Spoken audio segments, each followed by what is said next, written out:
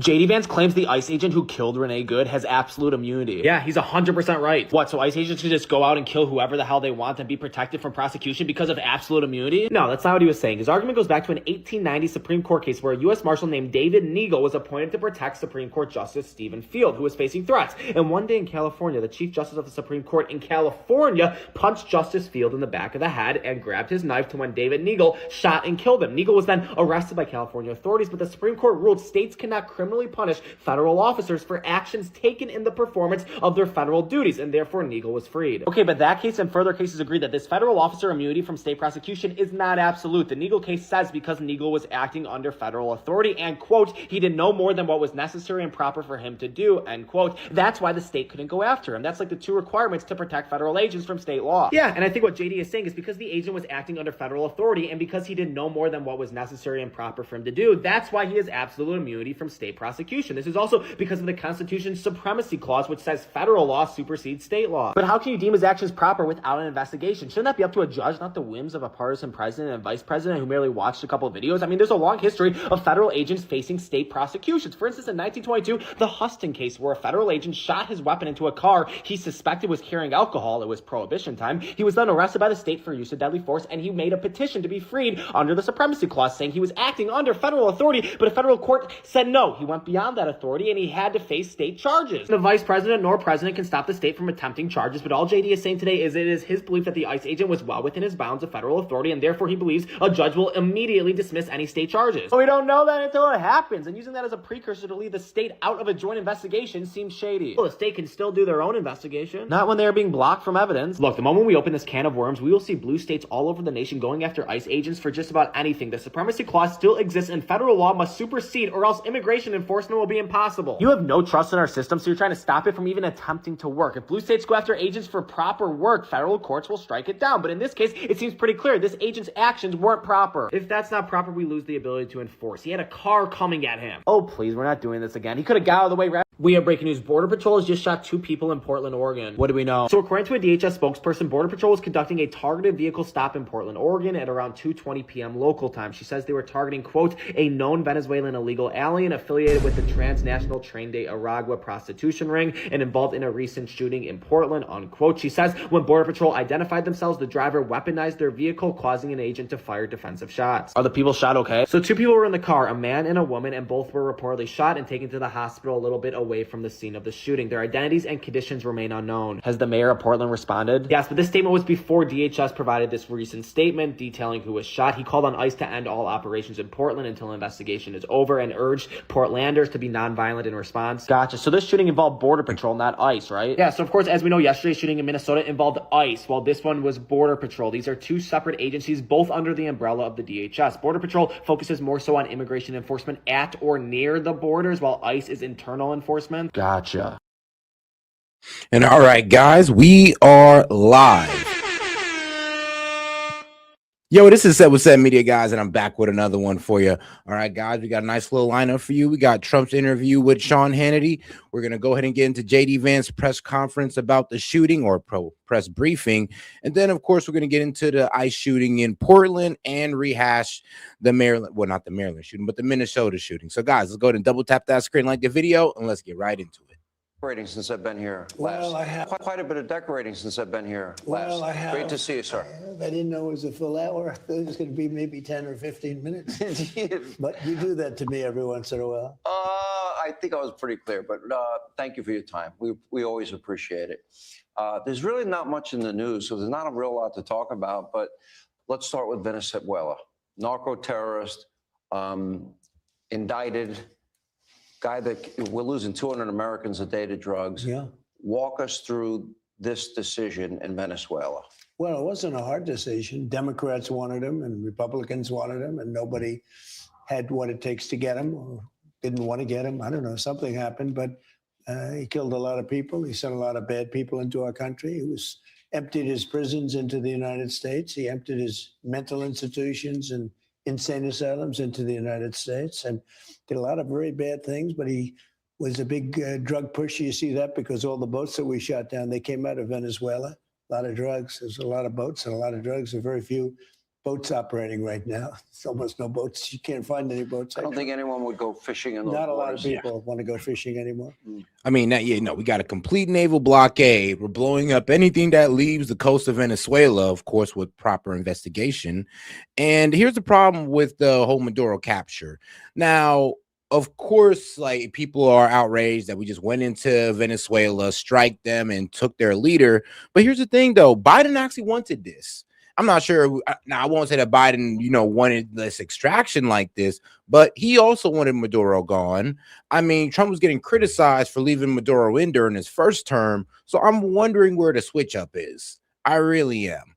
And you know what? I do get the argument that, oh, well, the government's still in power. But hold on now. Let's focus on Maduro. You guys wanted that man gone and in jail because he stole an election and, well, also a narco terrorist. But we've knocked out 97% of the drugs coming in by water. And we are going to start now hitting land with regard to the cartels. The cartels are running Mexico. It's very, very sad to watch and see what's happened to that country. But the cartels are running, and they're killing 250, 300,000 people in our country every single year. The drugs, it's horrible. It's devastated families. You lose a child or a parent. I mean, parents are dying too with drugs. So we've done a really good job. We're knocking it down. The numbers are really getting to be, they're always going to be too high if you have one person, but they're going down just like the border. The border was a total mess for years. I did it the first time very quickly, and this time I did it even better because this was a bigger mess. This was a border like no other probably in the history of the world. There's never been a border like that when anybody could just walk into your country. The border's ostensibly really closed now. Closed. You can't come in. And nobody comes. Nobody even tries. And the people in Texas, Arizona, all these places that are won by such big numbers, they are so happy with the border. They had homes that they weren't even able to live in their home. Yeah, one of Trump's major success is closing down the border. Now, when it comes to deportations, I'm be real with you, we could do a little bit better. The numbers could be higher. When it comes to shutting down the border and basically ensuring that nobody makes it through without the USA knowing or without our government knowing, yeah, he succeeded on that note. Now, there's still more work to be done in terms of affordability, the economy, and all that good stuff. But when it came to immigration, I mean, he basically solved it within the first 6 months. Every day, people are knocking on their door, every hour, and it's just a great honor to be involved with it. The ICE and Border Patrol and all of the people have been so good. Tom Homan, Kristi Noem, the people have done such an incredible job. You have no idea. You've made a number of profound announcements, and then a new announcement today. Announcement number one was 30 to 50 million barrels of oil that they will be handing over to you, and you will sell it on the market at market prices. Yeah. That money will be used for the people of Venezuela and the people of America. Correct. Then you made an announcement yesterday that they will buy all of their goods from this country.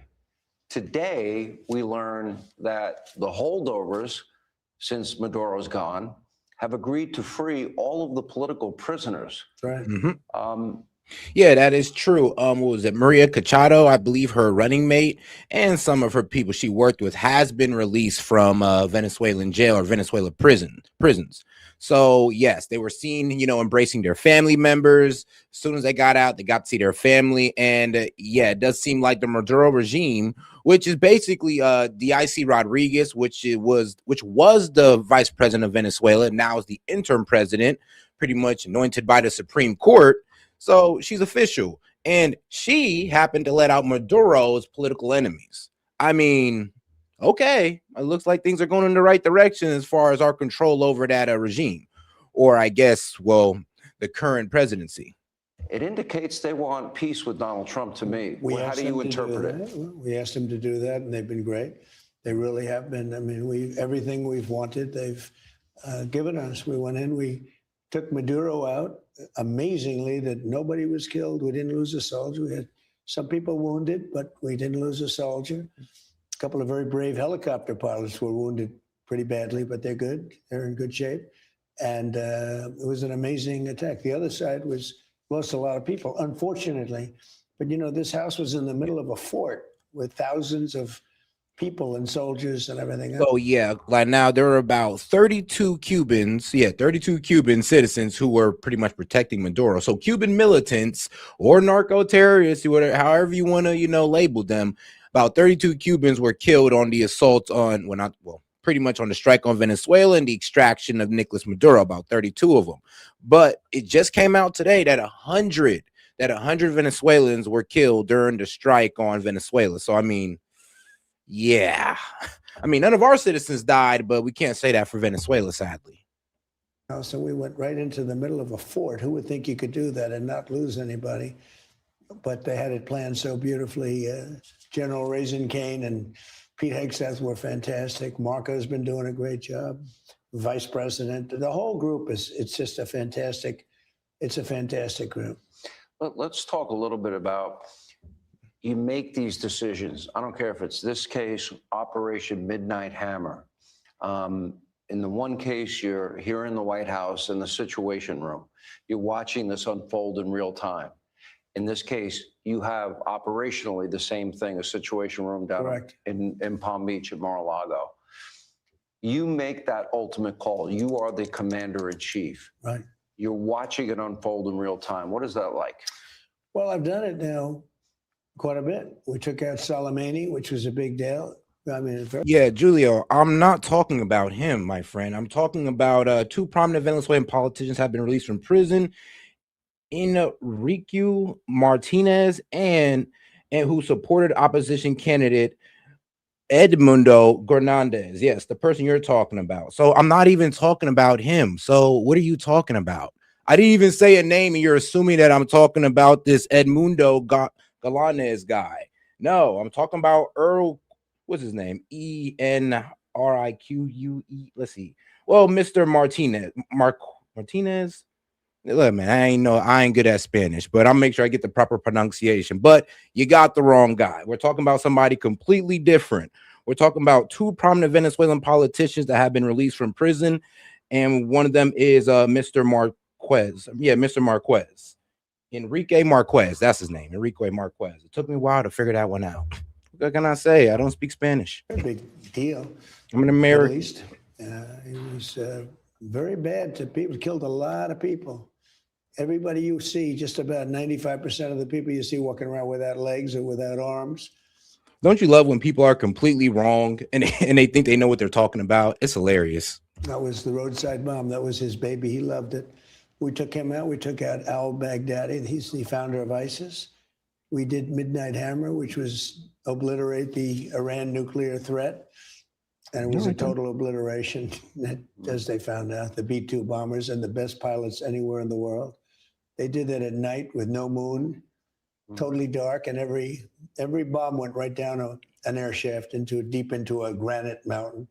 It was amazing. And we did this, and there's similar in a way. I don't know. This seems to have gotten the imagination, maybe even more than the other ones. But I think they're very equal in many ways. But I don't know. Maybe taking out the nuclear threat from Iran is very important. But in terms of captivating attention, this seems to be something that is beyond anything that anybody's seen. Especially the operational details. Well, the bravery involved, I mean, to have people going into an army fort with, thousands of soldiers, land a helicopter right in the middle of it, break down a steel door, because, it was a fortified house, break down a steel door, run through the hallway shooting, and come out 10 minutes later with the guy who wasn't quite able to get into his safe house. There's a safe. Yeah, I heard they got to him within 3 minutes, less than 3 minutes. It was so fast. I mean, nobody's ever seen anything like it. And but the safe house wasn't safe because they had blowtorches that go through steel like it's butter. They didn't have to use them. But we have, these are great people. These are really brave people. Oh, guys, let's not forget to double tap that screen, like the video, guys. Let's get more people on the conversation by double tapping that screen. Appreciate the support. Even coming down those ropes, they're coming down ropes off the helicopter. and they run them. I was thinking to myself, I wonder if I could do that. I'm gonna have to give it a try sometime. But they do it like it's like. And I ran the simulation a couple of days ago of that attack, and it was flawless. I mean, here's the worst part about it. I mean, it's not like Venezuela didn't have any type of radar, weapons, missile defense system. They had all of that. We just went right under it. Like apparently our F-35, we can just fly right under these Chinese radars. Then we took out their Russian-made missile defense system, and we just completely decimated them. I mean, to be quite honest with you, we just we made their military spending for naught. We made it seem like a waste of money. The way we just walked in there, dominate their military defense, go break into Maduro's little military fort and drag him out. And boom, now he's in court in New York. I mean, it's crazy. Probably cellmates with Diddy talking about their oil. It's a stairway, like it's a beautiful stairway. And they're on the ground instantly, and they're ready for action. These are brave people. We have the greatest soldiers in the world. We have the greatest equipment in the world. Nobody can match us. You know, a lot. I rebuilt the entire military during my first term. Good thing you did. Biden gave some of it away, a lot of it, but not a lot relative to what I bought. But he gave a big chunk to Afghanistan, which was just insane. That was one of the most embarrassing moments in the history of our country. This was the opposite. This was a total, if you think about Jimmy Carter with the hostages, or you think about the Afghanistan disaster that we had not so long ago with Biden, where it was just mass confusion and the death of 13 great soldiers who I got to know the families very well. Great people, but also, and nobody talks about them, 48 people so badly injured and hundreds of people dead. Hundreds of people, when those bombs were off, because I count the other side, but there were hundreds of people killed, all because of an incompetent group of politicians and generals and people that shouldn't be there. Let's talk a little bit, maybe an underreported story, but we know for a fact that both the Russians and the Chinese provided missile and ballistic missile systems. They did it to both. They helped Iran and they helped Venezuela. But you were able to dismantle that. You talk a lot about American military. I mean, here's the wildest part about Venezuela. They had all of our adversaries' weapons. They had Iranian drones. Yes, they had Iran's, I'm gonna be real with you, they had some of the most advanced drones in the world. So I'll give them that one. But yes, they had Iranian drones. They had a Russian missile defense system and some jets. And then they also had a Chinese radar and also Chinese missiles as well that actually failed them. Yes, if you one of the footages from the strike actually shows their missile defense system literally shooting up, malfunctioning, and you can see the missiles falling back to the ground. Tough. I mean, but that's what happens when you buy from China, man. Military superiority. And then that goes into the issue that you raised this week of raising the budget for 2027 from $1 trillion to $1.5 trillion. We need it. When you look at the threat out there, we have the best equipment in the world. We make the best equipment in the world. We make just, there's nothing even close. But we need it because there are some real threats out there. Yeah, well, I think we certainly do. Let me ask you about this. And I think this is important. With every military operation comes risk, and you have to obviously weigh that risk. And I think Americans would want to know what goes into your thinking, because there's a whole new military doctrine. I call it the Trump doctrine. I think it's widely misunderstood. No forever wars.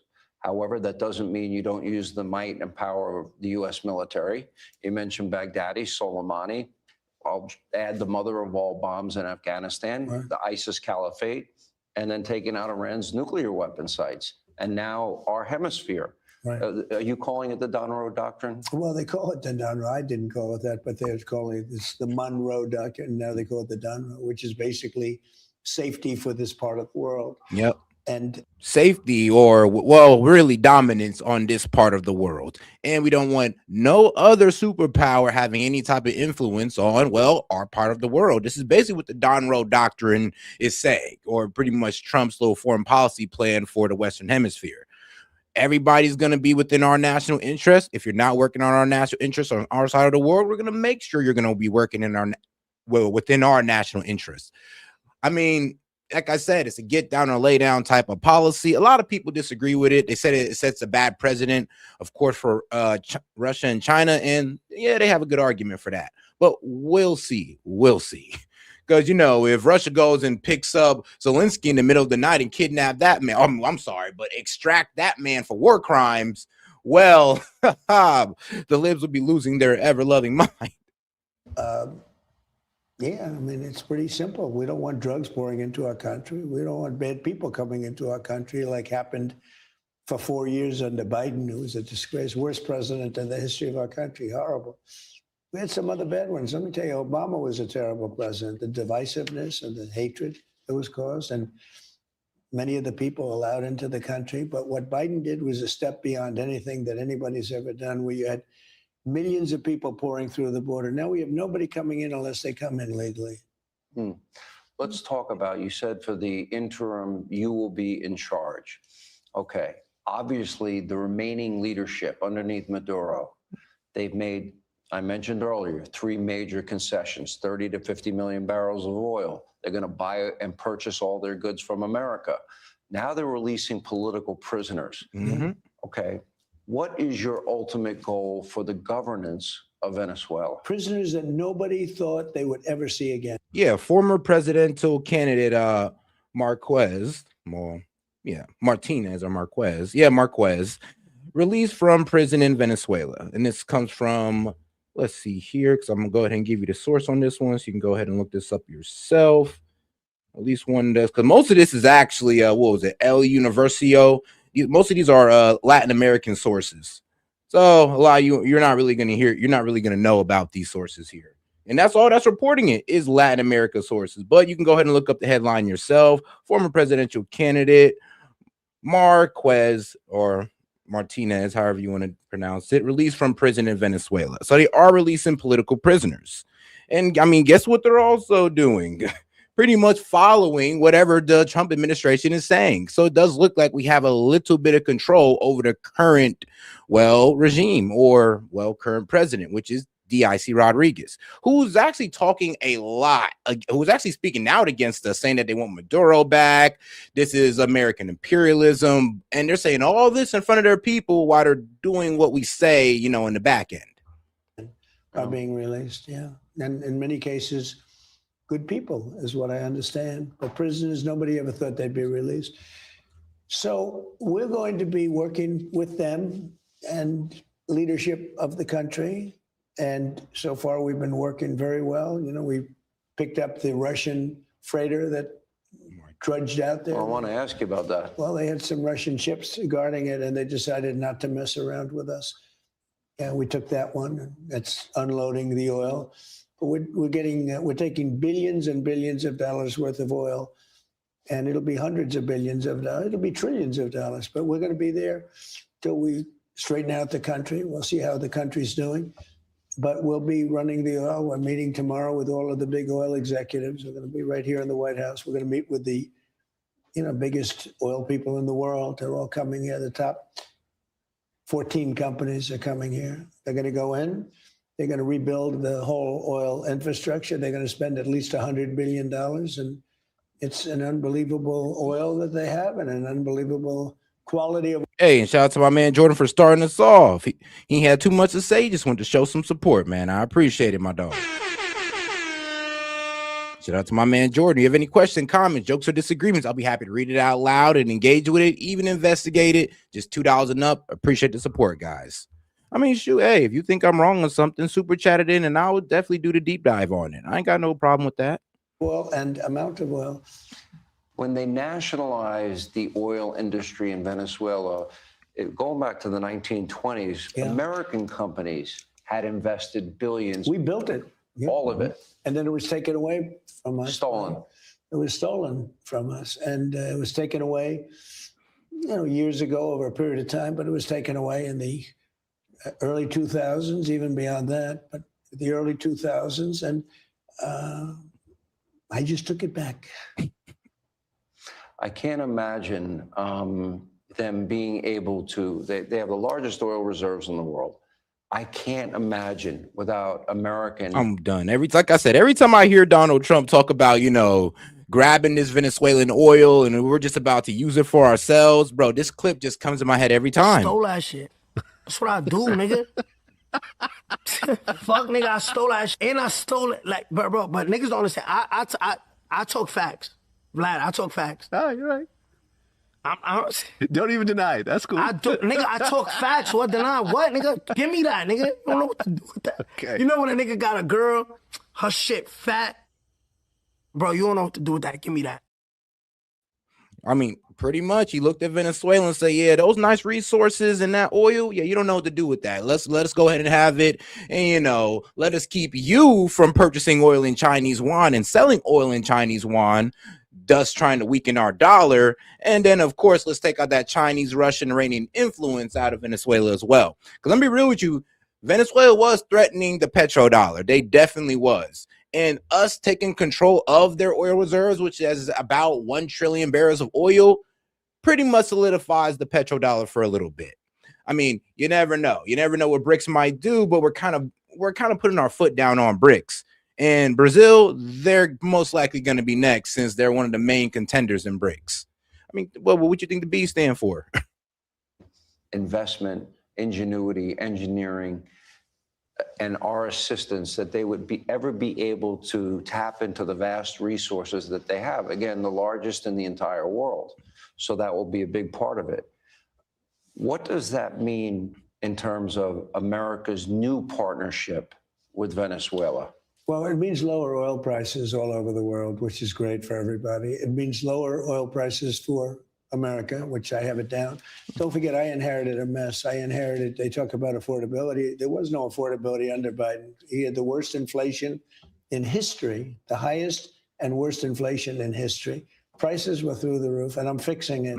I inherited a mess. I say it all the time. You know, and we'll get into whole Biden's and, you know, the affordability problem that Biden created. But what a lot of people don't understand is that if our American dollar fails, you know, we all go out with it.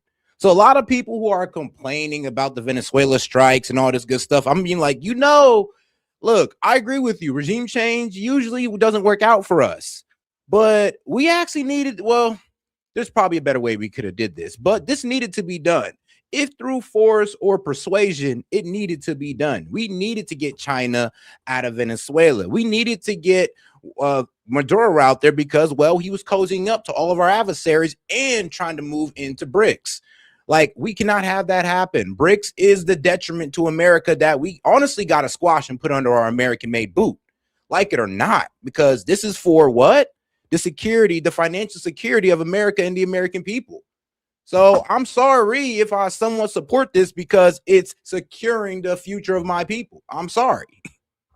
I inherited because people... It may not work, though, but hey, at least we tried. Don't understand. I inherited a mess. Open borders, millions of people in this country that shouldn't be. We're moving them out. We're moving them out pretty rapidly, too. Murderers and drug dealers and just some of the worst people in the world came in, not only from Venezuela, from all over the Congo. The Congo sent us tremendous numbers of people. I don't know what it is with the Congo. They open their jails and they walk into our country. They drive them up to our front entrance. They get out and they walk right into our country. And these are tough, hardened criminals. These are real criminals, and from many countries. I mean, they came from Africa. They came from the Middle East. They came from South America, but a lot came from Venezuela. He opened his prisons and sent all of the people from his prisons into the United States. Why not? I do the same thing about it. You take the people; they're nothing but trouble for you, and they're killers, and they're I mean, yeah, you try to destabilize your biggest enemy, and then also while doing stuff behind their back, you know, get your agendas done by cozying up to China, Russia, while destabilizing America with a whole bunch of immigrants. I mean, yeah, your nice strategy. I'll be real with you, clever. The worst people that you can imagine. I mean, some of the crimes are so bad you wouldn't believe it. We just accepted them into our country. Nobody did anything about it. So we're getting them out. Washington, D.C., as an example, was very dangerous, and now it's very safe. I mean, everybody's coming to Washington. It's a very safe city now. And before, when I took over, it was really a danger. It got really bad. We had it pretty good, but it wasn't really a focus because you didn't hear the level of danger until my second term. My first term, we watched Washington, but it wasn't like it was the big deal. Now, all of a sudden, when I came here, I was hearing stories about the kind of crime that they had here. People come in from Iowa and from Indiana and great places, and they end up calling the parents that your son has been killed. Doesn't happen anymore. We have a very safe, Washington, D.C. is a very safe city. We put our National Guard there. They're all central casting. You take a look at these guys. It's great. We won the case on merit, based on merit from the Supreme Court, a great victory, a courageous victory, actually. But this country is now based on merit again. Let me ask you about Maria Corina Machado. I've had her on TV this week. Yeah, she's a very nice person. Okay. She won the Nobel Peace Prize. Yes. When she accepted. Now, all right.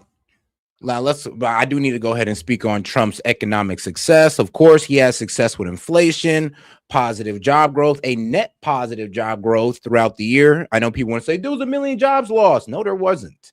There was an announcement that 1.2 million jobs would be lost due to AI. Yeah, now that doesn't mean that it happened. Okay, guys. So yeah, kill that. So there has been positive job growth throughout this year for 2025. Inflation has went down to, 2.7%. And there's been positive GDP. Well, yeah, positive GDP growth about all quarters throughout the year. So yeah, that recession that they were threatening and all that, yeah, never happened. Gas is down. I mean, what was it, like $3 last month? Now the national average is what, like $2.60? You got to give it to the man. He's definitely doing work on that end. Now, if you could just bring those electricity bills down and all that good stuff, then we'll be in good standing. That Peace Prize, she dedicated it to you. She said to me this week, both on TV and radio, that she wants to give the Nobel Prize, her Nobel Peace Prize, to you for liberating her country. In 2023, she won over 92% of the vote to be the leader of the opposition. Maduro kept her off the ballot. Do you have any plans to meet with her? And would you accept the Nobel Prize she wants to hand to you? Well, I understand she's coming in next week sometime. And I look forward to saying hello to her. And I've heard that she wants to do that. That would be a great honor. I did put out 8 wars, 8 and a quarter, because, Thailand and Cambodia started going at it again. So I'll put the list up. I give a if you quarter, want. so it's you put the list out. It's a hell of a list. But I've stopped 8 wars. And I think, it's been a major embarrassment to Norway. Now, I don't know what Norway has to do with it, but that's where the committee is located, a lot of Norwegian people. And it's been a very big embarrassment to the country of Norway, whether they have anything to do with it or not. I think they do. They say they don't. But, when you put out 8 wars, in theory, you should get 1 for each war, okay? Because some of these wars were going on for 30 years. India, Pakistan was ready to go at it big, and these are 2 nuclear countries. I got that one stopped. 8 planes were shot down. They were really at it, and I got it stopped. It was a big one. You look at the Congo, Rwanda and the Congo. They've been fighting for 30 years, and I got it stopped. I got so many wars. So it's such a beautiful thing. It makes me feel so good. Not because of a Nobel Prize, but because I saved millions and millions of lives. And that's what really makes me feel good. All right, now to speak on Maria Machado, it does sound like, we actually might be bringing her in since they're releasing some of her, campaign buddies. So we'll see how far that goes, because in the beginning, Trump is changing his tune, because I remember he was on Air Force One and he was like, oh, she's not actually that popular in Venezuela. Oh, we don't know if she has that much support, because, a lot of her supporters left Venezuela and then some of them were put in jail. Now, like I said, there were some that were released today. So speaking on Machado, he is pretty much switching up his tone on her, because first he said, well, she doesn't have that much support. But it does seem like since the regime, or since Delcy Rodriguez, the president, the interim president of Venezuela, is doing what he's saying, there might be room for her to actually come in here now, since her supporters are being released. Now, are they being released to be put in power, or just being released as a sign of good gesture and just to let them go? Who knows? We'll see where it goes. All right. Because I saved millions and millions of lives. Oh, and as far as the Congo and Rwanda, now, the Congo and Rwanda, those two will stop fighting. It's the M23 rebels that are actually still, out there causing trouble. So yes, the Congo, the Democratic Republic of Congo and Rwanda are actually cool, but it's the M23 rebels that are still actually fighting. So, I mean, like I said, we'll see how that progresses as well. All right, though, let's go ahead and get to the next one.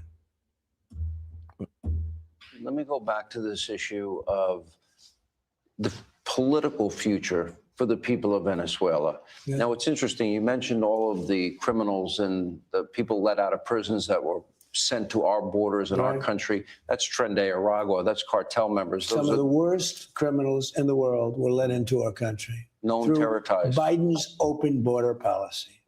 Anybody could come in. And that will get into the issue of Minneapolis going on right now. But back to this one issue, do you foresee a Venezuela that will have free and fair elections?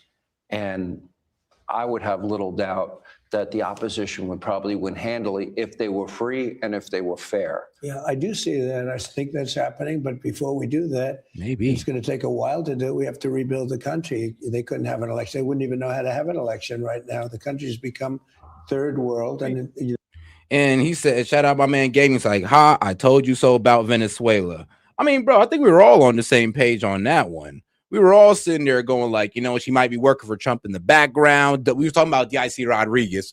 We were talking about, I think she's the one who actually snitched on Maduro. And she's saving face in front of the regime while working behind closed doors with the Trump administration. Like, trust me, we was all throwing that out there with D.I.C. Rodriguez. Now, who knew how? I didn't think it was going to progress this fast, but hey, because like I said, it had two ways it could go. It's either they get down and lay down, they start doing everything the Trump administration wants, like they're doing now, or they just completely rebel against the Trump administration. They prepare to go into jungle warfare with us, and they tell us to come and get it. I mean, like I said, it could have went two different ways. They wouldn't know how to have an election right now. We're going to rebuild the oil and the oil infrastructure. We'll be in charge of it. It's going to do great. It'll make a lot of money. And we're going to take it from there, but we're going to rebuild the country. And ultimately, you're going to have elections. When you talk about increasing defense spending, I go back to the campaign and I go back to your first term. Foreign policy. Monty's saying, I told you. I mean, bro, hold on now. If I remember straight, I'm the one who literally came up with the theory, and then everybody was like, you know, it is. That's actually good. You're right. Hold on. Well, where's this I told you came from? Y'all gonna have to explain this one to me. But all right, guys, let's go ahead and keep it. Let's go ahead and keep it going. Instead of playing the I told you so game. It usually doesn't get a lot of discussion.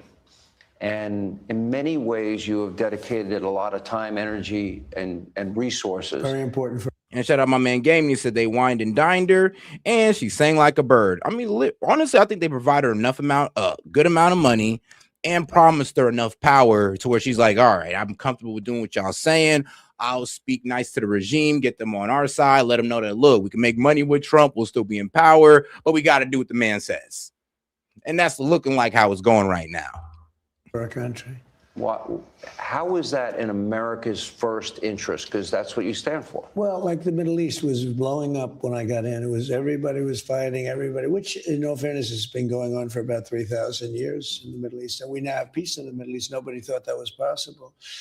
But you have some great countries, Saudi Arabia, Qatar, UAE, and many other countries that have been around a long time. They're very wealthy. They were, in many ways, put out of business. They weren't able to do business. Oh, yes, you did, Monty. Go check your DMs. Oh, yes, you did. It's like, nah, but you did, though. You did. Shout out to my man Monty. He's like, oh, yeah, there you go. There you go. See, there's my man Monty. All right. All right, big dog. How's it going, Monty? Hey. So what I'm gathering is Trump has decided that the rightful president of Venezuela, the lady from Europe, is going to get her shot.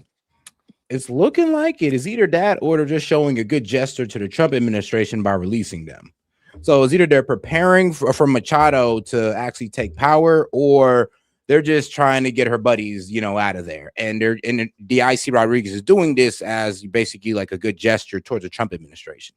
So remember the other night when Doc was on and he was like, why don't they hold elections? And I was like, well, be that it as may, it's been 2 days. Can we give it some time so that what Trump's plan is, which is what I think it is, for for him to pave the way for her to resume power. And everybody was like, and he was like, well, that would be great, but I don't think that's what's going to happen. And even you were like, yeah, I don't think that's what's going to happen. She doesn't have the votes. And I was like, well, I think that's what he's doing. He's just not going to tip his hand because he never tips his hand until he fucking is ready to play it. Yeah, but we still got to see though. Like I said, like things are going in that direction, but it ain't come to fruition yet. But all right, let's keep it going. No, it hasn't. No, it hasn't. So, you know, tremendous wealth for the world. The oil supply was hurt. Everything was hurt. I mean, you had things happening in the Middle East that were bad, not only in Gaza with the death and the destruction going on for years. And it's been cleaned up. It's amazing. It's been cleaned up. Now, there'll be some remnants right now. We're going to have to see what happens with Hamas. We're going to have to see what happens with Hezbollah and Lebanon. But we have 59 countries that signed on, and they want to go in and help if we should have to do something with Hamas, which is a possibility. Now, I think they're going to do what they said they were going to do. They were going to disarm, but they've been armed for a long time. They've been a little slow to disarm. Yeah, they've been a little bit slow. Support? Now, I keep saying this. The only reason why Hamas is slow to disarm is because, like I said, they're fighting in the Israeli-backed militant force, mainly consisting of Palestinians. They're fighting those guys. So basically, Israel has not withdrawn their Israeli-backed Palestinian militant force. They have not withdrawn that. They're still bombing Gaza, but somehow we're expecting Hamas to disarm. Now, I'll be on their side if, you know, Israel would back off with the militant force and they would stop bombing Gaza. Then we could sit there and, you know, condemn Hamas, going like, yo, why the hell you haven't disarmed? Nobody's attacking you. But they are still being attacked. You can't tell someone put their gun down while you're pointing your gun at them. Man. And shout out to my man Game. He says, all right, I have paid your Rumble premium bill. No more ads. Shoot on YouTube. Also, what I was meaning is how people don't like Maduro and they can't say it. I mean, on the left, apparently, it's like they were so against Maduro under Biden and the Trump's first administration. Now that Trump done scooped that man and took him and bringing charges on him, all of a sudden it's a problem. All of a sudden it's free Maduro. And I thought these guys hated dictators since they spent, like, I don't know, the past 12 months calling Trump a dictator. You would think that they'd be consistent. Set. You know what would be absolutely funny? And I know it didn't play out like that. It would have been absolutely hilarious if we would have had taco protests about Trump and Maduro, saying, you know, Maduro's doing all these horrible things and Trump's always chickening out. And because, like, that's the direction that this was going. We were all I mean, I've debated a couple of people on the issue, and they're all like, oh, Trump, you know, he's letting Maduro walk all over him and all this and all that. And as soon as he goes and does something, like snatches him up, everybody's like, oh, he doesn't have the Constitution, he can't do that, blah blah blah blah blah blah. It's like, what? Like, you flipped so hard so fast. And it's just, and it's like, it kind of exposed the hypocrisy. It's like, come on now, you know, if Biden did this, you'd be like, yeah, Biden takes care of dictators. He's that guy. US, yeah. Trump does it. Oh my God, he invaded their sovereignty. He's such an evil person. It's like, bro, I was literally begging for this under Biden. I hope you know this. Yes, they were, and it was Trump that got the blame for all the sanctions and shit on Venezuela. And it's like, well, that's why all those Venezuelan refugees came, because you just crippled their country and yada, yada, yada. It's like, what the fuck? All right, let's go. Israel, will you put them on a timetable? Well, I would, but first we'll see whether or not they're going to be disarming. Look, I'm all for it if they don't. They made the promise that they would. If they don't. They've made an agreement that they're going to disarm. So we're going to have to assume that they're going to. But, you know, it's not their nature to disarm. It's not exactly their nature. Hezbollah's been very bad in Lebanon. But overall, I mean, we have an amazing situation compared to what it was. And we really do have peace in the Middle East. And I will say Saudi Arabia, Qatar, UAE, and other countries have been amazing. They've been, you know, so helpful in getting it done. But the biggest thing was the attack on Iran. If you had a strong Iran, a respected Iran, a powerful Iran, like I guess it was at one point, you know, a year and a half ago, you wouldn't have been able to make peace because the other countries wouldn't have been able to have that dark cloud hanging over them. And they, by knocking out their nuclear potential, they would have had a nuclear weapon within 2 months. By knocking that, that's why I had to go in. Every president wanted to go in, and none of them did. You mean you didn't want to send cargo planes of cash and other currency? No, it's terrible. I mean, I've never seen hundreds of. Like, well, you didn't want to release their assets back to them. Trump is like, nah, I think I'd rather just take out their nuclear capability. And it's like, well, it works. I mean, and it's actually crazy though. So Iran is dealing from two very terrible problems. One, inflation at 42 to 47%. We got even merchants closing down their shops protesting the government. And then to add on top of that, go ahead and add a water shortage on top of that. And then let's go ahead and add government and basically government neglection, because instead of helping out their people, they're helping out other terrorist regimes. Yeah, they're helping out the Houthis, Hezbollah, instead of focusing on their people, and their people's had enough of it. So shout out to that. And do you buy the statement that this is not new, that this has been going on and now the media just can't ignore it anymore? What, the protests in Iran? The protests and the building sentiment against Iran. Yeah, I'm gonna be honest with you. Like, look, the Ayatollah, we all agree that the Ayatollah ain't shit and they do their people dirty. But the problem is when we get involved, that's when the people unite with the Ayatollah and against who's ever attacking them. Like, that's what they did against Israel. And I'm hoping that we learned our lesson by just letting these protesters cook. Like, let them cook, bro. Because there's a word on the global street is that the Ayatollah is about to go off to Russia. Why don't they just give them a bunch of weapons like Joe Biden did with Ukraine? And just let them take their country back. If that's the way we're supposed to conduct foreign policy, and Joe Biden was just so smart for that, why don't we just do that? Man, that's actually a good. I don't know. Start supporting. Oh, I ain't gonna lie though. If we started supporting like little like rebellion groups, yeah, that's what things get gruesome. It's a joke. It's a joke set. We can't do that. I know. That's what we tried to do in Iraq. That is nation building. We can't do that. That doesn't work. I'm about to say, do you want to get those ISIS beheading videos again? No. I was completely being facetious. You can't do that. It's not Venezuela. You can't have free and fair elections in the Middle East. I'm weak. All right, that was funny. But all right, guys, let's keep it going. Millions of dollars were sent in cash on Boeing 757s, beautiful Boeing 7. They opened, the cash was piled up to the ceiling. I never even knew a president could do that. How do you do that? What do you do? Call the banks?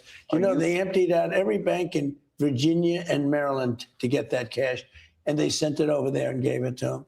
No, we took the opposite approach. Exactly. No, we didn't. They printed that money. Following the protesting that is taking place all over the country of Iran. Yeah, now. I'm following it very closely. And have you read that the Ayatollah Ali Khamenei has a plan B to go to Russia? Or someplace, yeah. He's looking to go someplace. Do you believe that Iran, you think the country is on the verge of collapsing? Well, it could be. I mean, what they've done is in the past, they've started shooting the hell out of people, and all of a sudden people without any weapons whatsoever are standing there and you have machine guns gunning them down, or they take them to prisons and then hang them and kill them. So they played rough, and I said, if they do that, we're going to hit them very hard. Well, we're going to hit them hard. We're ready to do it. If they do that, we're going to hit them hard. And so far, for the most part, there's been some of it, but for the most part, they haven't. There have been people killed. Some of them, the crowds are so big that some of them have had really were stomped on. Literally, it was terrible. The crowds are just they're massive.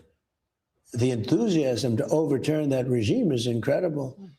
But there's been people killed, but it's more from death it's literally stomping. It's people running in a certain direction. So we'll see what happens. We'll see what happens over there. They know, though, that it's a stampede is, I guess, the best word. They have like a stampede. You talk about stampede for cattle, but the people are stampeding, and you're losing a lot of people with the stampedes. There's so many people protesting. Nobody's ever seen anything like what's happening right now. But I have.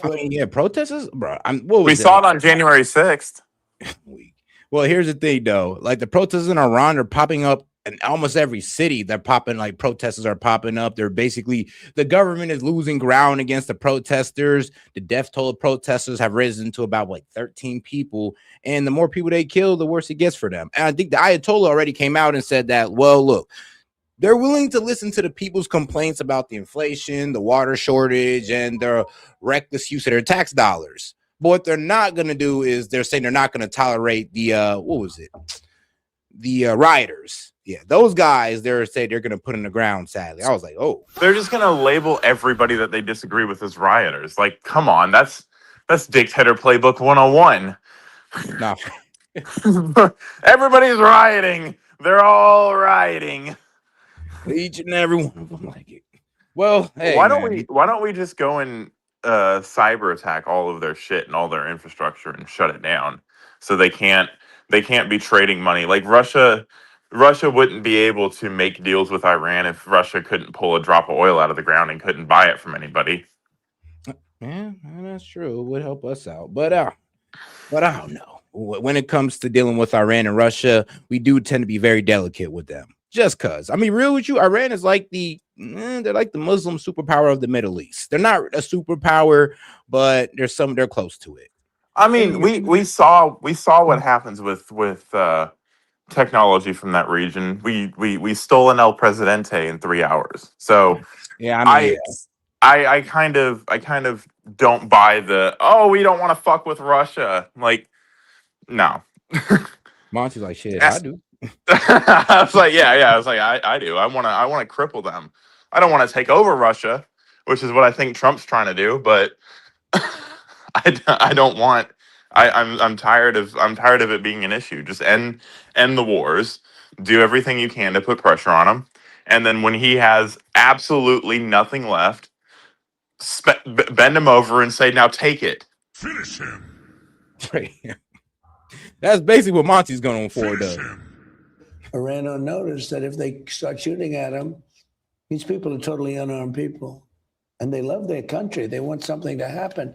Look at their country. They've gone back 150 years. But I've told them that if they do anything bad to these people, we're going to hit them very hard.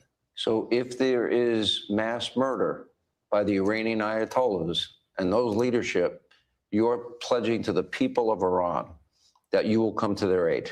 I've said it very loud and very clear. I have this hat.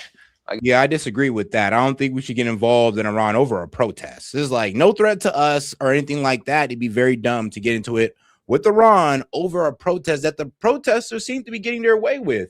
The path to hell is paved with good intentions in this case. Yeah, and if we sit there and we attack, bro, they might team up with the Ayatollah and say, "Oh no, F America! Like, let us solve our own problems." Because as soon as we attack them, they unite against the attacker. And I mean, I gotta respect it at a certain point because they keep doing it. That's what they did to Israel. I guess you were playing golf with Lindsey Graham. I did that for Lindsey Graham. It says make Iran great again. And what he means by that, because I said, this is a little tricky hat. Why do you want me to sign this hat? I don't know. He's Can really I auction talking this about off on eBay? Can I sell this? Yeah, it's probably worth a lot of money. Got my signature. Yeah. No, but he asked me to sign that. I said, there's a lot of definitions for that.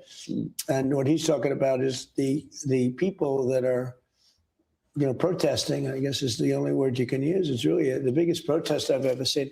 The people that are protesting, if they take over the country, he wants to see if Iran can be great again. Years ago, a friend of mine was a developer from New York, and I was a young developer, and he went to Iran, and he built buildings in Iran, and he made a lot of money, and he did very well. And it was like condos and rentals, and he loved Iran. He thought it was great. Okay, let's not forget to double tap that screen and like the video, guys. Let's get those likes up by double tapping that screen, man. We got 500 of y'all in here, man. Let's get to 100 likes.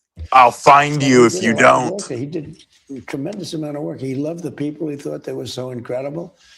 And then it all stopped when this stuff started happening. In 1979. Yeah, then it stopped like magic. 444 days, Americans held hostage. Yeah, that was right. It was not a good time for Jimmy Carter. It wasn't a good time for America. His politics. No, didn't work out very well for anybody. Yeah, good intention. In fact, well, I think about that though. If I could interrupt, because when we were going into the middle of Venezuela with helicopters landing in an army fort where you have thousands of soldiers and you have people with guns all over the place. I thought so much about that Jimmy Carter catastrophe. We had so many hostages taken, American hostages. We had the helicopters crashing. You had the sandstorms. If you had sandstorms, you should come back. Yeah.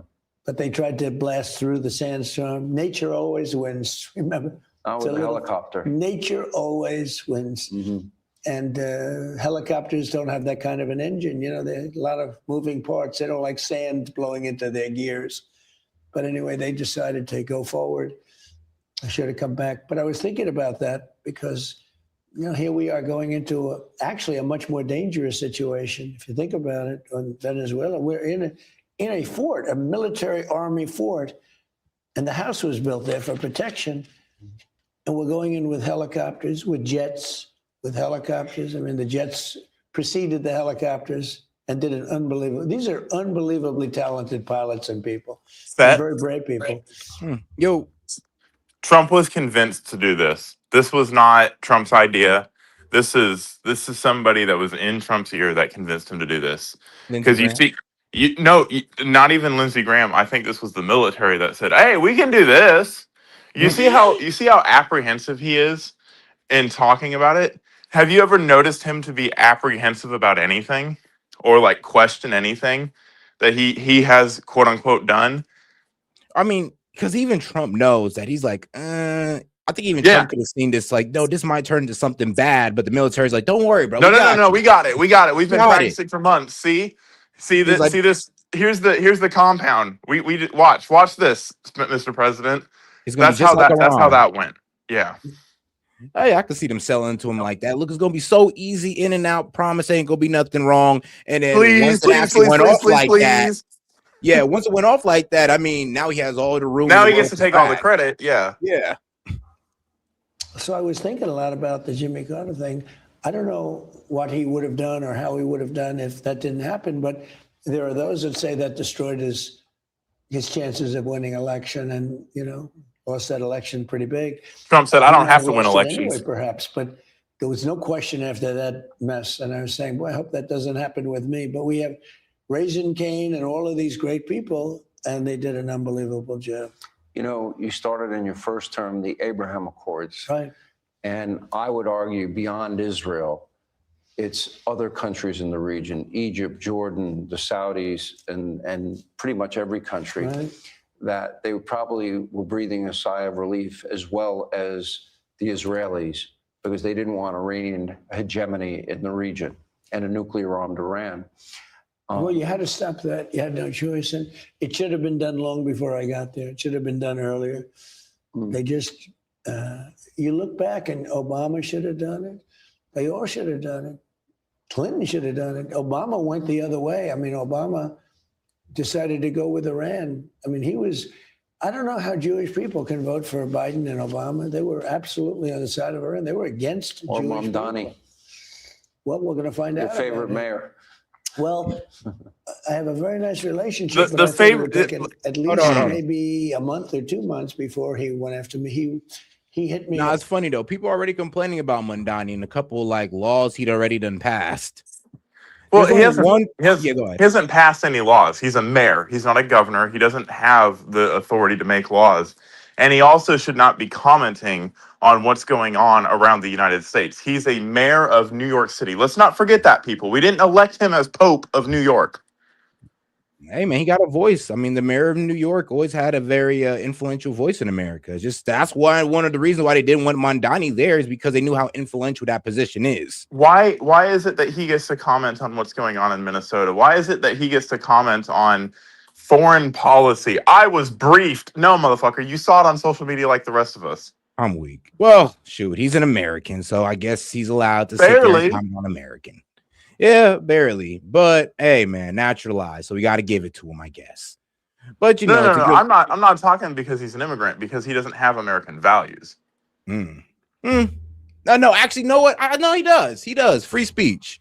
Gonna be real with you. He turned over that free speech bill that Eric Adams put in on anti-Semitism. That's only because it's a pro-Israel bill. Like, had that been anything about you can't say anything bad about Muslims, he would have fucking kept it in place. We'll never know. We'll never know. But to be honest with you, you got to give him respect for that one. On the attack on Venezuela, which is pretty unusual because not too many people have hit us. That was a perfect attack. Think of what we've done. I mean, we've taken over a whole country. We're going to make the country strong and good, and they'll ultimately be able to vote and put somebody in that they like. The oil that we've taken $4 billion worth of oil in one day, and that'll increase. We're going to have it rebuilt. All the big oil companies are coming in. They're going to make a lot of money, and Venezuela's going to get some of that money, and we're going to get some of that money, and we brought stability to the region. Yo, I don't know how. I mean, maybe he has pre-commitments from oil companies, but I don't believe that he has the support he thinks he has from oil companies. Because if you think about it, no one's going to want to spend hundreds of billions of dollars just for someone else to get in power right after Trump and say, "Oh, yeah, we're going to give it all right back to Venezuela. We're going to release Maduro." Like that's too much of a risky bet and it'll take 10 to 15 years to get the money back from that. Yeah, that's true. I mean, unless it's like contract, like unless I don't know, maybe there's something that they can solidify with where the government can't break this contract and all that good stuff. The government's the one that enforces contracts. They're absolutely they can break them. Like a Democrat could come in and be like, "Oh no, we're relieving it." But let's be real though, we'd have to actually see what type of fruits this bear within that time. Like if they already it's not going to bear any fruits. If they already have construction going on, it's going to be too much of a waste just to pull all of that out. And they're going to get heavily criticized for it. They're going to be like, yo, you're basically wasting our money for the potential that we could be having. Keystone XL pipeline from Canada. Oil leases that were already in place before Biden got into power. Mm-hmm. He canceled all of it. Us with that. Yeah. So it's like, complete. Then they remember that happened not too long ago for them. And yeah, I know. So hopefully they learn the lesson and they just don't start pulling out of deals that can be beneficial for the American people. Hopefully. Well, I mean, but are you if you just got burned by the federal government and they went back and forth on you, are you willing to make another $100 billion deal with them? Or are you gonna be like, you know what? I'm gonna do what I gotta do within the realms of the way the law is right now, because who knows, it might be gone tomorrow. I know what we'd really have to wait to see how things are looking at that point. Because like I said, how far along would they be in construction? I mean, how well is it working? How well did that 10 million barrels of oil? How did that work out for us? Well, I would argue that we should we should just let the Venezuelan people form up their own oil companies. Like, it shouldn't be American companies, but we buy the oil from them. And we put an embargo on them that only we can buy that oil. I mean, that's actually I think that's completely fair. Buy it at market price. They can figure out what they want to do within their own government, and that's how you prop the economy up without letting China and Russia come in, or without subjugating them. Exactly. You just buy it for market price. Be like, oil is $65 a barrel right now. All right, how much oil you got for me? Yeah, and actually let the money flow to the people, because the problem is that they be making all these illegal sales to Russia, China, and Iran, because we have sanctions on them. Yeah, and the only people who get the money is the regime, and of course the military. The regime gets it, and then Russia gets oil. That is not good for America at all. We brought stability and much lower oil prices. You know, we have gasoline now down to, in many cases, $1.99 a gallon. Where? Please tell me. Biden, it was $4.50, $5. We have it we brought it way down. We've done a great job. On the word affordability, prices are way down. They're going to go lower. Prices, everything follows oil. Oil is so big, everything follows oil. If oil prices are down, everything's down. I mean, you can look at everything because it affects everything. It affects the truck that delivers donuts. It affects the stove that makes the donut. It affects everything. Two more issues on foreign policy and national security. Then I do want to do a deep dive into the economy. I want to ask you. The economy is unbelievable. We're going to get to that. I know, but it's unbelievable. Can Cuba survive without Venezuelan oil? I don't see how it can. Can who survive? Cuba. No, Cuba totally relies on Venezuela for money and for oil, and they give Venezuela protection. That was always the deal. They're very tough. They're good soldiers. They got wiped out, as you know. Yeah. 3 days ago, wiped out. I don't want to even say how many, but they got wiped out. But Cuba gives protection to Venezuela, and Venezuela gives Cuba money through oil. Yeah. And it's worked that way for a long time. You talked But about it doesn't work that way anymore. So I don't know what Cuba's going to do. I think Cuba's going to fail. Everybody's I don't think asked. there are any alternatives for Cuba. This is so smart. Everybody is fucked because of this, or at least they have very, very big changes in their plans, and they have very big problems that they have to figure out. Man. Cuba doesn't have oil. China has no natural oil. China has to buy its oil from everybody. So, like, they're not going to invade Taiwan because they have no fucking oil. Like, I mean, Russia's going to be out of the game because who are they gonna trade with? China? Oh well, we can start seizing Russian oil tankers because they're sanctioned. Like, think about it. They have no fucking oil. They can't do anything. But now, what we need to do is make sure our relationship with Saudi Arabia is real fucking good right now because they have some fucking oil. yeah, now I'll give you that one. Now it does seem like we're putting China a bit of a pinch, and Russia as well. I mean, Yeah. hey, that helps the war machine, and we're kind of hurting both of those guys by doing that. So, And what is the goal? So here's the thing, though. It knows best when we sit down with China during our next trade deal or our next trade You're like, ha, negotiation. gotcha, bitch. Literally, we're going like, yeah. So yeah, Venezuela. I mean, would you want to give up for that, or just for a little bit of that oil? Because we know you need it. We know you need it. We'll sell it to you. We'll sell it to you for 40% above market price, but we'll sell it to you because we know you were paying 100% over market price. So I'll sell it to you for 75% of, that. And we could literally just hand and fist. We buy it from them at market price. We ship it to China for 60% of, 160% of market price. Boom. We're just printing money. And it's because we have the military to supply the sanctions, and they can't do anything about it. They need the oil.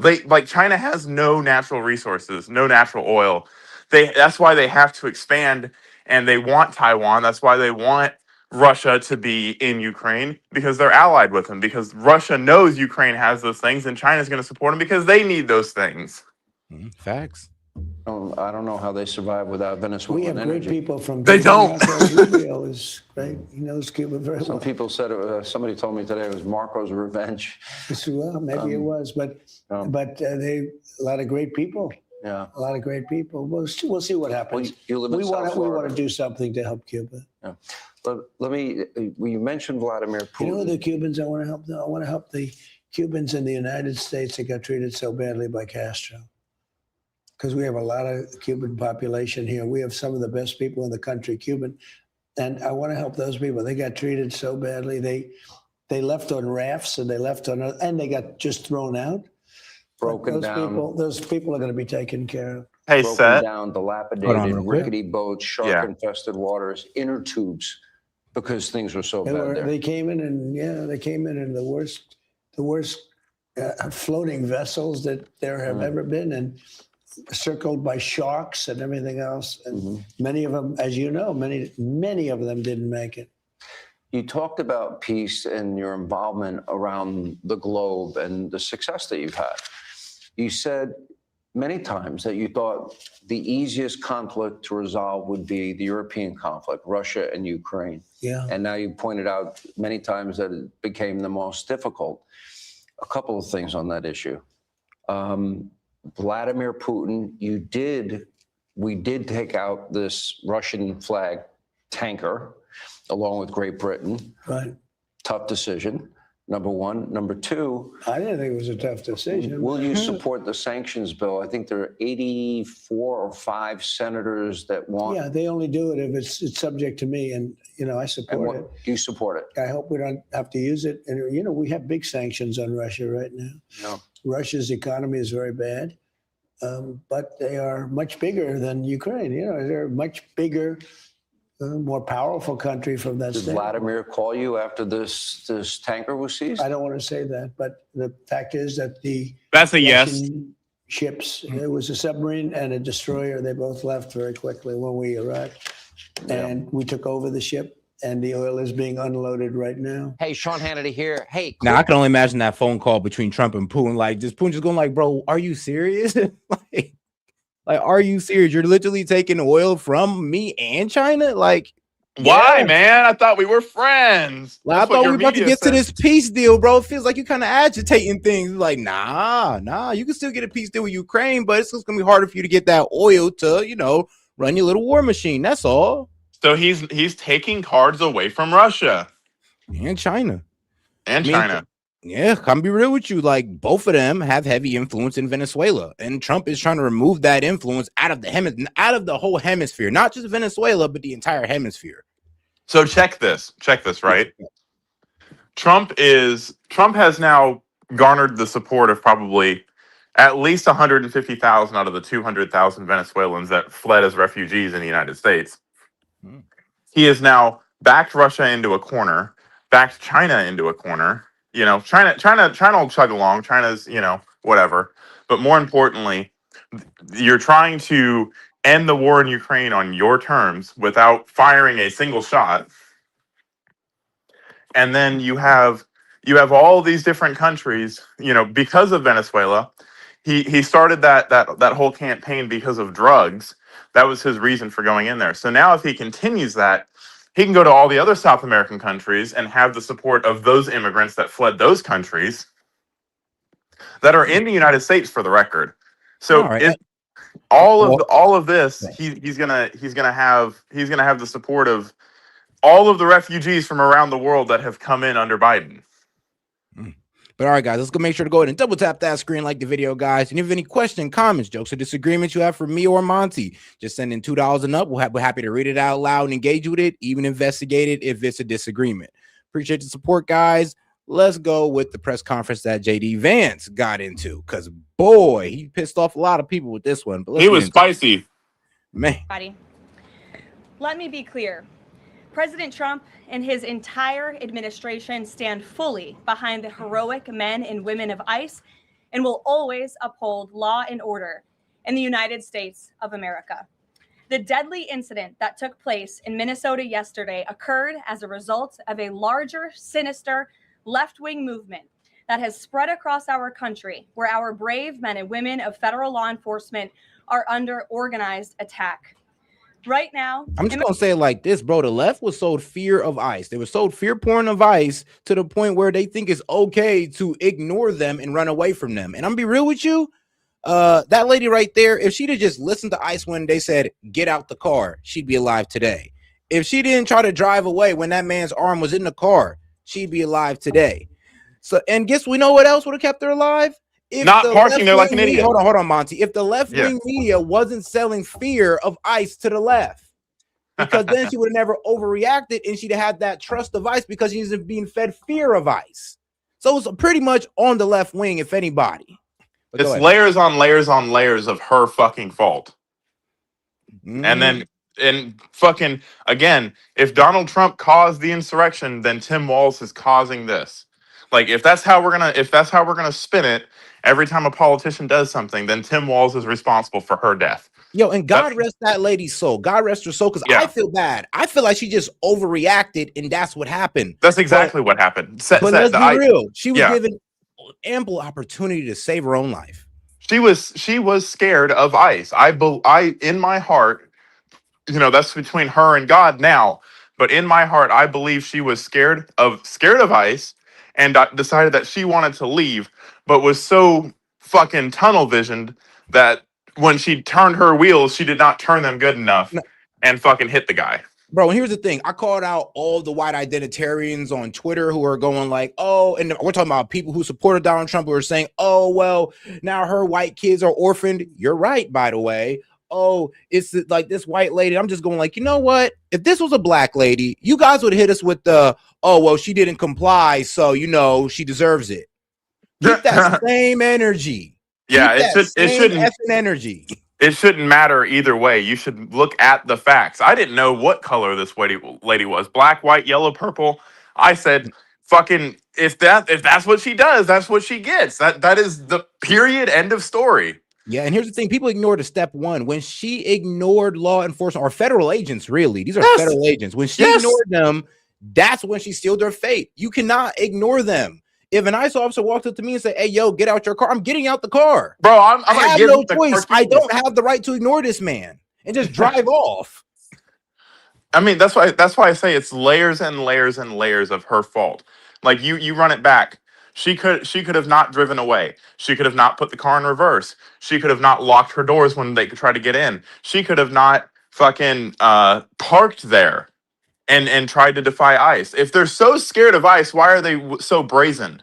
If they really think ICE is just going to come out and kill everybody, if And, you thought there was a group of people that were just going to come out and kill you, are you just going to go stand there unarmed and be let me like, go ahead "Do it then"? and let me be honest with you guys. Even if she had no intention of hitting ICE, she should still have not drove pulled into him. off. She Yeah. still ignored law enforcement, and she still pulled off with law enforcement's arm still in the car. I don't think she did. I don't think she was she's not trying to hurt anybody. Well, she's She not a was trying domestic to get terrorist, away. if anything. She has actually a really peaceful, like, honestly, I looked her up. I looked through her entire history, and she's a peaceful woman. Yeah. Like, I really am hurt that she died, but Yeah. this is what you gotta, honestly, if you're on the left, tell yourself this. Would you have done the same thing just off of what you heard on social media about ICE? Because that's been fed to you, and that's gonna happen the same thing to you. And I don't want that to happen to you. But I'm sorry. You guys want to sit there and say, "Oh, she didn't try to hit her," bro. I'm sorry. It doesn't matter. Didn't listen. And then here's the other thing. They released a video, slowed it down, where she said, "Oh no, move on, keep moving," telling ICE that she can move that they can move past. When ICE still stepped out and said, "Get out the car," she should have stepped out of that car. Period. Point blank. No ifs, ands, or buts. That's a traffic stop. That, like, at the very bottom of that, very super on the surface, that's a traffic stop. It's a legal traffic stop because she's interfering with an investigation, and now they have detained her. Now, if you do that to a cop, if a cop pulls you over on the side of the interstate and they're reaching into your car to try to get you out, and you pull off, they're gonna shoot you too. Monty, you want to know what they don't know either, bro? You can get shot from running out of a cops are pulling up on you, right? And they're coming to your car. You can open your door, run out, and they can shoot you for that. Not if you get your back to them. They can't shoot you in the back.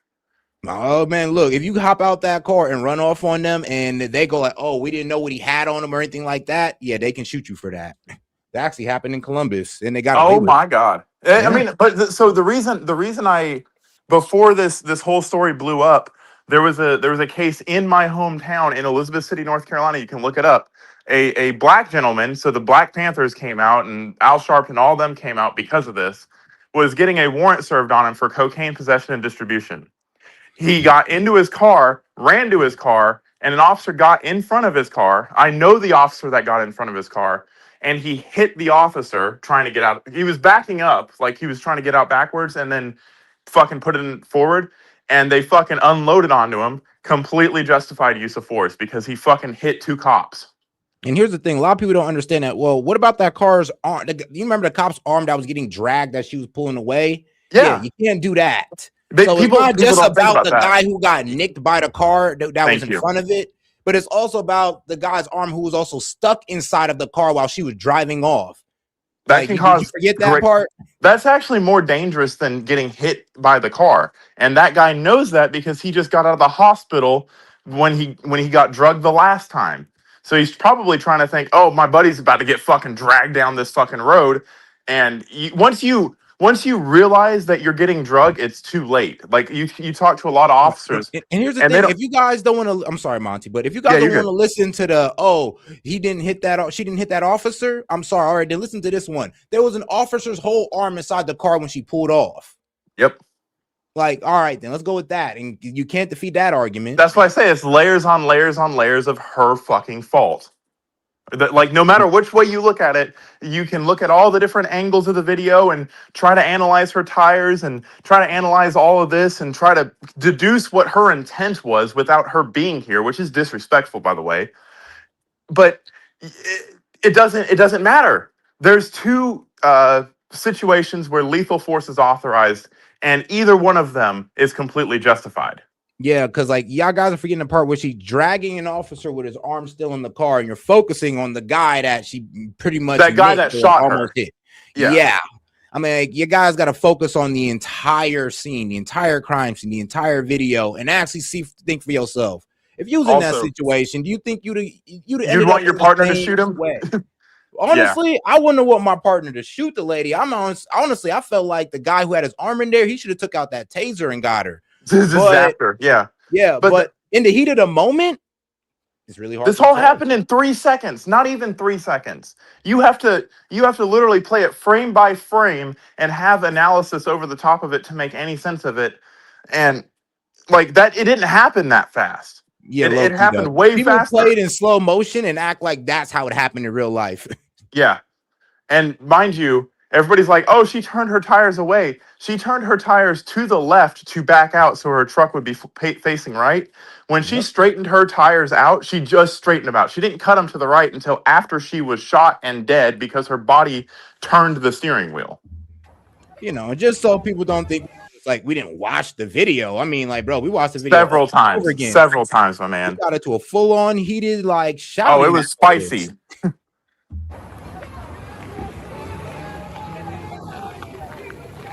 Wheels are canted to the left. Remember that. It's in reverse now. No! He's in the car. No! Look at the wheels. The wheels are straight. And boom. Oh my fucking god! And here's the thing: people said, "Oh, he saw the wheels." No, he didn't. He's looking. You can't see the wheels.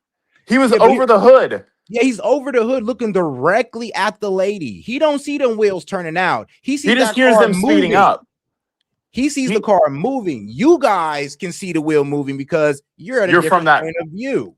And that's what this guy at the hood of the car, he's Yep. only focusing on the driver, not where the wheels are going. All he's seen is that the car moved back, and he don't know where the hell it's going.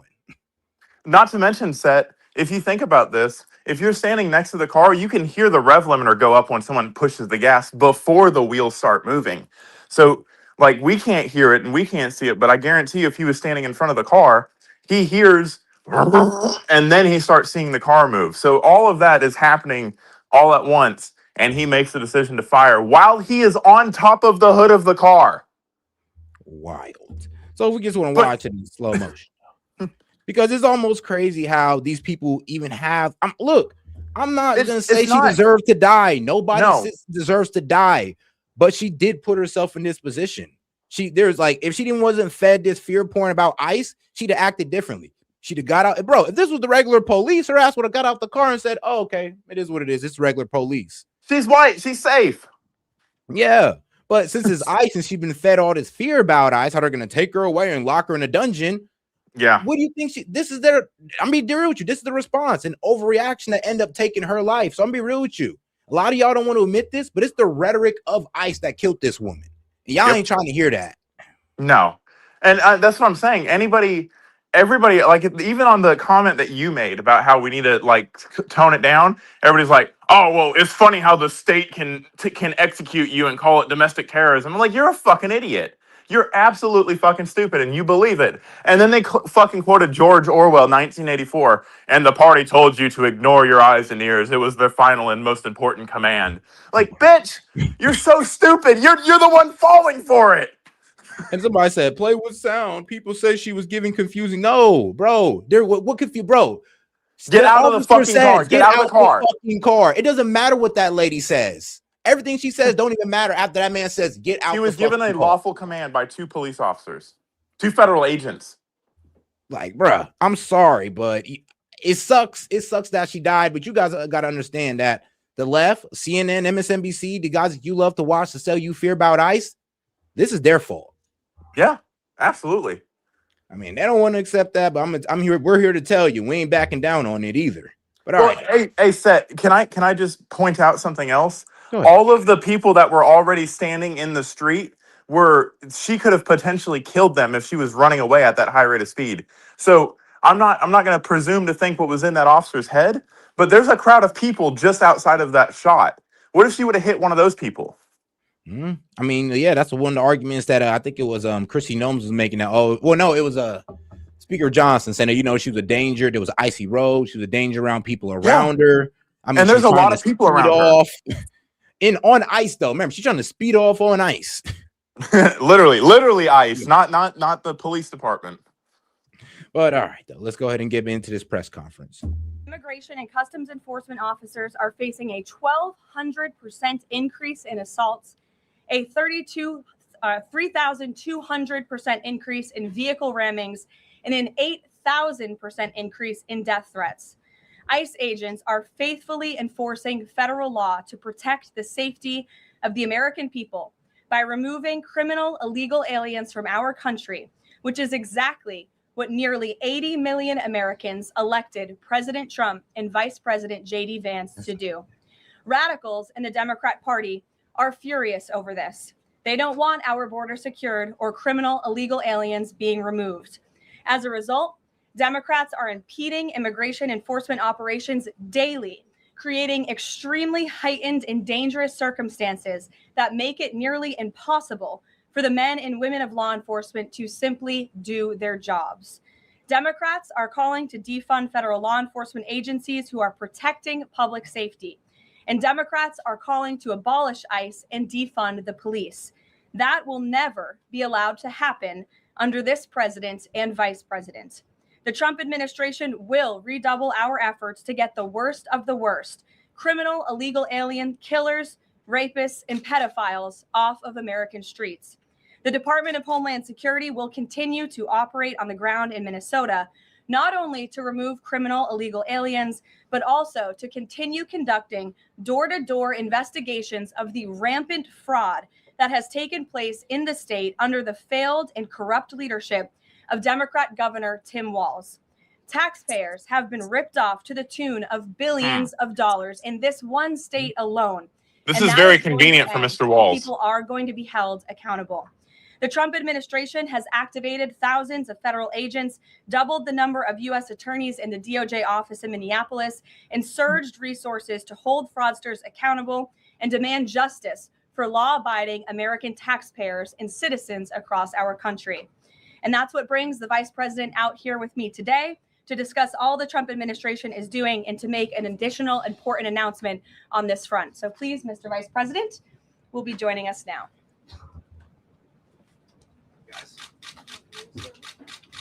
And here's the thing, honestly, I mean, I hope you Dems learn the lesson to sit there and listen to law enforcement. Don't sit there and try to be a social justice warrior and try to take him on the run, or be real with you, this could be you too. Bro, someone said Trumpsters are subservient KKK cunts. I mean, bro, look, they're just upset that they can't spin this into what they want. They're trying to call it murder, but let's be honest, though. If this lady was just sitting in her car and an officer walked up and shoot her, yeah, okay. That's murder, yeah. That's murder. But we're kind of leaning on the line of self-defense when you got an officer's arm in the car. This guy, she's literally moving her car while cops are around her. Yeah, I'm sorry, but that's going to get lethal force used against you. Especially every time. You know the guy who shot her? Bro, 10-year veteran of ICE. It's like, bro, 10-year veteran who got dragged, who had a history of it, who got dragged before and had to get 30 stitches. I mean, but that doesn't matter. No, they imagine Donald Trump himself shooting that woman. That's what they see when they see this. That's why they try to humanize anybody. Like I said, they spend all their time demonizing ICE. Exactly. Everybody that works for ICE is just Donald Trump's family. That's how they see it. I'm not kidding. They have the same emotional reaction. It's just all Don Jr.'s running out there fucking. And sorry, that was funny.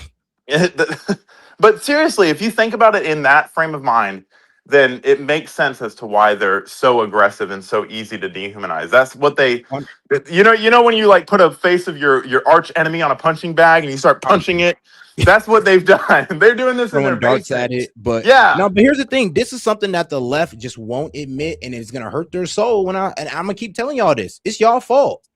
You guys are the one who fed fear of ICE. You guys are the ones who said it's okay to impede on them, okay to trap them in block them in with your car. You guys said this was okay, and this is what it got you. You guys It's not inspired this woman okay. to do this through your rhetoric. It's not okay. Your fault. And Sorry. What's getting me is I could understand if they actually thought ICE was dangerous, right? That's a concern. I don't buy that they think ICE is dangerous. Why? Why do I say that? Because they're out there with these supposed dangerous murderers standing toe to toe in front of them with unarmed. If I thought someone was dangerous and they came into my house, I would not walk up to them and be unarmed. I would be very armed. Actually, I would even walk up to them. I'd shoot them from a very far distance away. Like, Like Cap Hunter, why? no, Cap Hunter, brother. You're not understanding it. She didn't block anyone in. Bro, look, I watched a slow down video. She was actually trying to tell them to go forward. But when they came out and told her to get out that car, that was it. And She was the gold SUV. She put her life at risk. And the gold SUV that was behind her was the vehicle that was stuck in the snow. And she decided that she was going to be a fucking nuisance and a piece of shit Karen and fucking go block it in like she was taught to by the Democratic Party. There's like all sorts of videos on how you should block ICE and all this fun stuff and what you can do to impede them. They got stuck in the snow with the car that's kind of canted off to the right that looks like it's not in the right position. Yeah, that's a car that was stuck in the snow because it was a 2-wheel drive car in the middle of Minnesota. So it was a rental car. And they they blocked her in, or she blocked them in. So it's not they could easily get around her. She was trying to make sure that they stayed stuck in the snow so when he would fucking floor it and get out, he wouldn't be able to move anywhere. That's what she was doing. It's not like she was trying to create a fucking barricade with an ambush point, but you wouldn't know that because you didn't look into anything other than the pretty woman that got shot. You know, so funny. I mean, well, shout out to the white Republicans. I guess y'all proved y'all not racist. Y'all keeping it consistent. Yes, I respect it, bro. I respect it because I'm like, bro, this is a black person. Y'all have did the same thing just like this, and it's a white girl. Everybody was expecting them to switch up. Everybody was expecting the conservatives start getting mad at ICE. They was like, no, good riddance. I was like, damn, okay. I'm the one that said that. I was like, damn. Like, and that's you gotta respect it. Left, right, center, black, white. You fucking obey authority. Like that's you have respect for authority. We were all taught a little bit differently than the fucking leftist fucking, oh yeah, you can make your hair purple and you want. You can do all these things. You can change your identity. You don't have to fucking listen to ICE. We were all raised a little bit differently. That's why we're consistent, because we have values and not emotional trigger points. Now, I'm going to go ahead and play this video because I ain't going to lie. This guy was spitting. No, you good, bro. Conservatives only approve of excessive and deadly force when it's a Negro on the receiving end. Problem being, most of the videos that come in front of white conservatives are niggas doing crime. So when they see a nigga acting niggish, they going to say, shoot that Negro. Okay, enough of the shock content. Real talk. We're now seeing white people celebrating and cheering ICE on after laying down one of their own. What does that tell me? It tells me two things. The media has been lying, gaslighting people for years. And it tells me, number two, that conservatives just don't play about law and order. They believe in the commandments of FAFO. Bro, if you try to run over an ICE agent, you get ran down. That's just what makes sense. That's common sense. That's a world that makes sense to me. That's the way the world always was. And quite frankly, I think that's the way the world's always going to be. White people have completely destroyed the narrative. Black people have been saying for years and years, oh, if there was ever a white Floyd, oh, if white liberals ever stood for a white person, white people would stand with them. They got all these crazy scenarios. White people saying, your dumb white ass shouldn't have tried to run over the ICE agent. I've seen some of the craziest memes against this woman, and I'm not praising that. You know, shame on y'all. Oh, literally. It's like, I've seen the craziest tweets about them. I'm like, damn, this is fucked up. But it's like, damn, y'all keeping it consistent. I was like, bro, because I know, like, look, if it was a black lady, yeah, they'd said, yo, she needs to comply with the police and not move her car while a bunch of officers are around her. We say the making same thing. Seem like she's about to run them over, even if she had no intention to. And Set, there have been cases that I watch a lot of police cam and a lot of fucking breakdowns and all that fucking shit. So I know a thing or two about how the pop culture reacts to these things. There was a black gentleman in Missouri, I think it was. It might not have been Missouri. It might have been another state. But anyway, he drug a police officer. But however, the police officer illegally detained him. Basically, just walked up to him and started trying to rip him out of the car. Literally, just tried to rip him out of the car. Not get out of the car. No lawful commands. Just fucking yanked on him, and he fucking hit the gas and flipped his fucking car and killed the police officer. And or severely injured the police officer. And I was like, they didn't have probable cause to fucking stop him in the first place. They shouldn't have fucking reached into his car. He's in fear for his life. And it was a black gentleman. And I was like, I caught so much shit fucking from people on the left. Oh, blah, blah, blah, blah, blah, blah, blah, whatever. And I was like, no, that is the rule of the law. You don't fucking, he thinks he's being kidnapped. He is in fear for his life because of the way that cop was treating him. And he used excessive force. And the judge saw it the same fucking way and dismissed all the charges. Shout out. But nonetheless, she's getting the Floyd treatment, brother. They not saying, oh, it could be something else. Oh, we need more to the story. Could we get more context? You know, the typical shit when people don't really want to accept what's in front of them. I make news, so I see it all the time. Is there more context? White people ain't asking for no context at all. White people say, fuck her. White people say, good riddance. White people say, don't let the ground hit you where the tire left you. Bro, they don't care about the woman. And I think someone needs to bring this up. I had to bring this up. It's pissing me off that no one wants to bring this up, that white people completely destroying the racist narrative by holding one of their own accountable when they acting like a nigga. I mean, yeah, not playing no because it ain't us versus them. It's not. Yeah, they're not playing no if, ands, or buts about it, except for like the white identitarians, like, I don't know, like Jake Shields and the rest of them going like, oh, she's a white lady and all this. I'm like, first off, why you got to bring them? She's a white lady. First off, she's a woman that died, and that's a sad thing. But it kind of exposed who they were, because I'm just like, oh, so if it was a black lady, you guys, oh, this is nigga shit. But it's a white lady, now you guys want to feel bad. Okay. Got you.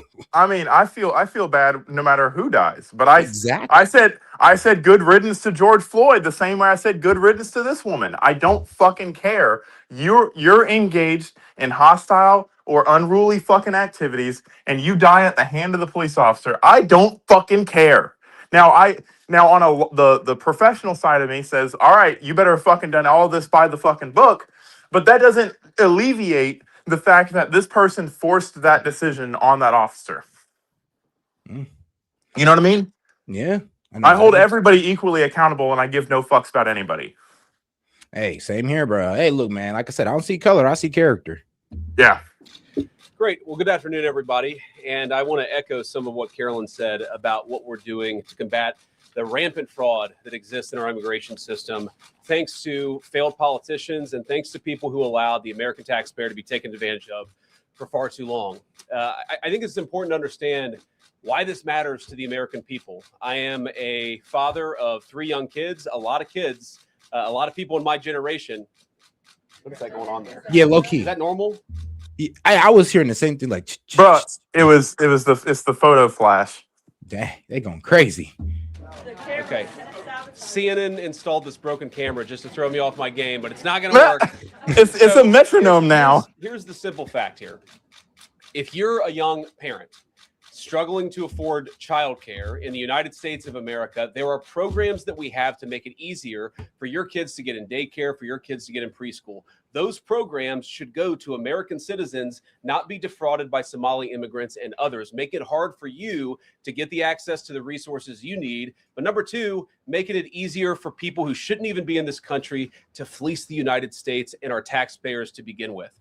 We have actually activated a major interagency task force to make it possible to get to the heart of this fraud. We have Department of Agriculture resources that are focused on SNAP fraud so that people who need food benefits can get them, but illegal aliens and other fraudsters don't. We have over 1,500 subpoenas that the Department of Justice has issued to get to the heart of the fraud ring. We've done almost 100 indictments, mostly Somali immigrants, but also a few others. And of course, we're looking in with broad investigatory authority to a number of the instances of wrongdoing that we've seen in Minneapolis. But we also want to expand this. We know that the fraud isn't just happening in Minneapolis. It's also happening in states like Ohio. It's happening in states like California. And so what we're doing in order to help coordinate this remarkable interagency effort from the Trump administration, but also to make sure that we prosecute the bad guys and do it as swiftly and efficiently as possible, is we are creating a new assistant attorney general position who will have nationwide jurisdiction over the issue of fraud. Now, of course, that person's efforts will start and focus primarily in Minnesota, but it is going to be a nationwide effort because, unfortunately, the American people have been defrauded in a very nationwide way. I want to thank a couple of people for their cooperation, in particular Pam Bondi, our Attorney General, first of all, for getting a lot of resources to Minneapolis to start to investigate and prosecute this fraud really at an industrial scale. We've never seen fraud like this in the history of our country. Pam has been doing a great job to get the resources there to uncover it. But importantly, creating a job like this often takes months, sometimes even longer. When we realized that we needed this associate attorney general position, Pam got this person up and running in about a week. We're going to make the nomination hopefully in the next few days. We'll obviously let you guys know who that is when we do it. I've talked to Senate Majority Leader John Thune, who has promised me swift confirmation for this official. But this is the person who is going to make sure that we stop defrauding the American people. Here's one final thing I'll say about this. I've heard a lot of people say that we need a special counsel to investigate fraud in the United States of America. I actually agree, and that's what this position does. It has all the benefits, all the resources, all the authority of a special counsel, but with two crucial differences. Number one, it will be run out of the White House under the supervision of me and the President of the United States. And number two, it's actually constitutionally legitimate. As you guys may know, the special counsel statute has some major constitutional questions. When we get the bad guys, we want to make sure we get them permanently and they don't have some legal technicality. That's, you know, so funny about him talking about the fraud and all this good stuff. The Dems still think that Nick Shirley was lying without proving that these daycares are valid. The Leering Center closed down, guys. Yeah, it closed down. Like, actually, it was officially shut down about 3 days ago. I actually posted the what was it? I actually posted the paperwork on that. But it's kind of funny how CBS went in and tried to, you know, debunk Nick Shirley. Didn't do it. It went into the ABC Learning Center that's supposed to have around 40 children, but they only showed 12, and they think they did something. And then there was the Leering Center. I mean, they never even verified. They really never even got to really verify. Oh, no, wait. It was Lofi. A YouTuber, Lofi, was actually able to go in there and look at the Leering Center, who's supposed to have like about the same 40 90 to 50 children. kids in there. No, it was 90 children. 90? God damn. Okay, yes, bro, sir. They didn't even have a dozen in there. And the ceilings were super low, and it's a small area. Guys, all that happened right after Nick Shirley did that video is they brought all their crotch goblins in and fucking their own kids brought them in and pretended that they took them out of school. Look at elementary school attendance for that day. I bet you it was down. Nah, bro. It was just the funniest part how CNN tried to call them. Like, CNN did their own investigation, literally called them and said, hey, this is CNN correspondent. I'm like, are you guys committing fraud? Like, I'm like, bro, really? No, that's we're not committing fraud. That's journalism. Hold on. Y'all have all this criticism of Nick Shirley. You guys do that bullshit? Okay. What about the hidden camera fucking and like actual investigate? Like they should have taken Nick Shirley's video and taken it a step further. Don't accuse them of fraud. Just to go try and enroll a kid. Find a Somali lady or whatever, or Somali looking lady, and have her go in there and try to register a kid and see what happens. Yeah, I mean, that'd have been the best. Or just honestly, yeah, or some white lady, black lady, somebody outside of the community, just so we know they're not discriminating. Absolutely. But they weren't trying to disprove fraud. They were trying to prove a negative, or they were trying to make us prove a negative wrong. You know what I mean? Yeah. And that's not how you do it. Why we set it up as an associate attorney general. I'll take some questions, but I want to make just one final observation here. When I was actually walking out here, somebody sent me a photo of a CNN headline about what happened in Minneapolis. And this is the headline. I'm just going to read it.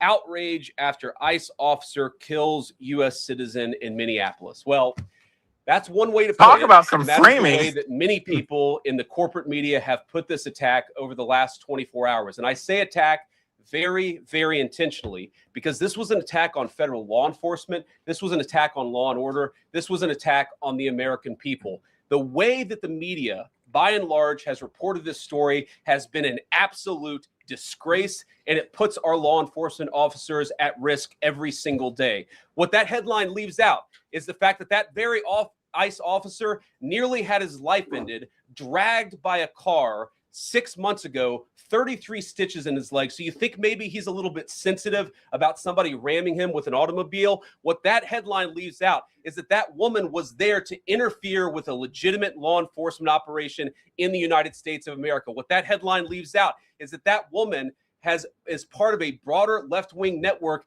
to attack, to dox, to assault, and to make it impossible for our ICE officers to do their job. If the media wants to tell the truth, they ought to tell the truth that a group of left-wing radicals have been working tirelessly, sometimes using domestic terror techniques to try to make it impossible for the President of the United States to do what the American people elected him to do, which is enforce our immigration laws. The President stands with ICE.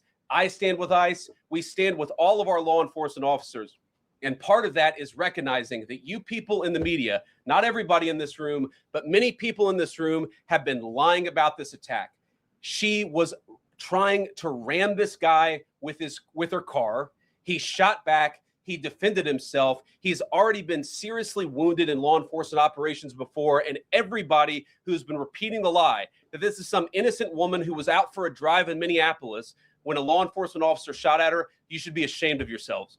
Every single one of you. Questions? Thank you, Mr. Vice President. I wanted to read a quote from Tim Walz earlier today. He said, when things looked bleak, it was Minnesota's first that held the line for the nation on July 3rd, 1863. And I think we may be in that moment now. Can you comment on He's trying to start a civil war and whether they want to see unrest in Minneapolis? Well, that's very tough rhetoric from a guy who just quit because his fraudulent activities have been uncovered. Look, Tim Walz, his entire administration has been a joke. The idea... I mean, the entire administration is a joke. That's why his ass had to step down. But all right, though, let me go ahead and catch up to some of these real quick. Shout out to my man Gaming. He says, that's what Monty was saying yesterday. He's right. All right, and shout out to my man Cap Hunter, still waiting to get out of chat jail. Not sure why I was banned in the first place. Can you unban me at Paul? Oh, yeah, I got you, dog. He's in chat jail. Yeah, I'm gonna have to go find him. He said somebody banned him. Now I gotta go find a name. But I got you, brother. I got you. Nah, just leave him in there. Every time he wants to say something, he can pay to say it. I'm done. I'm just kidding. Nah, I got him. Don't worry, I got you, Cap Hunter. Appreciate the support. That he's some sort of freedom fighter. He's not. He's a guy who has enabled fraud and maybe, in fact, has participated in fraud. That's what this new assistant attorney general position is going to find out. I don't care what Tim Walz says. I care about getting to the bottom of this fraud for the American people, and I care about enforcing the nation's immigration laws. That's what we're going to stay focused on. A related question here. I mean, Democrats have accused ICE of murder. They've said they're targeting Americans. They told ICE to get the F out of Minnesota. This is going to stoke the fire against ICE agents. And you're talking about ICE agents right now and being concerned about them. What, if anything, is the administration going to do to make sure these folks are protected during these protests? But also, should DHS sort of revisit their procedures here? I mean, nobody wants to see an American killed. Are there changes that need to be made to make sure something like this doesn't happen again? Look, first of all, of course, nobody wants an American citizen to be killed. This is absolutely a tragedy. But it's a tragedy of the making of the far left. They have radicalized a very small segment of the population, taught them that ICE agents are engaging in wide-scale violation of people's rights. What our ICE officers are doing is deporting the millions of criminal aliens that were let in during the Biden administration. So number one, we have to say, as a matter of leadership, and I would appreciate if the Democrats would join me on this, let's be honest about the fact that we have way too many illegal aliens in this country. Our ICE officers should be supported in doing their job. You're trying to actually marshal the far left lunatic fringe to engage in doxing, to try to make it impossible for them to enforce the law, and in some cases actually to engage. Now, I'm be real with you. There's this one guy, bro. I forgot his name, but everybody's calling for this man to get taken off Twitter because they say he's trying to dox the ICE officer. And I mean, here's the thing. The ICE officer's name has already been released, so there isn't really too much doxing you can do. But you can harass him for sure. You know, find him on all his social media, find his family, his kids, and start harassing them like y'all been doing to ICE officers. So, I mean, ain't really nothing new there. And you know what? The whole doxing thing, I don't think that should be an issue. I think you should, if somebody wants to use their First Amendment right to fucking dox somebody, then the people that go and try to harass them, those are the people we need to take care of. Let it happen more. Let more people get doxxed, and then we can just start arresting people for fucking a crime and throw them in fucking jail for harassing, for being fucking cyberbullies. Like, Nah, fuck it. bro docs dude, and then said, "Well, but be peaceful." I'm like, but be peaceful, right? Because that means anything. You know, that does not hold up in a court of law. So like if you like endorse illegal activity or contribute to it, and then you put a disclaimer out there like, oh, this is for educational purposes only. bro, it doesn't matter. Or Brian be peaceful. Krasenstein, that's his name, Brian Krasenstein. He's like one of them far left guys. Bro is unhinged. Yeah. That bro is unhinged on X. He's just unhinged. Yeah, I've seen his profile before. I think I he's stuck in my feed for some reason because I've commented on so many of his things. Yeah, bro, unhinged as hell. All right. Agent acts of domestic terrorism against our law enforcement officers. When you talk about different plans, different protocols, different policies, I forget exactly how you asked the question. Here's the simple fact. What we're going to do is make it easier for the American people's administration to enforce the American people's law. And that means that Democrats have to stop rallying the mob against legitimate law enforcement operations. And that means that we are going to get tougher. And that's what this AAG position is about. We're going to get tougher at the people who are defrauding the United States. Here we go again. Inciting violence against our law enforcement officers. That's one of the things that we're going to do. We've already started that work at the Department of Justice. We're going to keep on doing it in this new AAG position. Yo, fucking someone said y'all pressed about the mayor, but not bullets going inside cars of innocent civilians. She's not an innocent civilian. She tried to run somebody over. Look, I'm being real with y'all about this. I'll say this.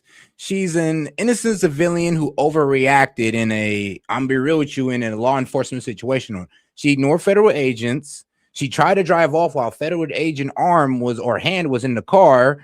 And let's be real, the federal agent that was in front of her, all you guys keep saying, oh, he saw the wheel. No, his eyes were directly focused on the driver. Because he was aiming down his sights at the driver. So he didn't see that wheel. All he see was the car moving and preparing to go forward. He didn't know where the car was going. So you guys saying that, you don't know what you're talking about. You're literally just trying to paint this as a murder when honestly there is an excuse for self-defense. It's not an excuse. That's what's going to happen.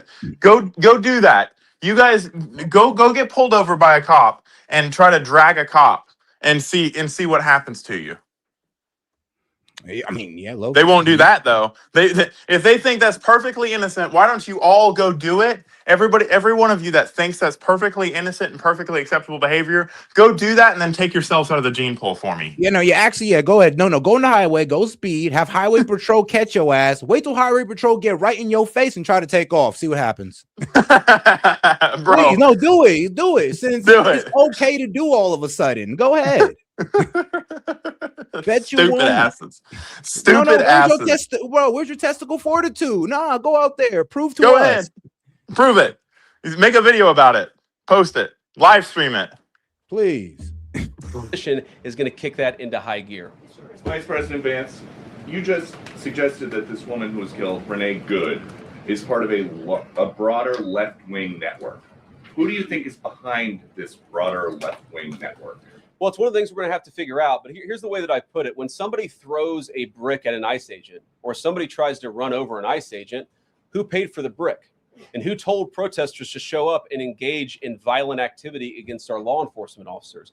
You see, just with this most recent terrible incident in Minneapolis, you see friends of this woman's or other people who are eyewitnesses saying basically that she was there to engage in obstruction of a legitimate law enforcement operation. How did she get there? How did she? That's a good point. That's a good point. There's an entire network, and frankly, some of the that's true. I mean, why would how do they all know where ICE is always operating unless somebody is communicating it with them in an organized fashion to obstruct? I heard they were following them. But how do they know where they started? That's what I'm saying. If I see an ICE officer, right? That's me seeing the ICE officer. I can go protest. But as soon as I start calling all my buddies and post it in the Discord, like, hey guys, come over here. Now that is now Now, here's where felony murder charges start happening. Anybody that was engaged in that is now guilty of felony murder. It's like when you go into a bank and someone has a heart attack. You didn't kill them, but because you were in the process of committing a felony, i.e., all these people were in the process of obstructing justice because they coordinated this plan. Every single one of them is guilty of felony murder because she died. Just for the record. God damn, I ain't. Well, Yeah, it tracks, right? You know that, yeah, right? It does Yeah. track. Because I've actually heard that before, but you rehashing it just from, you bring it up, maybe reminding me. I'm like, damn, that is true. Like, if you do rob a bank, let's say the teller has a heart attack. I mean, you didn't really kill her, but I mean, maybe the excitement of your crime killed her. Yep. So, and because she died, somebody died in this situation. Everybody that was there, they're going to go through their messages. They're going to go through and say, oh, did they plan this? If it's planned and it's organized like they're claiming it is, everybody that was involved in that decided that they were going to commit a crime that day. And that is a federal offense. That's a felony. all right, shout out to my man, yo, Triple J Johnson. That's what I'm gonna call you, Triple J Johnson. Did give you a cool name. He says, there is no statute of limitations on murder. So when the Democrat president gets in office, in theory, they could arrest and prosecute. It's not murder. You Actually, can't get remember, this is going to go to court. So he wouldn't be able to charge him if he's proven innocent of, if he's proven innocent of self-defense, which is looking like he's going to get that. And we're not saying for sure if it's murder or self-defense. I'm not taking it that far because we haven't got the police body cams. There's still information that we're missing. So I haven't came to any conclusion, to be quite honest with you. I'm waiting on the courts to decide. But I'm gonna be real with you. If I could just make an educated guess, he's gonna get off on self-defense. Because it is self-defense, because that's what happens. There's so much precedent surrounding this because of traffic stops that it's absolutely going to be a self-defense claim. And it was a reasonable and they have a reasonable articulable reason to stop them. Not to mention she was obstructing. I promise you, the person that's going to go down for this death is not going to be the police officer. It's going to be all the people that decided that they wanted to organize this. Whoever started that group chat that let her know, he committed the overt act. They committed the overt act. I mean, they're the ones that are guilty. Oh, and shout out to Scorpio Boss. He says, Vance 2028. Appreciate that, my friend. And it's actually fun just to play on the TDS. Just to play on the TDS in the chat. So you think Trump's DOJ is gonna come down on this guy? Think about that, guys. They're gonna bring him up on charges just so he can have prosecutorial immunity. Literally, they're gonna bring him up on charges. Go ahead and give him the verdict of self-defense. And y'all can't even touch him. Trump, and if they don't do any of that, Trump will just pardon him like Biden did for all future crimes or all past crimes. Yeah, try that shit. He says, if you're standing in front of a car, can't you see a person's hand turning the steering wheel? That's it. Hey, Set. I'm glad. That brings up a very good point. She didn't turn the steering wheel. That supports my point. She didn't until he shot her, and her body slumped over, turning the steering wheel. Her wheels were pointed directly at him. I mean, and let's be honest, you could see her turning the wheel. I mean, what if bro came in and she's in the wheel, and look, her hand is like this. She already locked the wheel, but he didn't look up and look at her, and he only seen her hand in this position. So he don't know if the wheel is being turned in the other direction or going straight forward. Like I said, you guys cannot say for sure that he knew if that car was going to go straight at him or not. You can't say that. It doesn't matter. That the law does not say, oh, what's the intent of the person behind the wheel? It's no, if you feel at risk for life or limb without the benefit of hindsight, you may use deadly force. It doesn't say after fucking Libtard 101 has analyzed it 8 ways to Sunday on a biased light that you should have done what Libtard 101 thinks you should do. It says, what did you feel was reasonable? What would another officer without the benefit of hindsight have done? Oh, and shout out to Triple J Johnson coming in again. He says he can't be tried in a state court. No. No. Not gonna work out like that. He's a federal agent with federal immunity conducting lawful business in the state. That's not how it works. But I'm glad we have all the armchair lawyers in the fucking chat. Actually, no, it's funny. The FBI's taking over this investigation. The FBI, exactly, bro. It's They a let the federal state case because kiss. it's a federal officer with jurisdiction over the entire United States.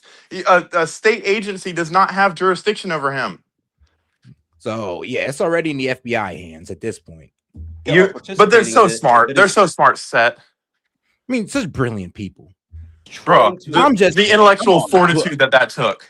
I mean, look, we appreciate the questions, but and the thanks for the pushback. super Like, chat. we really do. Yeah, we really appreciate the pushback. But hey, man, y'all got to come with something better than, oh well, she might have seen this, she might have seen that. You're right, she might have. But until we get that his what was it? Not dash cam, but his body cam, we can't say for sure. I don't know. Do they wear body cams? I think all of them do. I don't think they do. I think some of them, like, because you see, like, when ICE protesters are getting in their faces, they don't have body cams.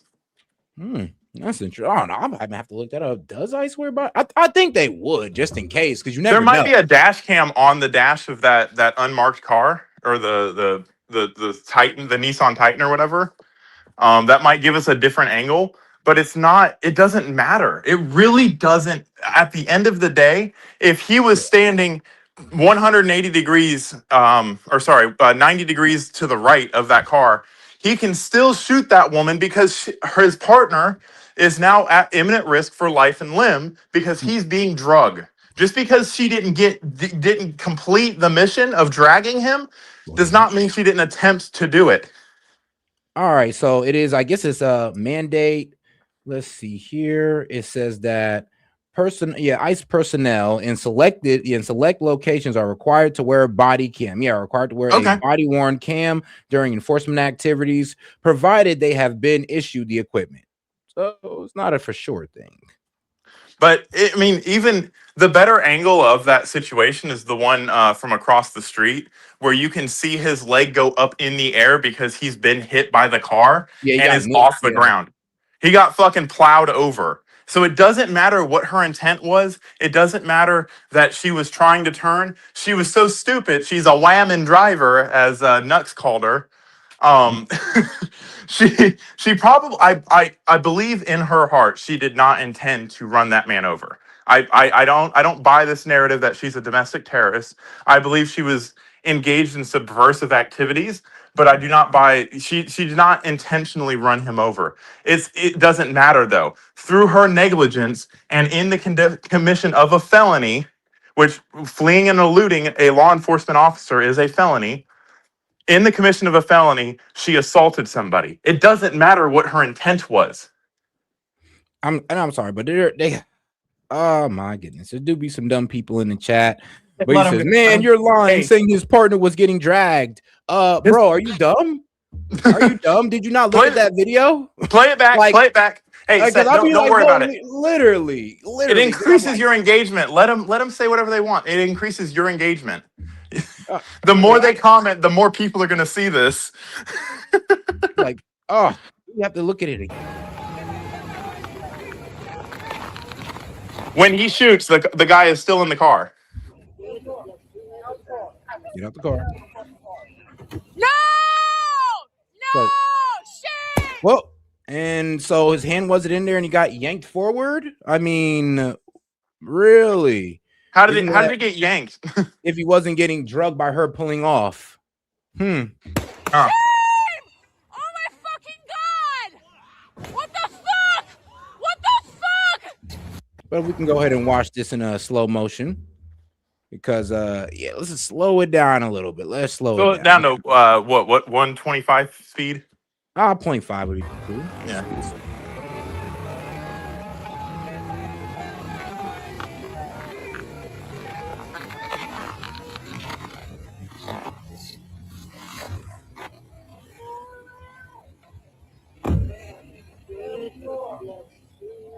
Get out of the car. Twice. 3 times. No!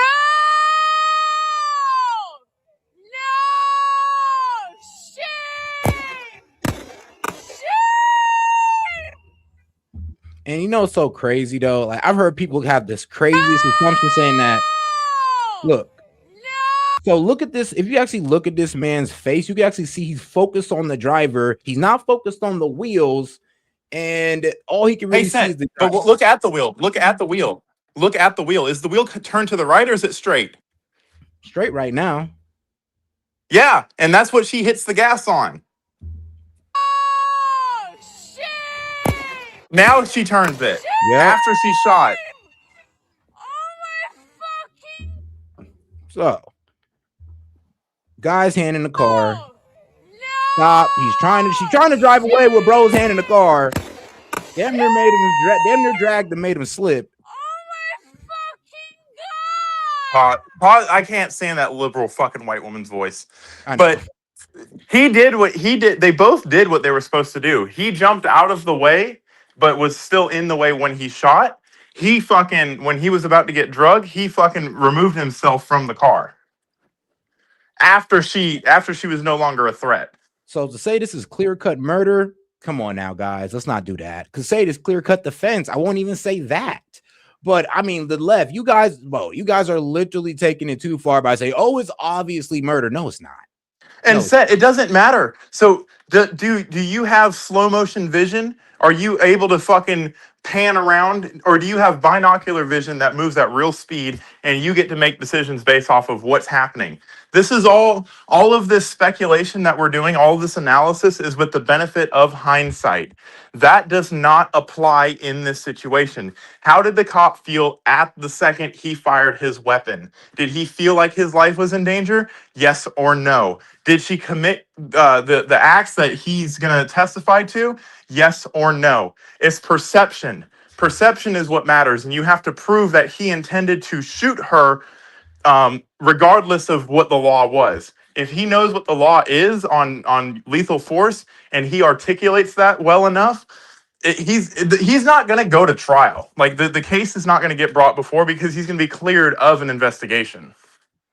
I mean, as soon as they told her to get out the car, man, both of these two, this guy told her to 3 get out, times. that guy told her to get out, reached in. And you know, it's so funny, if you actually go to the beginning of the video, this is the officer right here behind the car. Yep. Behind the car. All right. So she already knows ICE is around. Yep. Because he came from that's what I'm talking about. That gold SUV, the Suburban next to her car, that was the one that was stuck in the snow. That's why it's there. So the way she has 2 ICE officers on her, 2 of them. There's one, well, my bad, on both her sides. So there's the 2 ICE officers over here on the driver's side, and the passenger side, she already got one over there. She sees both of them. Think about it. And she has been harassing them through the conduction of this operation. So this isn't surrounds her car, and she still chooses to pull off. Yeah. But it's not a. How many times, I want to know how many times before this whole video started did they tell her to get out of there? Did they tell her that she was obstructing justice? How many times did they tell her that before this video started and before this fucking liberal probably sent it to a fucking news agency? That's what I want to know.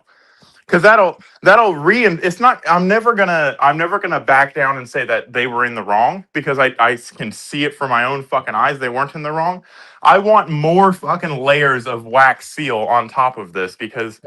And you know what's even crazier? People are trying to justify, well, he should get out. So hold on.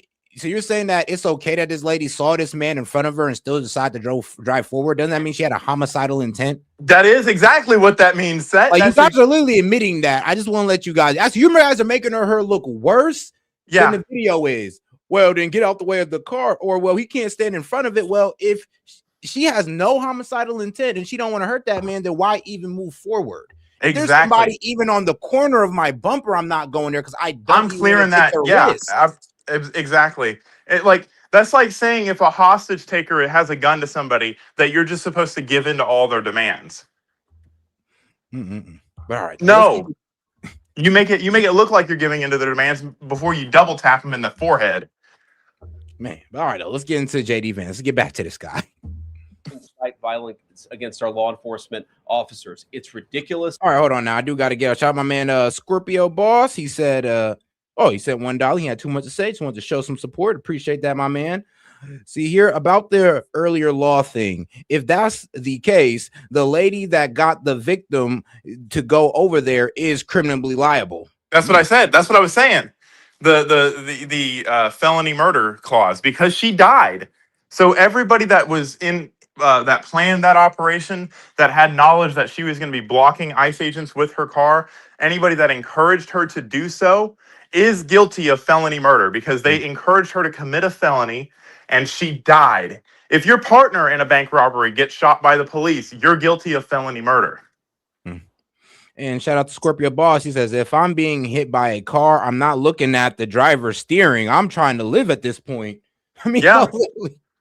But it doesn't matter. You see that they car don't coming at get you. the benefit. They don't get the benefit of humanity. Only this poor lady that has an orphan son now gets the benefit of humanity. And here's the crazy part is they don't understand that. Hold on, this guy's been dragged before. So in his mind, he's like, I'm about to get dragged again. This ain't gonna happen again.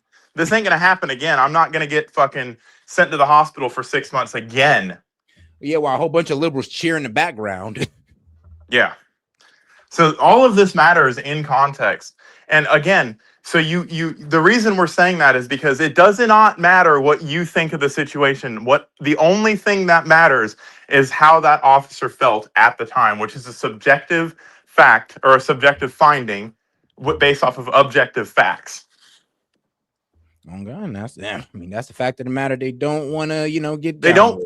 They want if they could, they would paint Trump's face onto this, make it AI, and say Trump shot this lady. That's what they think, and that's why they can't look past the legality of it. They can't look past the situation. They don't know what they're talking about. They want to become armchair quarterbacks and armchair lawyers. They don't know what they're talking about, and it's fucking hilarious to me.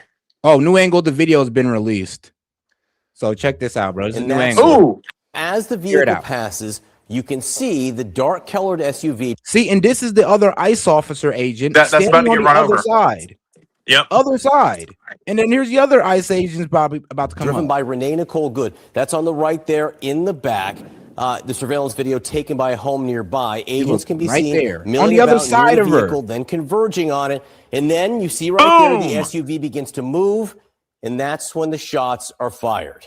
So we're really gonna sit here and pretend like she didn't see both of these guys on her side. Here's the guy talking to her. Here's ICE officer most likely coming out telling her, yo, you stay right there. And the other ICE officers come out and say, yo, you stay right there. She gets scared and she tries to pull off because she's surrounded. In the video, when she starts moving, he is on the left side of the headlight, like so in the middle of the grill. And by the time the video ends, he has been pushed over the quarter panel and is on the right side of the headlight. So when he shot her, that's how he got around through the front of her windshield, is because he was in front of her when she decided to do that. Yeah, let me retract my statement. She didn't know. I don't know if she knew for sure, but I'm be real with you, looking like an 80% chance she most likely seen this officer or this ICE officer on the other side of her car while also seeing the other two close in on her. AKA, she most likely knew that the officer was there and still tried to drive away. And here's the situation, whether she knew it or not. Imagine if a piece of his vest got caught on her car, like a quarter, an edge of the car. He would have gotten ripped up. They'd have celebrated it just like they try to celebrate the two National Guardsmen dying and say, oh, it's Trump's fault. If this guy would have got dragged out and killed, they'd say, oh, it's Trump's fault for having him out there. And that would be the whole narrative. You'd have people like Sid coming on and saying, well, they shouldn't be there. Maybe we should look at Trump and why he's sending National Guard to our cities. And that's how it would spin. And they are forcing conflict for conversation like this. This lady risked her life and ultimately lost her life, which is unfortunate. I can say this is unfortunate, and I can also say good riddance and still have a clear conscience. It's unfortunate that she died, but good fucking riddance. It's so many layers of her fucking fault, it's not even funny. I mean, so many ways she could have saved their life before it even got there. If she'd have just not drove off and just got taken out, they verify her information, or they, arrest her. They probably would have let her go because she doesn't mean anything to them. They probably would have given her a court date, or maybe fucking detained her, and she would be alive. She would have been out by today. Yeah, but all right, she would be at home with her lesbo wife. As the vehicle passes, you can see the dark-colored SUV driven by Renee Nicole Good. That's on the right there in the back. The surveillance video taken by a home nearby. Agents can be seen milling about near the vehicle, then converging on it. And then you see there the SUV begins. Actually, you know what's kind of funny? I don't even think bro noted. Hold on here. Because, like, look, milling he about steps near out the vehicle, then Oh, converging hold on this video. SUV driven by Renee Nicole Good. That's on the right there in the back. The protester surveillance has video him. taken by a home Now, here's nearby. he is. Agents can be seen milling about near the vehicle, then converging on it. And then you see. Oh, here's the thing. Bro was still walking across the vehicle while she was moving. Yeah. And he didn't even really see where she was actually going to go before he shot. Yeah, it doesn't matter. I mean, we're doing is making his case stronger, but it doesn't matter. We're at like a 99%. It doesn't fucking matter. She committed a crime and tried to kill somebody.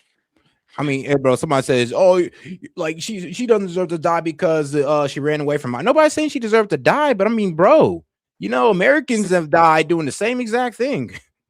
And I mean, she's an American, so it doesn't matter. She's an American, but I'm be real with you, like this is just like an everyday thing. If you try to run away from the police, especially at close range like that, you're bound to either crash out, you know, suddenly you're not really steering the car in the right mind, and you may crash into something. The officer may shoot you, and then a pit maneuver is considered as well. A pit maneuver is the same thing as shooting somebody under the use of force laws. It's considered deadly force, and we don't bitch that fucking people are getting pit maneuvered.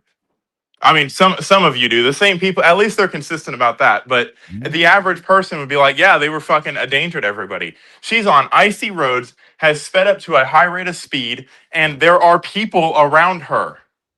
So if it's not the ICE officers' fucking lives that are at risk, they're now in a high speed chase with this woman, and that puts the public at risk. Good thing they shot her so she didn't kill somebody else.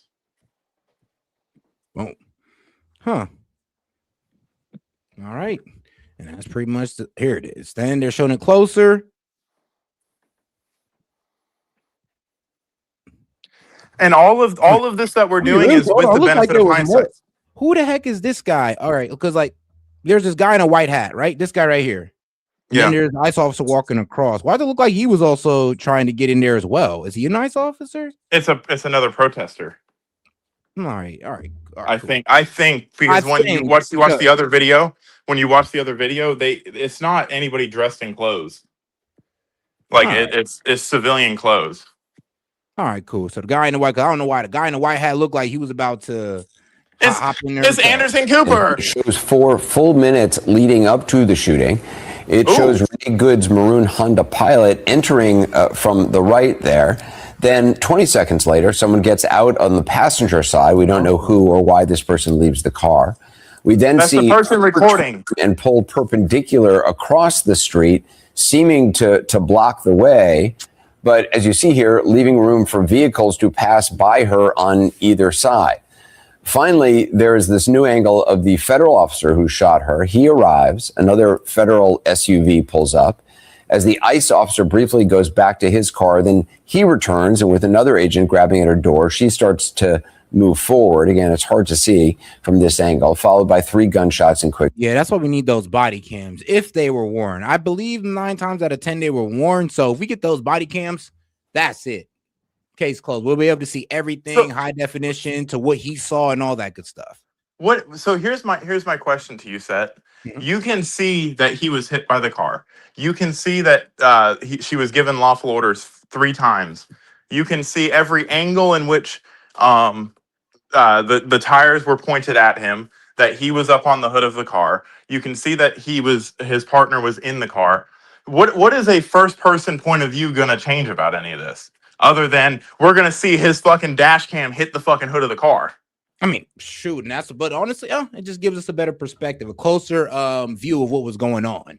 Because that's all any federal investigator is gonna fucking look at, and that the angle of the ballistics to fucking paint a picture of where he was when he fired the fatal shot. That is really what matters in this whole thing.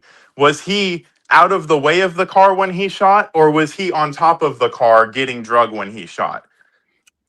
I think he just got because it looked like he was walking across the other side to help the officer out, and that's when the lady started to move. And as soon as the lady started to move towards him, he pulled his gun out and shot. Like he didn't even like wait to see where she was even going with it.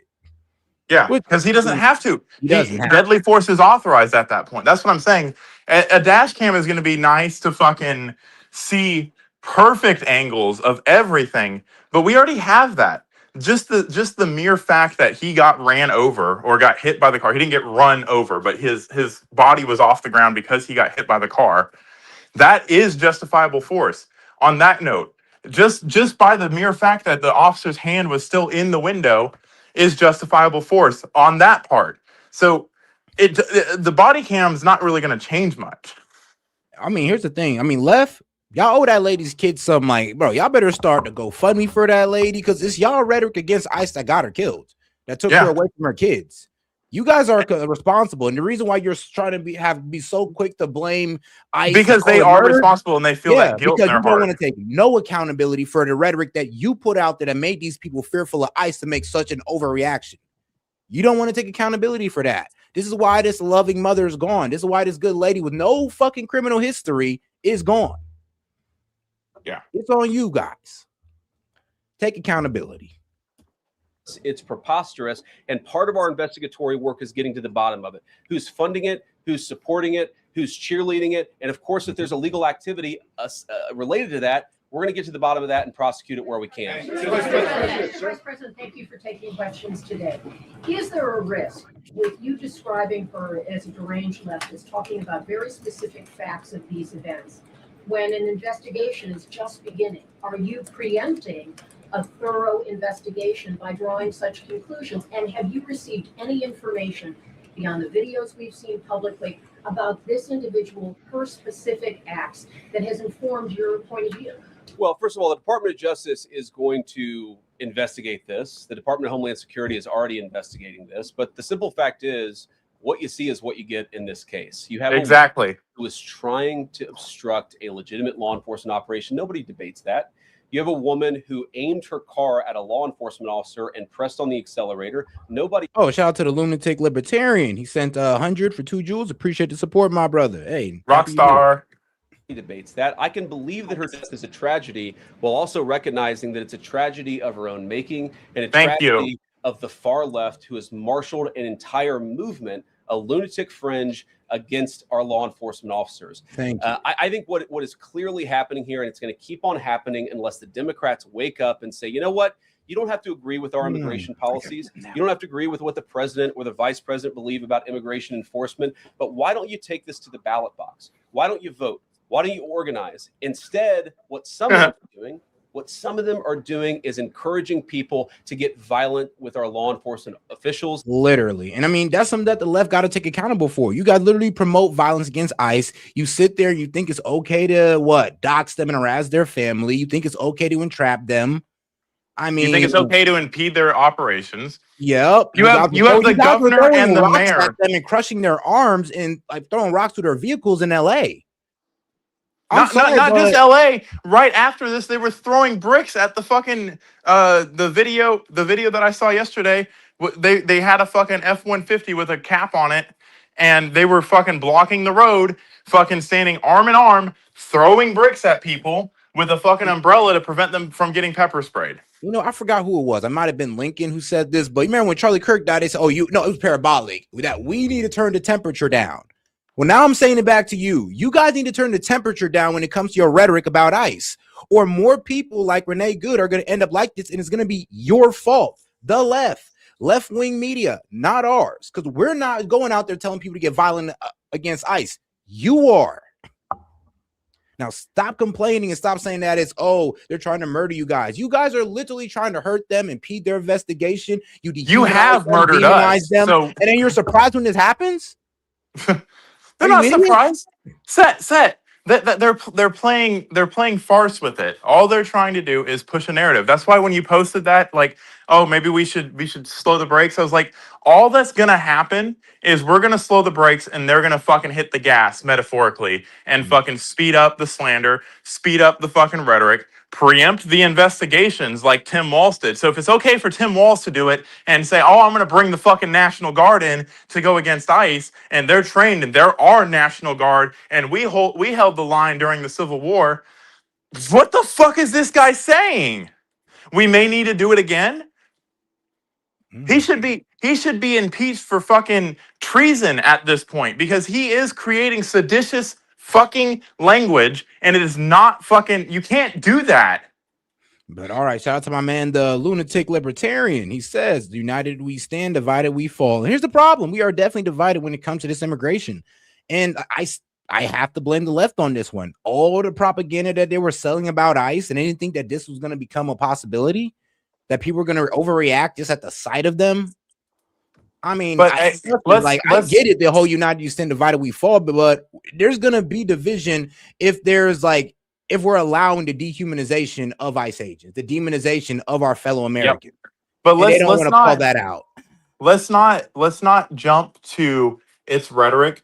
Remember what I said about the American flag issue. If you burn an American flag, you can do what you want to do. It is up to the individual people to do what they want to do. That's why I said it's not insightful. It's not insightful to burn an American flag. What is insightful is to encourage or to have a call to action.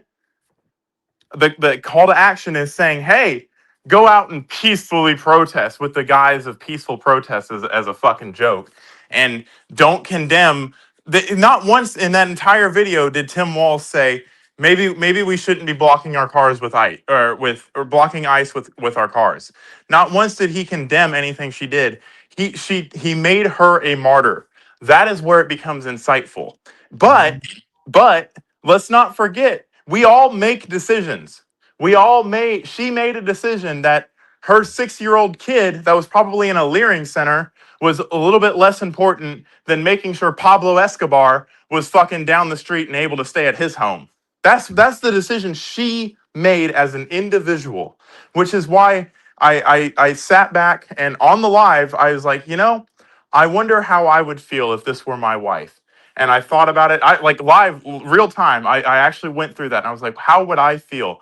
And I came to the conclusion that I would be so fucking mad that my wife would be so selfish to fucking do all of this and put our family in this turmoil because she wanted to be a social justice warrior. That's the conclusion I came to. You want to be a social justice warrior? I mean, bro, you got kids to raise. And you don't know how this is going to end out, but you're going to put your life in danger, risk your kids being orphaned. So what? You can die for no reason because is ICE going to get kicked out of Minnesota? No. Minneapolis? No. Nothing's going to change because she died. So now you died for no reason. Your kid's orphaned, and now I'm sad. Exactly. We're all fucking sad for her, but I if I were her spouse, I would be fucking angry. No, I mean, she's going to be angry with ICE because she sees it that way, but with my lens, I would be mad that my wife made that decision to go fucking do that. I don't know if I could fucking forgive her. Yeah, I get you on that one. It's disgraceful and it's got to stop. Just to follow up on that question, and again, thank you for taking questions, Mr. Vice President. There's clearly a lot of emotion in Minnesota, across the country over this incident. You're calling Renee Good a deranged leftist. There's been heated rhetoric that we've also heard from officials. What responsibility do you and the president have to diffuse some of the tension that we are seeing play out in Minnesota? Bring down the. Are you fucking serious? Hold on. Go back on that. Are you fucking serious? Where was that fucking language to leftists after Charlie Kirk's death? What responsibility does the left-wing media bear to not fucking call people Nazis and fascists? What responsibility do you fucking bear to not call ICE agents Gestapo? What responsibility do you fucking bear to turn the temperature down? It's always our fucking fault, no matter fucking what. And it sickens me. We were literally just talking about turning the temperature down, and that's how they fucking frame it. They will frame it in any way, which is why I don't even entertain their fucking ideas, which is why I got so heated yesterday when fucking Sid was talking about it, because now we're talking about life and death, and Sid and these people, all of them fucking collectively, like a fucking hive of fucking minds, decide that that's how the narrative is going to go. It fucking sickens me. They don't know what to say until CNN tells them what to say. All right, and shout out to the lunatic libertarian. He says, "What? Got it." He said, "These are choices. Tolerance has been lost. We don't have to agree on everything yet. Hardline political ideology is promoted. How do we cooperate?" Honestly, I can't even like. I don't know what's so controversial about making sure that these people are not breaking our laws, not break our immigration laws. Like, if our immigration law is a joke, then why even take it serious? Yeah. So I get what I you're see what saying, that like, how do we yeah. cooperate with people who don't want to follow immigration laws? I mean, it's really hard to, because we have a law in the books that help the safety of the American people, that give legitimacy to being an American citizen, and they don't care about it. Like, it's really hard to cooperate with people who don't even care about the importance or the sacredness of being an American citizen. They just want to give it out to anybody. Or they don't understand how them letting all these people are straining resources on their own people. It's hard to cooperate people with suicidal empathy. I'm be real with you.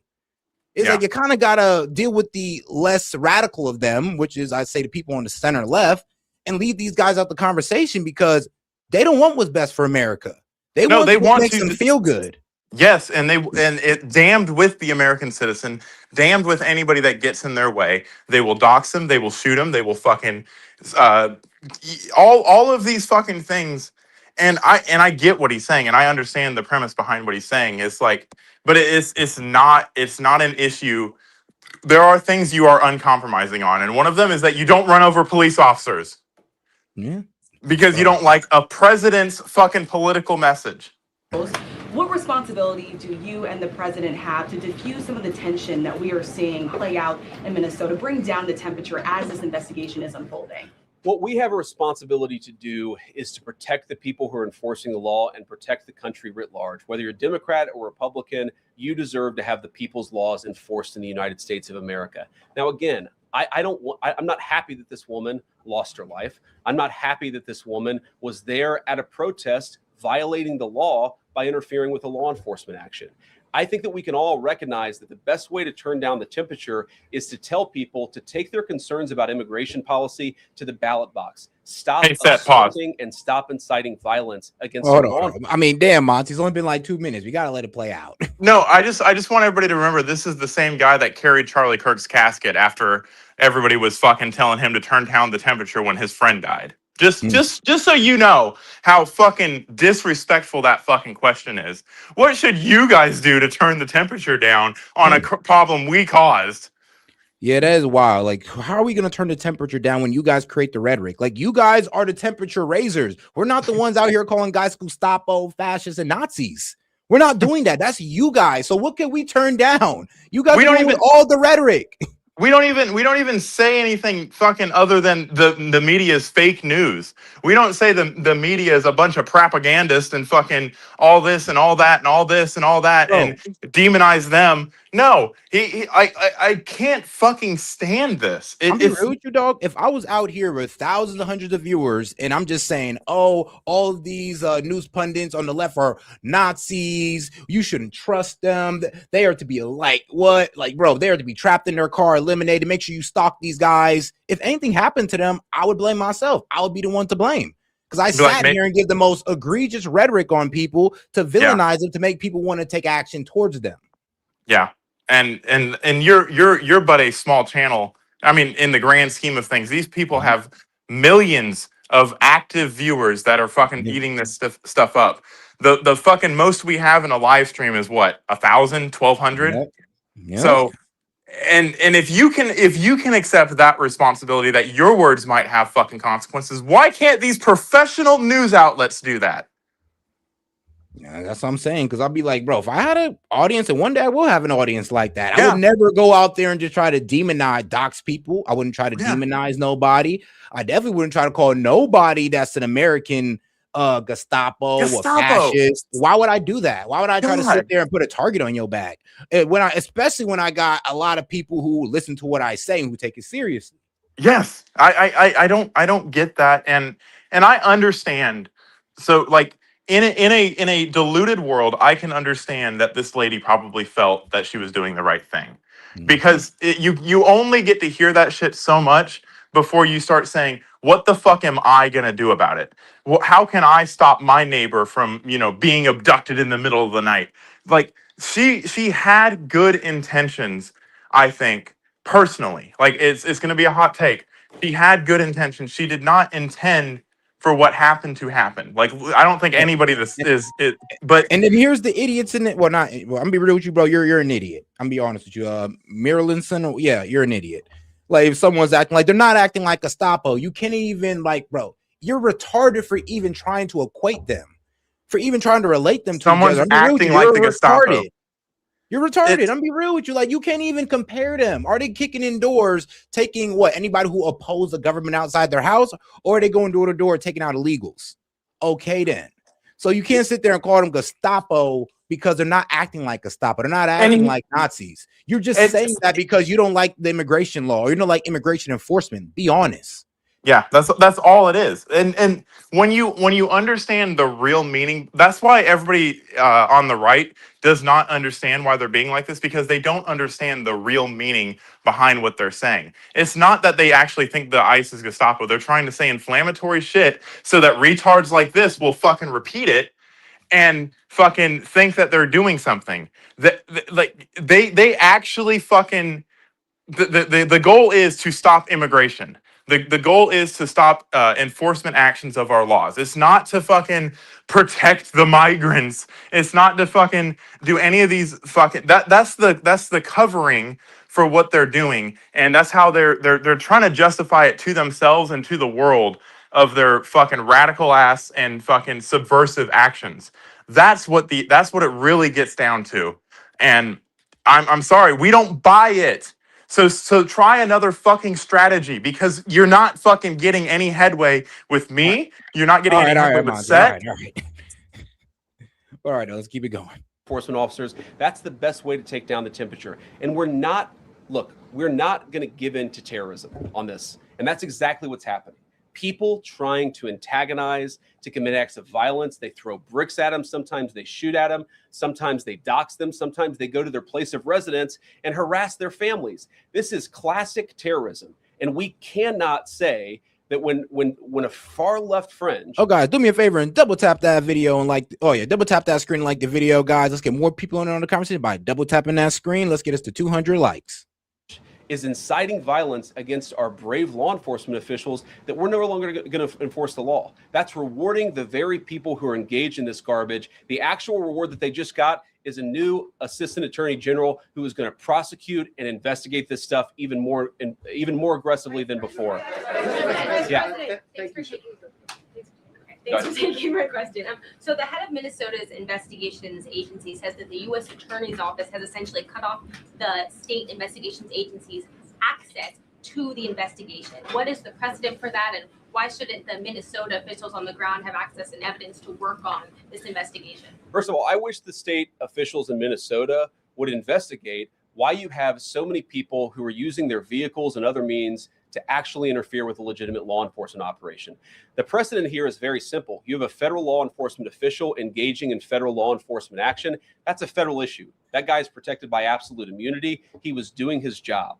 The idea that Tim Walz and a bunch of radicals in Minneapolis are going to go after and make this guy's life miserable because he was doing the job that he was asked to do is preposterous. The unprecedented thing is the idea that a local official can actually prosecute a federal official with absolute immunity. I've never seen anything like that. It would get tossed out by a judge. So what I'd like Minnesota to focus on is the real issue, that they're encouraging people. Minneapolis officials are encouraging people to commit violence against ICE officials. It's ridiculous. It's got to stop. I mean, yeah, not just the Minneapolis officials or the Minnesota officials, but your favorite left-wing political news pundit is doing the same thing. And we got to hold them accountable for this situation, because they're the ones who promoted this type of fear of ICE, this type of reaction towards ICE. They promoted it. And I'll be real with you, the left, you guys got to take accountability for it. You can sit here and try to blame ICE, but you guys are the one who sold this fear of ICE, who got this lady to overreact like that. Can I say something? I just want let's take a step back. Do you think that fucking officer became an ICE agent so that he could shoot this woman? Do you think he woke up on that morning and was like, you know what, I'm gonna go shoot me a protester today? Like, can we take a step back and try to fucking humanize the guy that probably they're fucking ICE. thought They got to be demonized. But I'm just trying. This is how we turn the temperature down. We like think about this man as you would yourself. Think about this man as you would anybody in your family. Would you like your family member to be run over and then criticized? Would you like to be run over and then criticized? Would like why is it that we're so easy to fucking put labels on faceless people that we don't know who they are and try to question their morals and their ethics? It's one thing to question Donald Trump's ethics. It's one thing to question people that are in the public spotlight that get that scrutiny. But this is a guy. He's been with ICE for 10 years. This longer than Trump or fucking Biden have been in office. He was hired under the Obama administration. Like think about what he was doing when his fucking job came up and he got his job. Think about all of the things that led him to this point.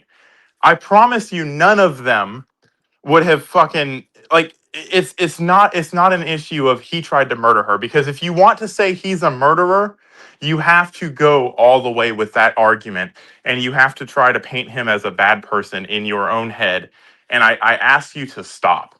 That's not what this is not. He did not want to fucking get run over that day. He didn't ask to get run over. He didn't ask to be put in that position. Your rhetoric is what put him in that position. So think about that. Think about that the next time you want to say some dumbass shit on the internet. Think about that next time you like some fucking propagandist fucking news outlet. Think about the consequences of what your actions do. All right. Go ahead. Mr. President, thank you. You said earlier that there's a left-wing network to attack, to dox, to assault, and make it impossible for ICE officers to do their job. You told my colleague just now that there's an investigation going on into that network. Yep. So if everything that you say is true, how does being part of that network justify being shot? Well, being part of the network doesn't justify being shot, but ramming an Red ICE herring. officer with your car, that's what justifies being shot. It's not a good thing, by the way, but when you force somebody to engage in self-defense, it's almost a preposterous question. I'm not saying that funding some of this stuff justifies capital punishment. Nobody would suggest that. Nope. The reason this woman is dead is because she tried to ram somebody with her car and that guy acted in self-defense. That is why she lost her life. And that is the tragedy. Now, here's the thing, though. Like I said, we don't know for sure if she was trying to ram this guy with her car. Like I said, I feel like she overreacted and she just made the wrong move. I don't think she had an intent to kill the guy. But due to the way it looked in that guy's point of view, he didn't remember. The guy was looking directly at the driver and not where the wheels were going. He thought that car was going to go right into him, and he made his move. Hasty, we can call it hasty, but I'm going to be real with you, he kind of had every right to make the move. And it doesn't matter what you think she thought. It doesn't matter what I think she thought. It doesn't matter what we think that cop thought. All that matters is what were the actions in front of the officer. What choice was he left with? He could have made the decision, I guess I'll get hit by the car again and do nothing about it and let her come and drag me again. He could have made that decision, and I'm sure that's the decision you would have cheered on, because that would have been front page news that the ICE officer got dragged. And then the entire rhetoric would be completely different about how fucking great this ICE officer is and how, Trump has put him in this horrible fucking position. You will spin the narrative any which way you want to, as long as it... That's what pisses me off about this narrative, is because it doesn't actually care about this woman. They don't care about this woman. They care about making political points off of this woman's death. That's what pisses me off. You know, so crazy. Somebody said, I wouldn't feel safe getting put over in America. Bro, try that shit anywhere in another. Actually, bro, we're actually pretty fair over here. Bro, try that shit in like Japan. You're cooked. You're going to get thrown in jail for like 10 years. Try that shit in China, bro. Try that shit, bro. Anywhere else in the world, they will disappear your ass. What? But I want to shout out law enforcement in another country. See what happens. Bruh. Go try to protest in Venezuela. We have a video of that, don't we? Man, I mean, like, bro, we can even go to one of the, more liberal countries like Australia. Please do that in Australia. See what happens. Yeah. No, and someone commented after I gave that speech about fucking just try to humanize them, And he's like, it's kind of delusional to think that they're going to listen to you. And I know, trust me, I know, but I feel like that's what needs to be said at this point. I mean, shoot, out of the 480 right now that's listening, you reach one or two of them. Yeah. Now, there may be other violations of the law and other penalties that are associated with those violations of the law. For example, if you are funding violence against our law enforcement officers, I'm not a prosecutor. My guess is that's not the sort of thing that earns capital punishment, but it should sure as hell earn you a few years in prison if you're funding the effort to try to assault our law enforcement officers. What is? I'm sorry, guys. What's going on here? You guys are that's real. That was real. That was the most realest response I heard. Like, nah, for real though. What's going on here? Y'all sold all this fear of ICE. You're surprised that this happened? Well, are we fucking crazy? Did we fucking wake up and bump our heads this morning? Like, he's like, did y'all not just forget all of the rhetoric you've been doing for the past 12 months? It's actually, since the ICE crackdown started, you remember you was calling them Gestapo since then, wishing violence upon them since then. Are we just gonna forget about that? He's like, what do you fucking expect to happen, you fucking dumbasses? I like when he said that, I was watching that. When he said that, I was like, that is real. And we need fucking more people to be frank about that. To report the truth. How have you let yourself become agents of propaganda of a radical fringe that's making it harder for us to enforce our laws? You just asked me a question that presumed that the reason why this woman died is because she was engaged in legitimate protest. She tried to run somebody over with her car, and the guy defended himself when that happened. Next question. The investigation is still ongoing. I said next question. I said next question. The video yourself. There's not the slightest doubt in your mind, having viewed it, that the victim, you still believe that she deliberately tried to ram him despite seeing this video. Look, I don't know what is in a person's heart or in a person's head. And obviously, we're not going to get the chance to ask this woman what was going on. What I am certain of is that she violated the law. What I'm certain of is that officer had every reason to think that he was under very serious threat for injury or in fact, his life. What I'm certain of is that she accelerated in a way where she ran into the guy. I don't know what was in her heart and what was in her head, but I know that she violated the law, and I know that officer was acting in self-defense. It raises an interesting point, though. Look, if people want to say that we should have a legitimate debate about, what was she really doing, right? Was she panicking when she drove into this officer, or was she actually trying to ram him? That's a reasonable conversation. What's not reasonable is for so many of you to plaster all over the media that this was an innocent woman and that the ICE agent committed murder, which is what many of— No, that's true. No, let's be real. Like, it's okay to sit there and be like, question her intent, because I truly don't believe that she was intending to run this man over. I don't. But to sit there and just run off with, it's a murder, it's a murder, it's a murder. I mean, bro, nobody knows her intent. We didn't see none of the officers' body cam. There's still a bunch of things missing, but everybody's coming to murder. I mean, come on. Yeah, that's what I'm saying. It's like, if it's okay for you guys to call this murder, then it's okay for us to call it self-defense. If you want to jump to that conclusion based off of everything you've seen, then it's completely okay for us to jump to the same conclusion if you come to that at an honest fucking thing. And I have tried to look at this from the perspective of this was excessive force, and I've tried to fucking flush that out, on my own. And it's not excessive force. There is precedent for this. It's happened many times, and the same result has happened. So do I think she should be dead because she fucking wanted to flee? That's what they're trying to do. They're trying to humanize the emotions that she probably may or may not have had. They don't know that, but they're trying to assume that and trying to make it as if, that changes anything. It doesn't change anything. It does not change the fact that she still hit him with her car, whether she wanted to or not. She's a big girl. She knows right and wrong. She knows it's wrong to run from police officers. She knows it's wrong to hit police officers, whether she intended to do it or not. It doesn't matter. I mean, and shout out to the lunatic libertarian. He says everyone wants to be right. So who is correct? I mean, here's the thing. I'm not really too focused on being right. I'm just calling it how I see it. And I'm just telling y'all honestly what led up to this. Like, let's just be honest here. And I think somebody says, oh, it was crazy. Somebody said I'm flip-flopping. I'm like, no, I've been kept the stance that we just don't know. I'm not going to sit here and fully say it was self-defense or just say it was murder. I'm going to say wait till everything comes out and we'll make our judgment then. Let's wait till we see the voices on the body cam. Let's wait till we see if it's actually hunched over the car. Let's wait to see all of it. The issue that everybody has right now with you is that you're not calling it a murder. That's what it is. You're not going hard enough, fast enough, so somehow you don't care about this poor lady. That is probably fucking what people think. I mean, shoot, I care about this. Honestly, I care about this poor lady more than the liberals do. I'd never fit this type of ideology to put this lady in danger, but they did.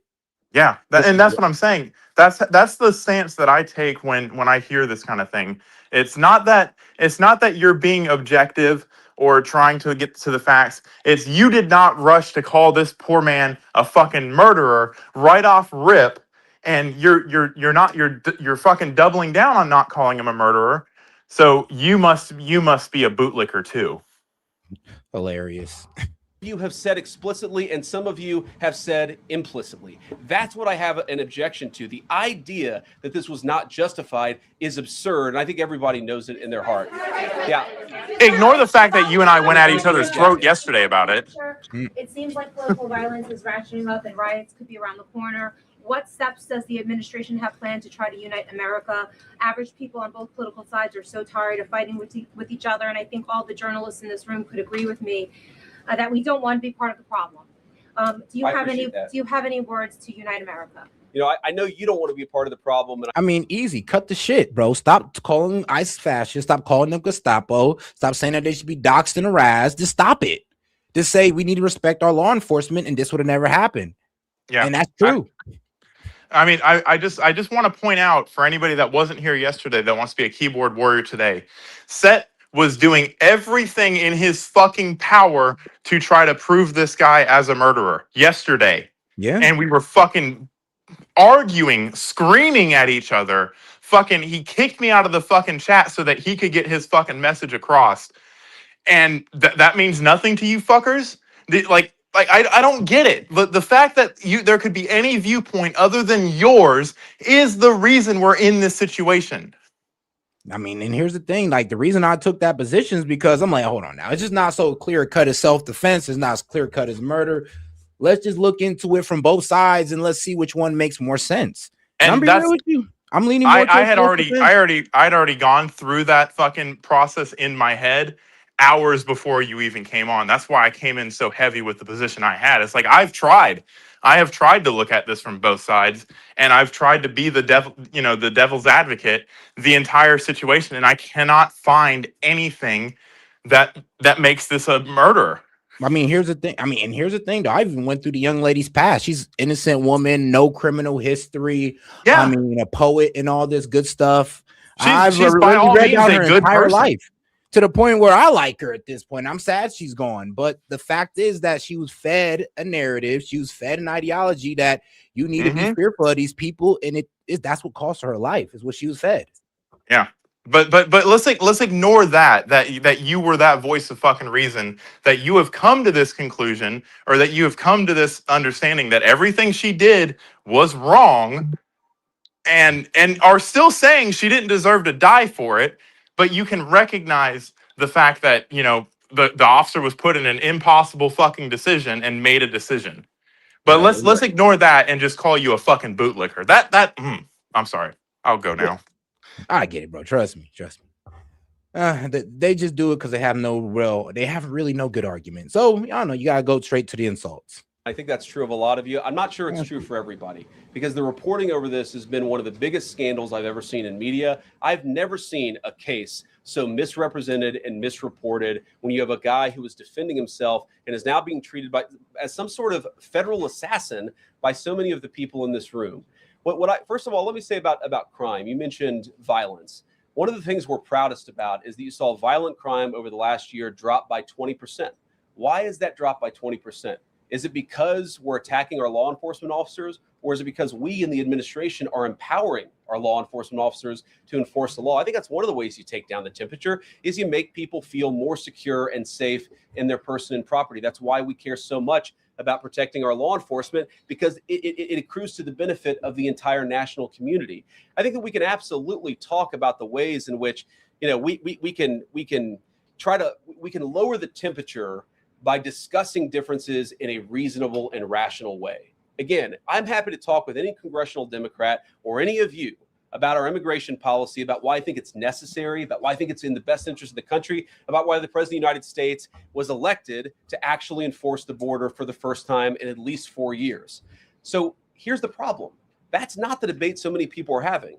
They are actively covering for people who are committing acts of violence. Running against federal interference law for 'em. enforcement. It is preposterous. The way to take down the temperature is to stop it. Have your debates about policy. Attack me. Attack the President of the United States. Don't attack our law enforcement officers. They are trying to do the job the American people demanded that they do. That they are not policy actors. They are enforcing the law. They should be treated with a modicum of dignity and respect. And the fact that they're not is why incidents like yesterday happened. The one final point I'll make about this is, look, there's a part of me that feels very, very sad for this woman, not just because she lost her life, but because I think she is a victim of left-wing ideology. What young mother shows up and decides they're going to throw their car in front of ICE officers who are enforcing legitimate law? You've got to be a little brainwashed to get to that point to where you're willing not just to protest, that's fine, not peacefully protest, but throw your vehicle in front of legitimate law enforcement officers and drive your car into them. To get to that point, you have to be, I think, radicalized in a very, very sad way. I certainly wish that she hadn't got there. I know there's an ICE officer right now who very much wishes he was not put in the position where he had to fire a gun to defend his own life. Yeah. Thank you, Mr. Vice President. What's your message, following up on that, what's your message to the leaders in Minnesota, the governor of Minnesota, the mayor of Minneapolis, to calm down the situation on the ground, on the streets? What's your message also to those protesters who saw that video in a completely different way than you saw that video? Well, first of all, I think if you watch every angle of that video, there is one angle where if you squint, you can maybe tell yourself that it's not clear what happened. But when you look at all angles of that video, it is very clear that her vehicle went right for the guy. She actually collided with him. And then that's, of course, when he fired his shots. That's obvious, okay? So what I'd say to the protesters is, by all means, protest peacefully, but make this about ideas. Make this about disagreement with our policy.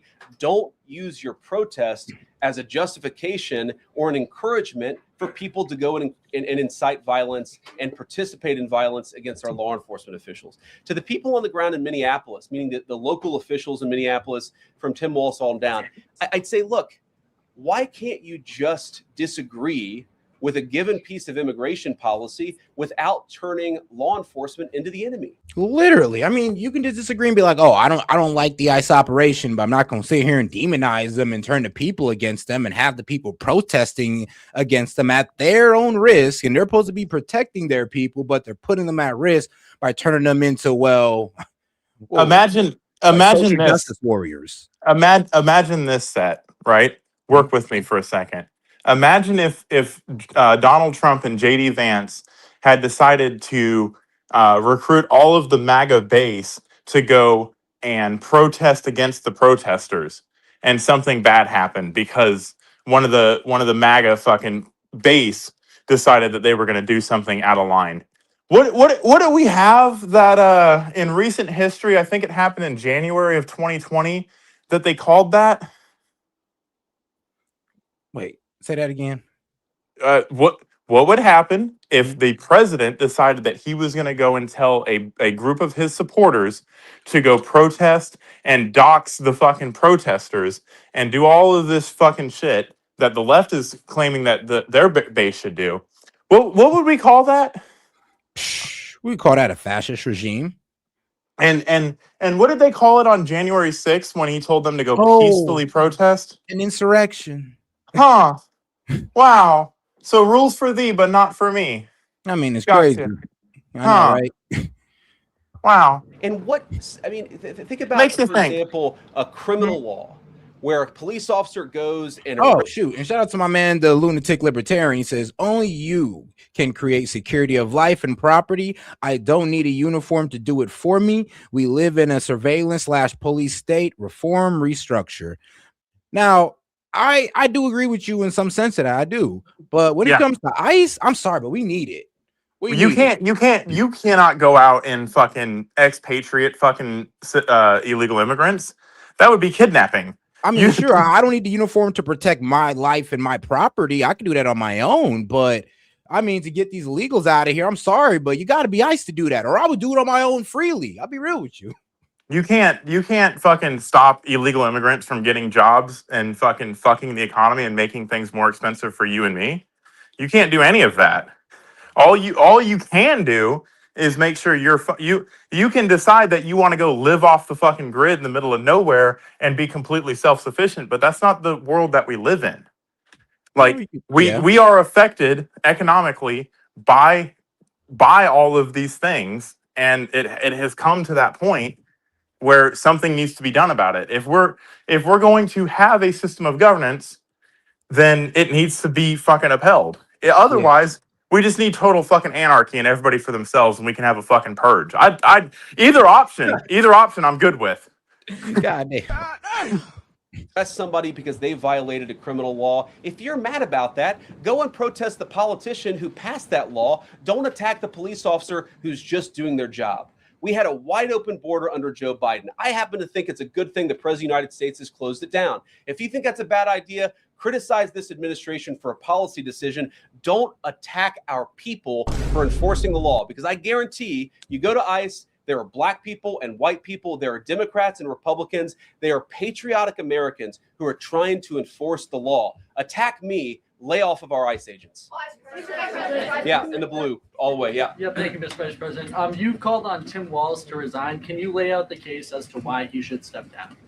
Well, look, I think Tim Walz should resign because it's very clear either that he knew about the fraud in Minneapolis, he knew about the welfare fraud, or at the very least, he looked the other way. I mean, this is not like Lex Luthor, right? This is not movie villain. I'm crying. It's like, this wasn't really anything too sophisticated. Actually, it was so blatant. He should have been able to like see it like right there and then. That's what I was saying. I was like, the people that authorized all these fucking checks to go out, the people that did all this, like, they're complicit too, guys. Like, let's not just fucking hound on the fucking Somalis because they took advantage of a fucking glitch in the system. Fucking hound the fucking developers of the server a little bit. I mean, yeah, let's be real. It's Americans who helped them, like, put them onto the fraud, who helped them to get away with the fraud. That's why one of the top conspirators in that Feed the Children fraud case. Yeah, it was a whole bunch of, well, like, I know as my as my liberals like to say, there's a whole bunch of white people. You don't want to call that out because they're white. You focus on the Somalians. I'm like, no, we want them all in jail or deported. Saying, round them all up. You can go ahead and take them all out. Oh, all you care about is the black and brown illegal. You don't care about the white ones. No, you don't know. Round them all up. Get them all up out of here. Black, white, brown, don't matter. Like, don't worry, we're consistent over here. When there's something to talk about, why does it always happen to be the black and brown community that's the subject of scrutiny? Huh? You never know. It's hilarious how they stretch so hard. Possible fraud. We're going to take the absence of kids and set up a daycare center where there are no children, and we're going to call our early childhood education center the Quality Leering Center. By the way, if you can't spell learning, maybe you shouldn't be in early childhood education. But people got rich off of this. We know that there were schools who either had no enrollment or at least they overstated their enrollment. Tim Walz, either it was unbelievable incompetence or he was in on the fraud. That's one of the things we're going to get to the bottom of. Sir. Thank you, Mr. Vice President. And shout out to the lunatic libertarian for sending a trophy cake for 1,000 joules. Appreciate the support, because 1,000 joules is basically $10. I know for every 100 joules, it's $1. So shout out to my man, the lunatic libertarian. Can you explain the difference between this associate attorney general and a special counsel? And do you envision this being a permanent position or having more of a limited scope? Well, it's going to be permanent until we get to the bottom of what's going on. So I think it's going to last for at least the remainder of the administration. What's different about it from a special counsel is, if you remember, The Jack Smith case, where the special counsel was found unconstitutional, one of the big issues there is that that person was not an appointed person, completely aside from all the other issues that the person was a lunatic and that the case had no merit. There was a fundamental constitutional issue, which is that he had not been appointed by the president and he had not been confirmed by the United States Senate. An assistant attorney general, what that's going to allow us to do is appoint this person, have them confirmed by the Senate. That's one difference. The more substantive difference is that this person is going to be part of a very broad interagency White House that's being led from the president of the United States on down. And that's going to give them the resources, the access to material and information to make this person more effective. I think a lot of people have asked, how are you really going to get to the heart of the fraud? We've been asking ourselves that question for the past couple of months, and we think this is the critical piece at the Department of Justice to really ramp this fraud investigation into high gear. In the red tie, yeah. Vice President Vance, I wanted to ask, what's your message to far leftist agitators who feel emboldened to obstruct ICE activity in Minnesota and around the country? Well, I think they shouldn't feel emboldened because now they have an assistant attorney general who is going to prosecute and investigate their fraud and their violence more aggressively than it has ever been investigated in the United States of America. AKA, we're just doubling down. Like, and that's what kills me about this lady's death is like, y'all radicalize this lady to go out there to get her life lost for no change at all, and we're just going to double down. Just going to double down. I mean, bruh, it low-key breaks my heart.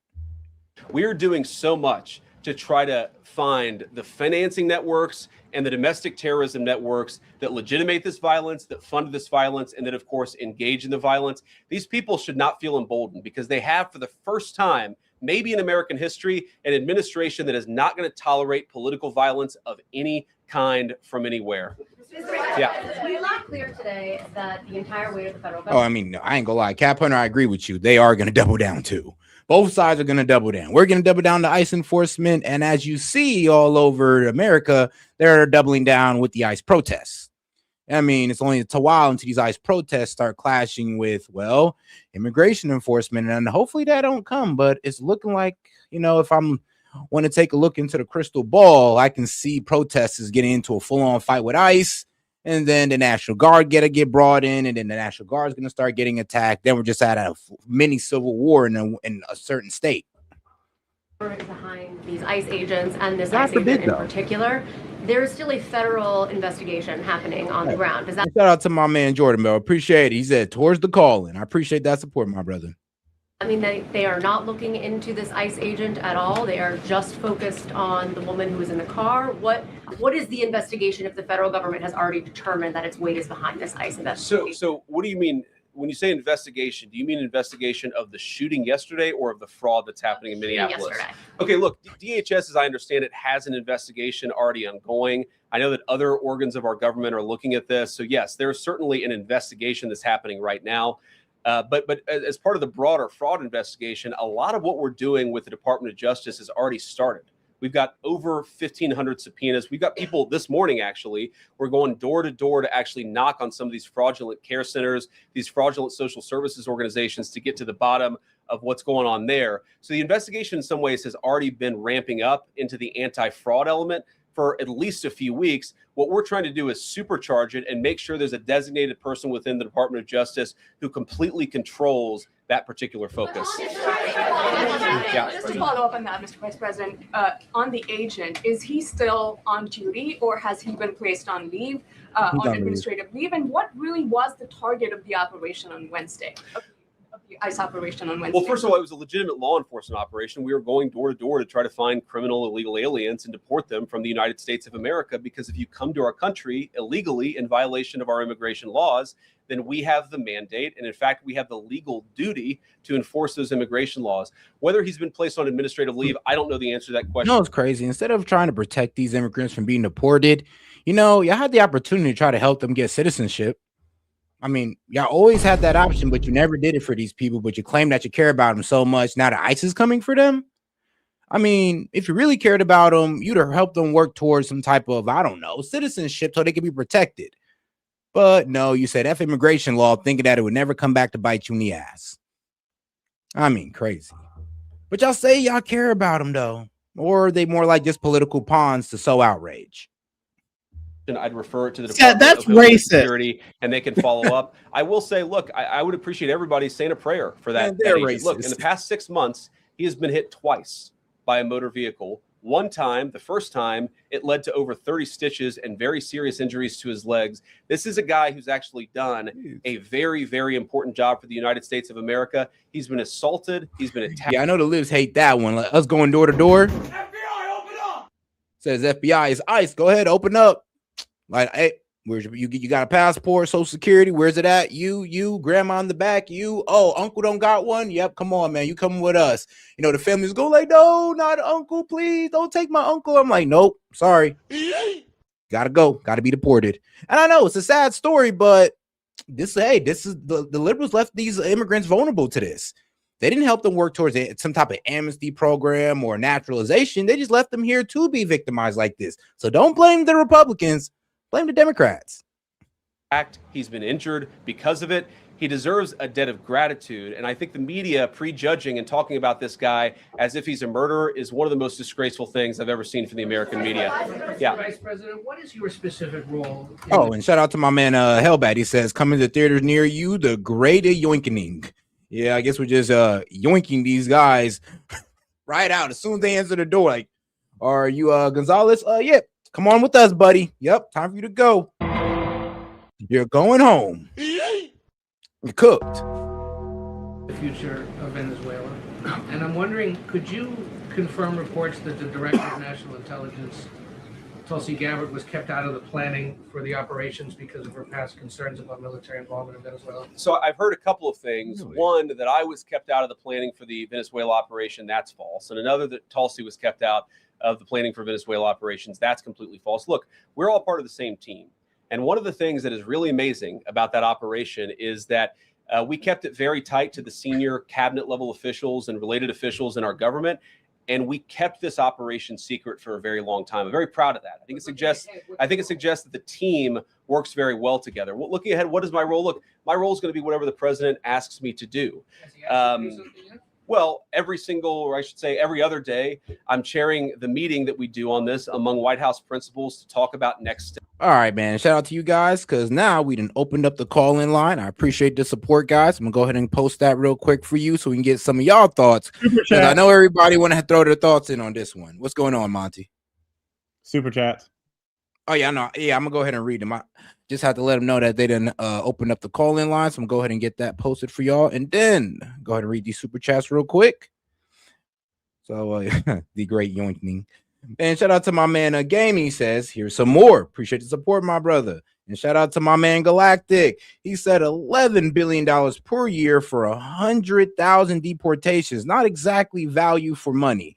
Manslaughter thrown in for free and no accountability. Winning. That's exactly what's happening. That's exactly what's happening, Galactic. You're not misrepresenting facts at all. I know we got at least 600,000 though. We got at least 600,000. Set. But if you think about it, it's only $3 per American citizen. Bro, you know what they don't count? The people who self-deported. Yeah, we're at like 600,000 deportations in 2025 and 1.6 million self-deportations. So try again and rerun those numbers, my guy. Yeah, because I mean, and then here's the thing though, if they self-deport, like, bro, that's like the best thing they could do for themselves, because they can come back in. Like, we're gonna give them an option to come back in. So of course, a lot of them would choose to self-deport because they can find their way back in legally. They just don't want people deported. That's all it is. That's all it is. They do not want people deported, so they will throw a fit up into the point in which they kill themselves. Like, I don't care. But all right, guys. Oh, wait, let me make sure I actually put in the right. Okay, perfect. Yep. All right. So I went ahead and posted the StreamYard link in the post tab. So you can go to the main page. Go ahead and click that icon up there. Go to the post tab. You'll see the StreamYard link right there where it usually is. And shout out to Monty, says, coincidentally, I'm a poet too. Here's one. There once was a gal named Renee who wouldn't get out of the way. She stopped taking her meds, went after the feds, which effectively ended her days. Well, damn. Well, damn, Monty. Yo, all right. I'm gonna say it's a little bit fucked up. Someone I'm sorry. sent that to me recently in a Facebook thing, and I was like, you know what? That's getting a super chat. F it. I know. I'm just reading. Damn. All right. Let me go ahead and bring in my man, Gaming, and the lunatic libertarian, man. How y'all doing? That's such a one red fish, blue fish, one fish, two fish type poem. I mean, Can you hear me? Yes, sir. Perfect. You're live Good on morning, the air. Good morning. I've always wanted to say that. Good morning. Good morning. But all right, shoot. Actually, Gaming. I want to hear from you then. Lunatic. Liberal lunatic.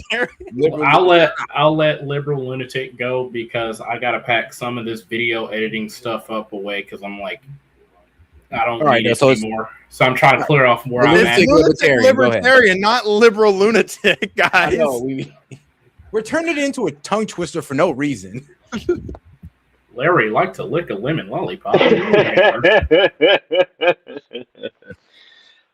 Yeah, I mean, I don't agree with any of this situation, right? So we have a woman that, you know, I don't know her emotional or mental state, right? But we have a woman that lost her life because of an incident that was completely preventable. So how do we prevent these situations in the future, right? We prevent ICE being deployed on our streets if there's no illegal immigration, or at least it's minimized. We don't have to worry about, you know, the Gestapo coming to our front door, you know, as some people will like to put it. I don't think that, you know, there's a violation here of governance. I don't think there's a violation there. But I think that this person wasn't trained properly for the interaction that she went and intentionally did. So it's a catch-22. She lost her life. Well, the ICE agent wasn't trained properly, or the lady wasn't trained properly. The lady wasn't trained properly. The ICE agent was trained absolutely properly. If you see how he unholsters his weapon and then discharges it, that's properly trained. I don't care. Anybody that's been in the military, anybody that's, you know, discharged a firearm understands that is absolutely a trained action that was not uncontrolled. Was not freaking out. I was gonna say to anybody that I'm doubling down on his point, even though I'm putting stuff away. Yeah, libertarian is right. That's 100% training kicked in, even when he was panicked. Hey man, veteran, 10 years, I believe, on the force. Well, I think he said 10 years as a ICE agent, and I think he was actually part of the. Let me make sure, because he was actually part of the, like, one of the tactical units, I believe. Like, he's actually supposed to be out there on the front line, kicking in doors and all that good stuff and making the arrest. Like, he's actually one of those guys, like those field guys. I just got confused on, like, he was saying it was a lack of training on the ICE agent's part. No, he refers, just for everybody in the chat, he refers to education. He doesn't like the word education. He likes the word training because there is a difference. All right. I was on a live stream yesterday and I was talking about this with a person that was former law enforcement and a 20-year Army veteran. We're not trained how to interact with our police. We're not trained how to interact with agents. It's something that's lacking in our society, right? So the term sovereign citizen comes out, the term private citizen comes out. The fact is that when we're public citizens, unless you have the paperwork that says otherwise, or you can be a non-resident alien, you can be a resident alien, you can be a private citizen. It depends on your classification, right? So these are labels placed on all of us. So, I mean, it's the same thing with, oh, you're a felon or you're a habitual criminal. These labels create the identity of people, whether good or bad, right? Because depending on how you're programmed will determine on whether it's good or bad. And we see that with the divisiveness of left, right versus center versus anarchist versus, you know, totalitarian. It's very, very encompassing in our nation now to be separate and to want to be the superior. My ideology is the only way, and that's absolutely ridiculous. And what I said earlier, I do not have to agree with everything people say. I do have to tolerate them in order to interact with my society. And I think that's been lost. Hmm. All right. I can see that. I can actually see where you're coming from that, because I see why you're saying that it's lost. Because I mean, let's be real. I mean, the way the left and the right are divided, even in the chat, there's just two different opinions, two different ways we're seeing it, and we're not even willing to get each other out on either side. So I will give you that one. And we're not gonna solve that. That's never gonna be something that we solve. It just has to be something that's combated. You have to combat that kind of ideology that says that it's okay to run from the police. It's okay to act like this when the laws clearly say it's not. You have to combat the ideology that it's okay to go and interfere with official process. Maybe before people go out and protest, they should educate themselves on what the law actually is and what kind of shitty situations they can be putting themselves in. That's the civic duty that you have. That's something probably a lot of you haven't heard since 8th grade civics. The difference between a civic duty and a civic responsibility. That is the civic duty that you have to exercise your rights. All of your rights comes with responsibilities and duties. All right, and the guy, oh my bad, but the guy name is Jonathan Roth. Remember how I told you this guy was like drugs? During the stop, Ross ordered Mananos Guatemala to get out the car, or he would break the window, a criminal compliant state. Now, when this illegal immigrant didn't comply, Ross broke the rear driver's side window and attempted to reach in and unlock the front driver's side door. Now, the illegal immigrant put the car in drive while Ross, armed, was in the broken window, and he was drugged approximately 100 yards down the street. Now, and this is the guy who shot the lady. Now, when he pretty much seen his partner looking like he's about to go through the same thing, I mean, what would go through your head? I'm not going to sit there and just, I leave you guys to answer that one for yourself. But all right, let's get into our guy, JD, as he finishes up. Steps to try to ensure that Venezuela is stable, and as the president has directed us to do, to ensure that the new Venezuelan government actually listens to the United States and does what the United States needs it to do under our country's best interest. So I'm going to be as involved as the president wants me to be. So far, that's been very involved, and I'll keep on doing that so long as the president asks me to do it. In the purple. Yes. Even Mr. beyond the war powers Sorry, resolution. we'll go purple, and then we'll go pink or whatever that is in front. Royal purple. And then beige. All right. Okay. Are there any indications, you talked about the network, are there any indications that the lady who was shot, I know there are different reports from there. Her wife said they were new to the area.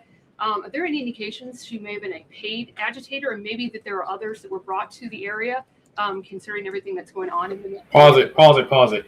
Yep. I am so glad that she asked that question, because you don't hear any reporters asking those questions, because that is a very real possibility and valid. Yeah, it's a valid question, and Correct. It's about time a reporter actually asked a question that needed to be asked. So props to her. And the issue that I have with it is that she's new to the area.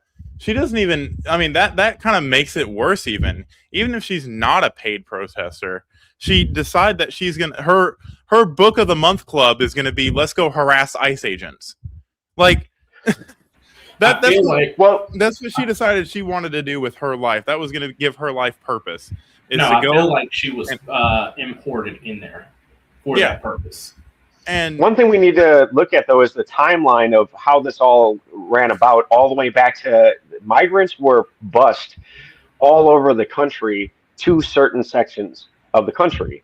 Yep. Minneapolis, Minnesota is an epicenter. Now, why is all of this happening in Minnesota, going all the way back to George Floyd, then to BLM, then to sanctuary cities, importation of migrants, illegal immigrants, whatever you want to, asylum seekers, whatever you want to label them as, individuals that came into this country without documentation. That's what I'm going to say.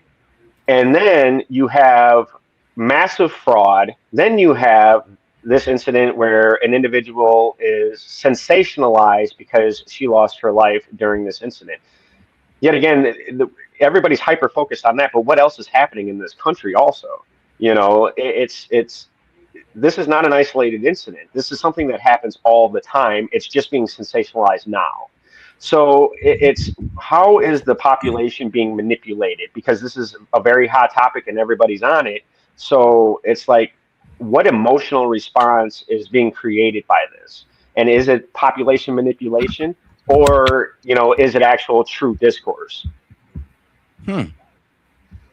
I'd say population manipulation, because they're trying to sell that, ICE is a bunch of murderous, Gestapo fascists that are just coming for you. So it is population manipulation, because this is going out to the entire population. And here's the thing, even people on the right are actually trying to sit there, say that, yeah, this is murder and all this good stuff. So it's not just people on the left, it's people on both sides. That's why, yeah, that's why yesterday I made sure to, when we first had that debate, was lay down, like establish some unmovable. And I told Monty this in the Discord call yesterday. That you were supposed to be a part of. Yeah, you were supposed to be a part of that, my dude. I know, I fell asleep. My bad. We figured. But I told him the very first thing I do whenever it comes to hot button topics like this, I get the definitions out and I lay down a foundation. Because if you don't understand what it is that's going on, not legally, and you're not able to look at it from an objective standpoint, you're always going to look at it from a personal standpoint. And in the case like this, the facts matter. And I'm actually kind of happy that more than one public official is coming out and holding the media accountable for the rapid sensationalization of this, when in actuality, it's just somebody who got in the way for absolutely no reason, that had no reason to be there. What was the first thing? Yeah. So there's two different comments in here. I haven't heard anybody on the right say it's murder, because it's not. Anybody on the right knows it's not murder. Anybody on the left really knows it's not murder as well. They just don't want to be honest with themselves. And then the next comment above that, a citizen, a mother, lost her life. What would you want to explain to her children how she died? Your mom was a dumbass. So, and that feeds into my point, is like, what was the first thing I did? I didn't even see the video. I don't really go on social media like that for real. Not for this type of stuff. What was the first thing I asked? Can you roll back the video so I can get a fresh set of eyes on this? No, not literally. Oh, I know. I'm reading when we talk about this, I do just like to play the little recordings while y'all talk about it, so people know what's going on. Right. And so when you have all and then I even walked with it. I even sat through it when Monty and Sid were like in the backstage. I walked him through it and I told him, okay, well, if her vehicle is already in motion, then that can be considered attempted murder, aggravated assault, attempted deadly force with a weapon, because the vehicle's already in motion, and those type of nuances actually play key factors in whether something's attempted murder or not. But everybody's so quick to be gung-ho, like, that's the law. I know the law. Okay, hold on. What's the statute? Pause. Prowling veteran. He violated multiple DOJ and DHS policies, so please learn. If you were fucking paying attention yesterday, we pulled up the policy on specifically shooting into vehicles in this situation, and he didn't violate them. So I don't know how many times you've been NJP'd, but you're probably not one to talk. You might want to sit down. Yeah, that was the first thing I did, was pull up DOJ. Yeah. DOJ, and I even went as far on my live stream. I know S.E.T didn't do it here, but I went as far as to classify what a deadly weapon is under Minnesota law. He's not subject to Minnesota law, mind you, but even their laws, if he was prosecuted under their laws, give him the right to do what he did. So, and then here's the crazy part. I even went a step further, and on top of Pause. Nope. DOJ policy says you cannot shoot a fleeing suspect unless they are using their vehicle to ram you and there is no means of escape, or unless they present great bodily harm to them or the public around them. You can absolutely shoot them. Yes, it's called and it's called the public endangerment clause. It is part of the Hippocratic. Called due regard. Yeah, due regard. So even if she wasn't a danger to him, the fact that she was doing that and there were multiple officers around, he has to act in the best interest of the people, not officers, people, because they become people at that point, bystanders. He has to act within the best interest of the bystanders in that immediate area of danger. And from what it looks like, there were like two of them. But like I was saying, people like, I think it's 1 TAC 16.200 is the actual DOJ subsection where it lines it out. And then there's another subsection 2. Yep. Section 2. And then there's another document, section 3, that lines out what they can't do and why they can't do it, and it explains it in greater detail. And this is also another federal document.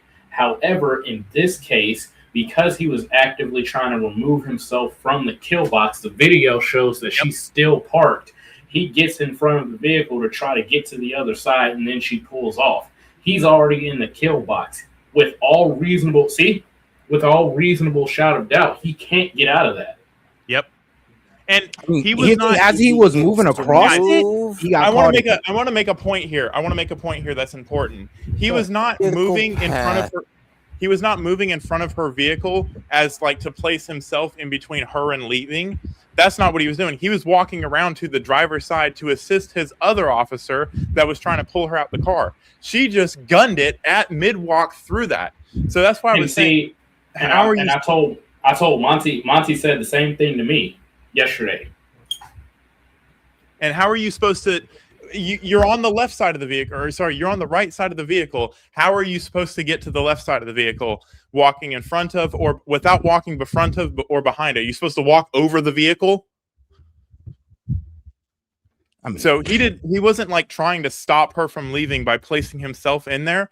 I would say that would be, if he did that and didn't move and wasn't making any efforts to get out of the way before he shot her, then I would say everybody's right. He shouldn't have been there and in the kill box. That's what DOJ says you can't do. He wasn't doing that. He was walking around the vehicle and got run over. And as you see, the vehicle starts backing out as he just casually walks across it. So you could tell he like didn't notice until last second that the vehicle was moving. Yeah, he didn't shoot her until he was up on the hood of her car. And to all the fuckwads that are saying, "Oh, he shot her from the side. He's a murderer." The bullet went through the front of her windshield. How did he shoot her from the side? He did fire at her car, which I will say, him firing at her car after he was out of the line of danger is a little hairy, is a little questionable, because you're not supposed to do that. At that point, it is a fleeing vehicle. But wait for the forensics to come out and see which shot actually killed her. Because I'm sorry to cut you off. I'm gonna corroborate your point even more on why the follow-up rounds weren't illegal. There's something that a lot of people don't know. It's called the fog of battle. And whenever you are in a situation like that, you're not really thinking about what it is you're specifically doing. You're just trying to neutralize the threat. And this man has years of experience under his belt. So he's seen just about everything. So what you've seen in that moment in this specific video is all training takeover. Yeah, that's true. So I guess if you perceive something as a threat and you don't do everything you can to neutralize it, I guess you do kind of lose your self-defense claim. But remember, this happened. We have the benefit of slowing the video down and being able to make decisions. None of this matters. You cannot analyze this from hindsight. You have to put yourself in that position. When he first engaged with deadly force, he was on the hood of the car being run over. Not because he wanted to stop the car from leaving. He was walking around. And so every argument these fucking armchair lawyers want to fucking make is fucking hilarious to me, because it completely ignores the premise that you're not supposed to look at this from hindsight. You're supposed to look at this in the moment. Oh, it kind of looked like he got pushed out the way. Right? Yeah, he did. And remember, I don't know if you can find the picture of the crime scene when she actually crashed. There's a fucking round through her fucking front windshield. And that round, I would venture to say, is the kill shot. Yeah, this is a very it's a damaging, incident. Yeah. It sucks that, like I said, we have a timeline to where we have these people pushed into our country for a political agenda, and here are the ramifications of trying to combat that negative agenda, right? So it's the incident should have never occurred. We shouldn't, if we were to enforce our policies and our laws for immigration prior to this, this never happens, This would have never been right? an issue. Yep. Correct. She wouldn't. She would. Someone said resist the gaslighting. I just want to say that's fucking hilarious. That's your brain working, my guy. Try to think through it. All right, guys. Let me go ahead and hold on now. Let me go ahead and read out some super chats. Because shout out to Hellbat. He says Dems don't like us deporting their voting base. I mean, yeah, bro. They don't. And they really vehicular don't. manslaughter. Yeah, vehicular manslaughter is such a thing, by the way. Yeah, there is such a thing as vehicular manslaughter. But I'm gonna be real with you. As you take it on from different angles, like, look, if you guys are pretty much noticing what I'm doing right here, I'm kind of following the officer or the ICE officer with my cursor or with cursor. Yep. Yeah. And he's walking to the driver's side. That's what he's doing. He's not standing in front of the car. Like and boom. And when he sees her back up, that's when he takes a pause and is like, hold on, what the fuck's happening here? Keeps his head on a swivel like he's supposed to do, like he's trained to do, and then realize he's caught in front of a moving vehicle, attempts to jump out of the way. That's why he didn't get fucking plowed and run over. He did everything he can to mitigate the situation, still got hit. I guess you can criticize him for stopping and pausing, as any human in this fucking chat would do when they see a car accelerate towards them. But it doesn't fucking matter. She committed multiple crimes and got killed for it. Like, and she put two people's lives, not to mention all the other people that are down the street from her, in danger by fleeing and eluding, which is a felony. So every person that's engaged in this, every person that had knowledge of what she was doing, anybody that encouraged her, any digital evidence that there is that someone encouraged her to do that, they are all now culpable and liable for felony murder. They got their friend killed because of their fucking own ideology. Alrighty. All right, now I guess we can go ahead and take it back and finish off with Vance. Paid. I don't have the evidence to say that one way or the other. What I do know is that she was violating. Okay, make sure you double tap that screen and like the video, guys, and make sure to like and subscribe to the channel. Make sure to subscribe to Mr. Paramedic, the Lunatic Libertarian. Make sure to subscribe to his channel as well, guys. And of course, make sure to side the gamings. Everybody on this panel has a channel. Man, help me out, help them out, and support them. And make sure to subscribe. All right, let's go. You just look at the eyewitness accounts. They were saying she was there to prevent the enforcement of the law. She was trying to obstruct a legitimate law enforcement operation. That much is obviously clear. The rest of it, of course, is part of the reason why we investigate this stuff. Yeah. Mr. Vice President, even beyond the war powers resolution today, Congress has bucked President Trump on issues like tariffs. Are you concerned that President Trump is losing his grip on Republicans in the Congress, and what are you going to do about it? No, I'm not concerned at all. First of all, we talked to some of the senators who are going to vote the wrong way, in my view, on this resolution today. Much of their argument was based more on a legal technicality than any disagreement in policy. If you look at the people who actually voted, every single one of them have supported the administration's plan. Second of all, as the president, I believe himself, has already said, every president, Democrat or Republican, believes the War Powers Act is fundamentally a fake and unconstitutional law. It's not going to change anything about how we conduct foreign policy over the next couple of weeks, the next couple of months, and that'll continue to be how we approach things. Go ahead. President. So we are seeing, regarding Iran, we are seeing the protests in Iran these days. The cities are begging for help from the U.S. and Israel, naming streets in the city after President Trump.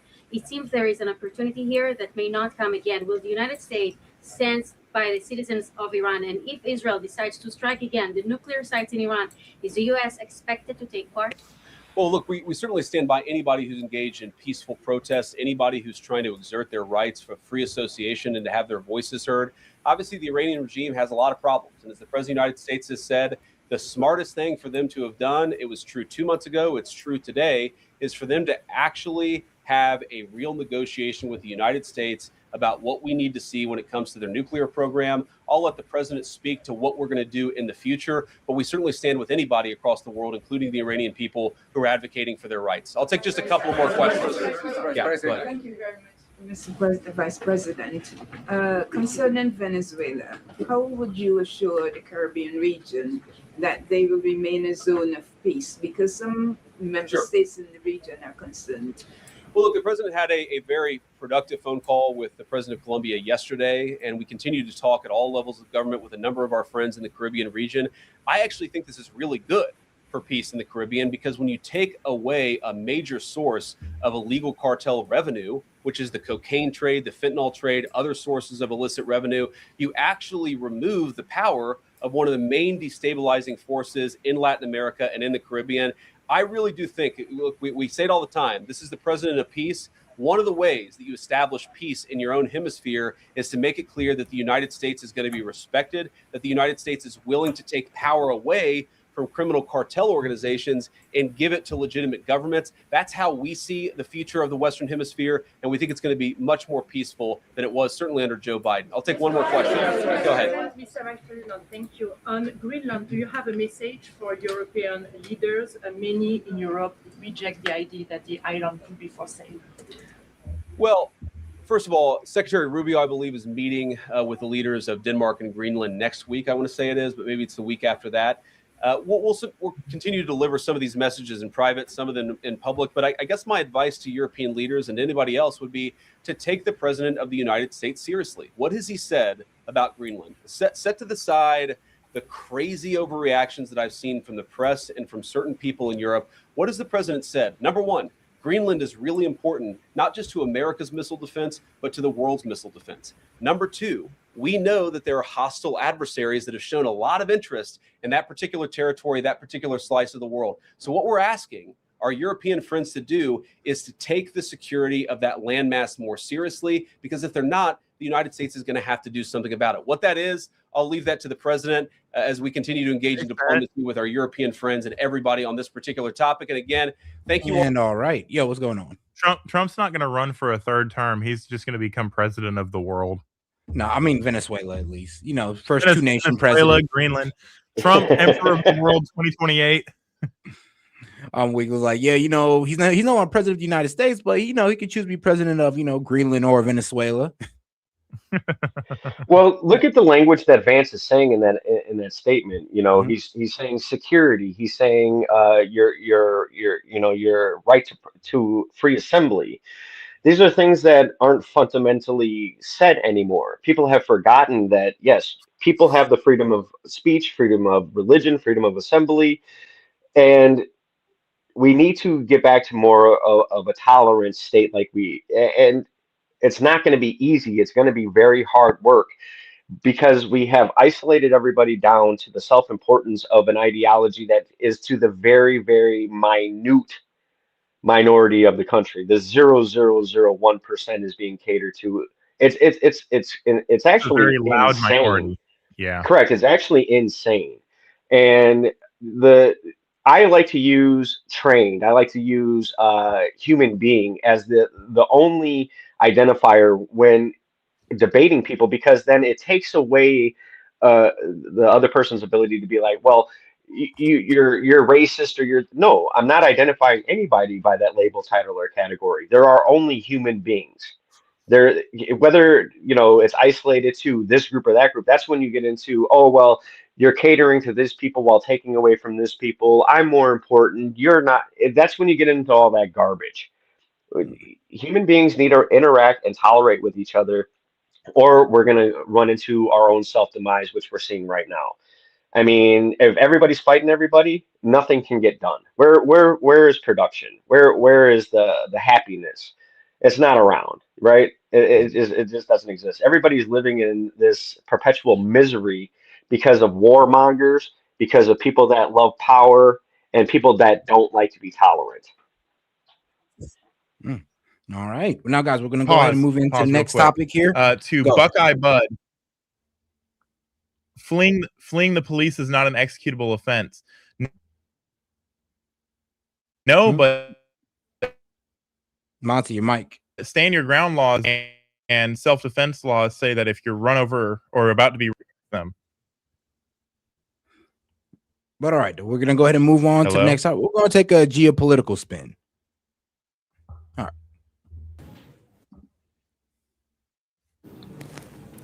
Now let's shift our attention to Iran, where protests have been on for more than 10 days now, and the situation is getting out of hand. Take a look.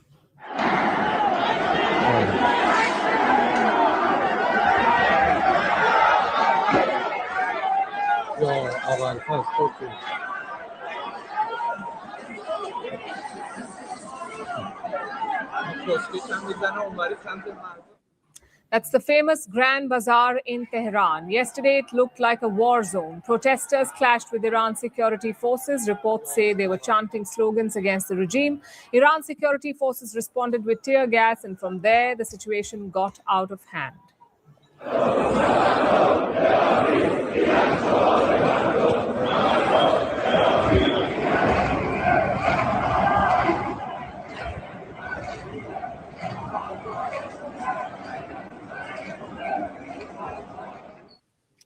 You heard that. These protesters wanted the regime to be overthrown. They were chanting against Ayatollah Ali Khamenei, the so-called supreme leader of Iran. Like I said, these protests began 10 days ago. The regime cracked down. Many people have died. Tehran is yet to release an official death toll, but rights groups say at least 36 people have died and more than 60 protesters have been injured. More than 2,000 of them have been arrested. The scale of this protest is massive. There are 31 provinces in Iran. The unrest has spread to 27 of them. And in the days ahead, the anger could explode because the economic crisis in Iran is deepening. The country's central bank has made a major move. It has slashed its subsidized dollar rate. What does that mean? For many years now, Iran has subsidized exchange rates. This is to support the import of basic goods, to keep inflation in check. But reports say the central bank is cutting this subsidy. And this is a major decision. It's a big sign of distress. It will send shockwaves through the economy. Basic goods will become even more expensive. I mean, that's the problem. When you try to subsidize all your problems, eventually you run out of money for subsidies, or you can no longer afford it. And the people who depend on it are going to be going into complete outrage. I mean, this is why we have people losing their mind over the ACA subsidies. Yeah, I mean, unless you're about to keep them there forever, don't ever take them off. Well, and I think that centralized banking has always proven that it's always a control factor. The monetary system works to create a caste system of people. You are then economically placed into a position, whether under a capitalistic society, you can advance, but under other forms of monetary, there is no advancement. You are stuck in one position, especially if you're subsidized. I mean, I think libertarians talk about the welfare state in the United States all the time. It's a caste system. You are allowing the government to subsidize your living expenses, but yet again, people will bitch and moan about how, oh, well, the government's all in my life, but you have to keep resubmitting your information in order to keep that entitlement. So it's hypocrisy, right? I think that central banking is, we have to have a means of exchange, but it's gone to the point where people don't have to be producers anymore. They're just only consumers. I mean, yeah, especially in America being the biggest consumer economy. Now, of course, we're using it as leverage. I mean, that's good and all, but you're right, though. There is a detriment to that by just being a consumer instead of a producer. I mean, that's why we're invoking tariffs, is because we kind of went too far to the consumer side and not enough producing. Correct. And it's kind of wild to me that we know if we could cooperate worldwide, right? We can provide food to every single human being on the planet. We can provide housing to every human being, or structure of a housing, whether it be subterranean or above ground. You can give people all the shelter.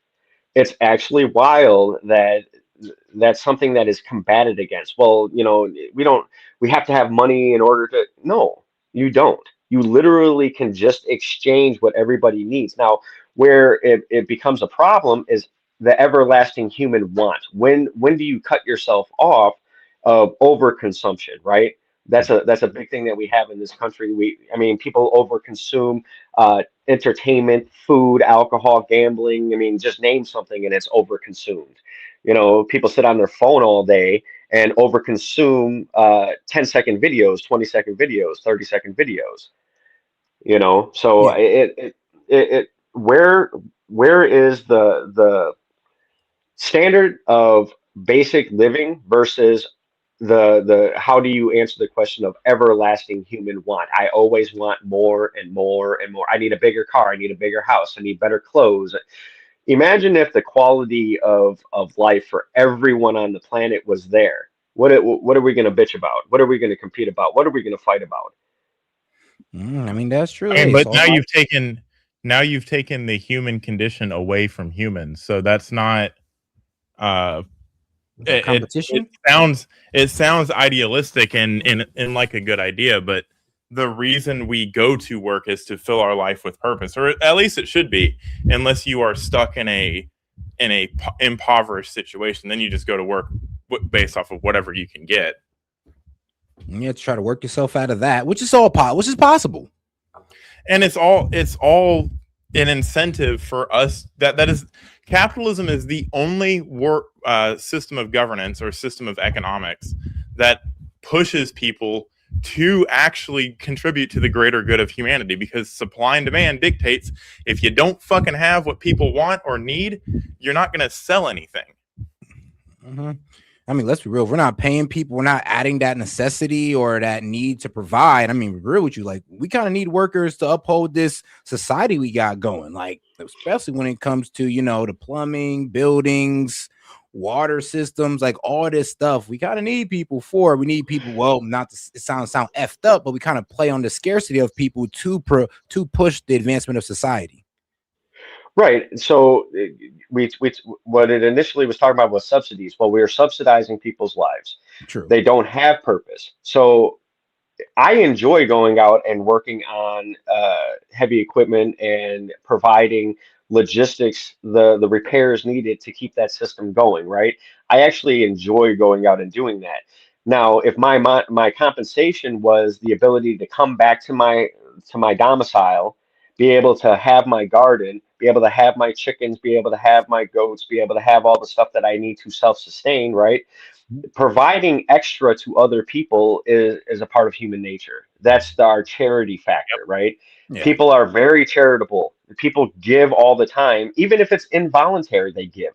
They tolerate taxes because they understand that there are systems in place that do help the populace. But yet again, it's fraud, waste, abuse that manipulates that. Capitalism is great until it becomes crony capitalism, where we subsidize failed businesses just to prop up our friends because we did backdoor deals, right? So if we get rid of the conflating portions, the inflammation, you know, we need to give you know, some ibuprofen or some Motrin or some Aleve or something, because the inflammation is just ridiculous, and it's because we subsidize everything. We subsidize farming, we subsidize living, we subsidize education. Everything is subsidized. And yeah, so when you subsidize it, it don't advance. Set, I would like to add to what he's saying and frame that in the eyes of communism and socialism. If you get rid of corrupt communism, if you get rid of if you can have a system where everybody just does things because they need to be done, absolutely, all of that would succeed. However, we have to also take that with human nature. The human nature is when you give somebody the power to control all of these things, they abuse it. So instead of controlling all of the decision making into one person, communism is what that is. You give it to all of the consumers and all of the producers, and now everybody gets a voice, whether it be a small voice or not. Everybody gets to vote with their dollars. Everybody gets to, if we really wanted to, we could put businesses we don't like out of business. But that requires a sense of personal accountability that the left just doesn't have. I mean, it's not even about tariff war. That was the perfect. Oh yeah, my bad. But the tariff war, or a little, when we was like shooting off with the tariff, that was the perfect time to stick it to the big corporations. But we all but a lot of the left fell for the propaganda and said, "Oh, it's a tax on us, a tax on us." And I'm just like, no, this is making the corporations bend to our will, and you guys are missing the opportunity. If it's a tax on you, don't pay the tax. You get to choose on if you pay that tax or not. I mean, no, let's be real. And any business that was like, we have the opportunity to say, well, any business that's going to try to pass a tariff down on us, we're going to go to the business that don't. Exactly. We could have made these corporations work in American interest, but the libs were literally holding water for the corporate elites, getting everybody to believe that, oh, a tariff is a tax on the American consumer. It could never work out for you when that's a lie. And that's the thing. Anything that when you're so contrarian that you're suicidal with it, nothing is going to work. When you sit here and fucking hold water for corporations because it's what fucking Trump is doing, then you're fucking stupid. Like, I'm sorry, you are stupid, because all of the arguments that you're trying to fucking at least you're attempting to put forward, all of those would be solved with tariffs. You get to choose on who you buy products from. So if you want to buy products and you don't want to pay a tax on the consumers, don't buy those products. Go to an American manufacturer. And don't tell me, oh, there's no American manufacturers that exist, because there are them that do exist. You just have to find them. You have to stop being lazy and going on Amazon to fucking get your bullshit, and maybe go and do some research in the products you're buying. No, Monty, here's the worst part about it. These guys are the same people who only buy from big corporations. Yes. And leave out the small businesses, leave out the mom and pop ones. Yes. And all they shop for is big corporations, while bitching about the profits of big corporation that they contribute to. I swear to God, like, if you really want to put fucking pen to paper and really stick it to the big corporations, stop buying at Walmart. If you have something, if you have an idea, start a fucking business and sell your product, and make sure that you do the Let me cut y'all off right there. I have started, you can ask any business owner, like small or large. The main thing that people complain about is the pricing. Like, why is it that expensive? You taxing this, that, and the other. And it's like, dude, I have overhead costs. By the time I'm done with you and like maybe 5 other people, I broke even. I haven't even turned a profit. I still have bills I need to pay. I still have food I need to eat. And people just don't want to pay it. But when a big... Give me 1 second. To astronomer or astronomer or whatever the fuck his name is, for electronics, Monty is capping. You do understand how supply and demand works. If the supply for American-made electronics increases, or sorry, if the demand for it increases because people don't want to buy iPhones that are made in China, you're going to force the big corporation to make their shit in America. It doesn't matter how cheap it is. If you no. Imagine if we all came so patriotic, right? So patriotic that everybody in America only buys what's made in America. Like, we don't do anything else, but only, we'll support ourselves. Yeah, we would force a lot of companies to start reshoring over here in America because they need our consumerism. But when we sit there and let them do it, but then bitch about them, I'm sorry, but you're kind of complaining about a problem you're playing into. Well, exactly. So hold on 1 second. What's propagated, right? Is propagated, go only to black businesses if you're a black person. White people only buy from white people, right? So they prop up themselves, right? So the ideology of this specific group needs to keep their security system by isolating to purchasing from just that group, right? You keep yourself secure because you're isolating your economics to keep your community on a higher level and stop being subsidized or controlled. Right. Yep. So that ideology is propagated by the left, is propagated by the right. But yet again, if you apply it on a mass economic scale, people can't wrap their heads around it. It's kind of wild to me that I don't think we disagree that much about what is supposed to happen. It's just how it's supposed to happen. And that's where people get shit fucked up. It's well, if we do it this way, then it'll be correct. If we do it this way, it'll be correct. I think that we have to come to some kind of consensus to where the toleration is there, to where we can move forward in progress instead of being stifled and put into these bubbles and just infighting with each other. It's absolutely obvious that that's how they control the population. And all right, guys, let's go ahead and get right back to the video. Importers and producers will have to shell out more for the same product. So inflation will rise further. Prices of basic goods will increase and families will struggle to make ends meet. And remember, their life is already quite tough. Inflation is hovering close to the 50% mark. Iran's currency, the rial, has crashed. In fact, this was the trigger for the protest, the collapse of the Iranian currency. That was the trigger. Hold up. Even today, Now, the I rial do is want to say trading something on this. 1.4 million Hold to on, the now, I dollar, just started the meaning video. if you exchange $1, you will get 1.4 million rial in return. This is how 1.4 million, bro. Like I said, bro, it's like So World War I Germany. It costs 20 million rial to buy a gallon of milk. That's tough. But go That's ahead. that's what happens when you manipulate your Well, currency. no. Let gaming go. Let gaming go. Yeah, all right. So here's the thing. A lot of people like to blame the United States for that. The United States actually, prior to 1979, was not responsible for the collapse. Actually, prior to 1985, which is just before the tanker war started off. I remember this because they taught us this exact history lesson when I was going through my A school. The entire reason why we sanctioned Iran was because of the tanker wars. And if you don't know what that is, you need to go and look it up. To give you a brief overview, this entailed my job in the Navy specifically.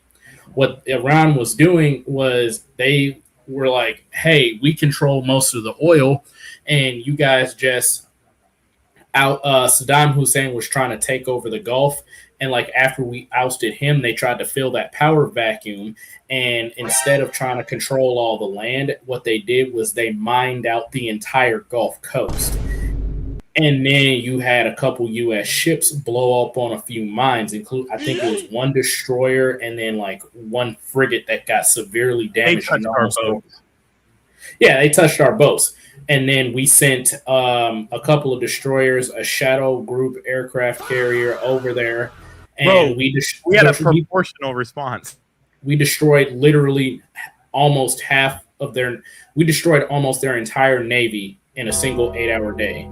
So as a result, they also had missiles that they weren't supposed to have from the U.S., and they were threatening to use them against us. So they got sanctioned because of one, disruption of national trade, two, the tanker wars, which were not supposed to happen because before and after that incident, they were blowing up oil tankers and LNG tankers on the high seas and paying terrorist organizations to do the same thing. So no, the United States did not topple Iran because we're just evil crapheads. They actually toppled Iran because Iran was literally messing with the world trade system at the time. Hey, gaming. What is the ultimate mission of the United States Navy? To secure free trade in global markets. Thank you. So that is why we got involved. That's why Iran is sanctioned. Everything now, the Ayatollah seized power in 1979 prior to the tanker wars happening, which means that United States had nothing to do with the revolution that occurred over there. All right, let's keep it going. Severe the crisis. Yo, bro, I ain't gonna lie. Great breakdown. Has become. And now it could get even worse.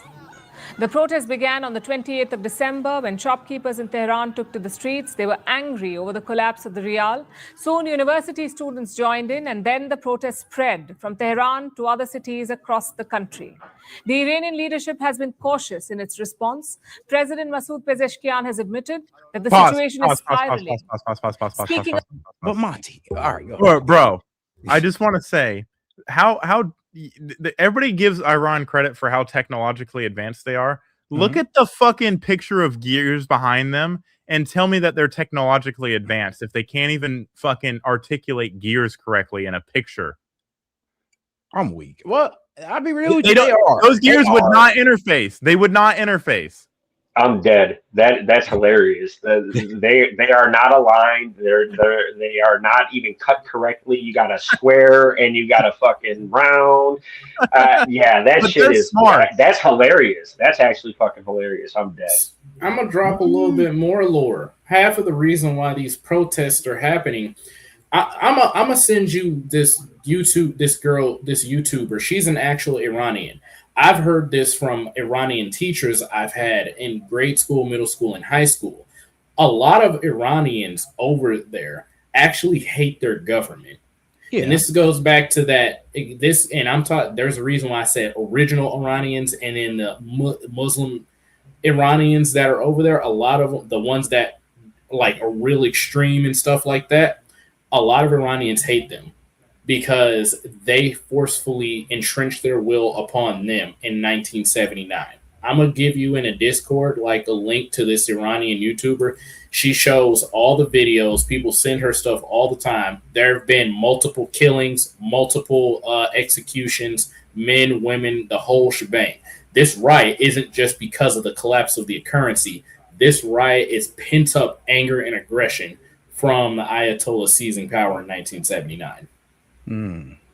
Yeah, that's true. And yeah, bro, they are about 99% Muslim, but you're right. They are separating, the Shia and the Sunnis. They're 90% Shia and 10%, 5 to 10% Sunni Muslims. So the Shia majority and the Sunni minority. And the Sunni minority is the one controlling everything. I knew it. I'm about to ask, wait, isn't the Ayatollah the Sunni guys? Because it's kind of effed up how the least popular version of Islam is kind of ruling. It's like, well, damn. And so check this out. The reason why the Sunni hate, like a lot of people don't know this, but Saudi Arabia is Sunni, Bahrain Sunni, Kuwait Sunni. These like those three particular, they're Sunni, and so they are more westernized and a more liberal version of Muslim. Like they participate in the Muslim faith, but not that. Most of them are actually agnostic from what I've been told when I was over there. The Sunnis are the ones that are like coming over here in the United States, forcefully taking over all the other places in Europe and doing stuff like that. All right. Shout out to my man Hellbat. He says, Dem and Monty shuts for 5 minutes and take a note. Monty I don't need to says, take no. notes. I know this shit. I know my fucking history. I learned the same fucking thing he learned. All right, let's get right back into it. About the protests, he said, and I quote, "The government cannot manage this crisis alone, and that the state does not have that capacity." In other words, the president is saying that the Iranian state lacks the capacity to contain this crisis. At the same time, the regime does not want to look weak, so it is cracking down on the protesters. Look at what Iran's top judge has said. He said there will be no leniency for the rioters, and he blamed Iran's enemies, the US and Israel, for fueling this unrest. Those who today come into the streets to take part in riots or lead them or support them or assist them in light of this explicit declaration of position by the criminal Zionist regime and likewise by the criminal president of the United States and the issues they raised, that if anyone comes into the streets for riots or to create insecurity or supports them, then no excuse remains for them. The matter has become very clear and transparent. They are now. Oh, hold on, guys, and just to fact check it real quick, we got it mixed up, guys. They're actually Shia. They're not Sunni. Oh, okay. Okay, yeah. So Hey, they're Seth, Shia. I just want to say a couple of things. Maybe if we had a more aggressive approach to protesters that Iran has, we wouldn't have ICE agents shooting people. Secondly, that uniform looks fucking hard. I ain't gonna lie. Yeah, I ain't gonna lie. I was like, that uniform's kind of fresh. I ain't gonna lie. He's looking real snappy. But so the Ayatollah pretty much runs the majority part of the Muslim, but they're just so bad at freaking governing. It don't matter if we share a religion or they beat their governing. No, they beat their people on there's like whole like people from Iran who are actively trying to get the word out. They beat their people. They force their will. A lot of Iranians, whether they're Shia or Sunni, they don't like all that. They want the option to wear the hijab or wear the burqa or not. Like, I think they took like an individual poll, and the poll showed that majority of the Iranians over there, they actually prefer not to even wear any head wrap. And most of them actually, like this commenter said, actually chose to live in peace with Christian, with a few, we can say, experimenting around with the idea of converting. And what the Ayatollah did was went through and they purged every single Christian from the land, banned the Bible, and instituted the death penalty for it.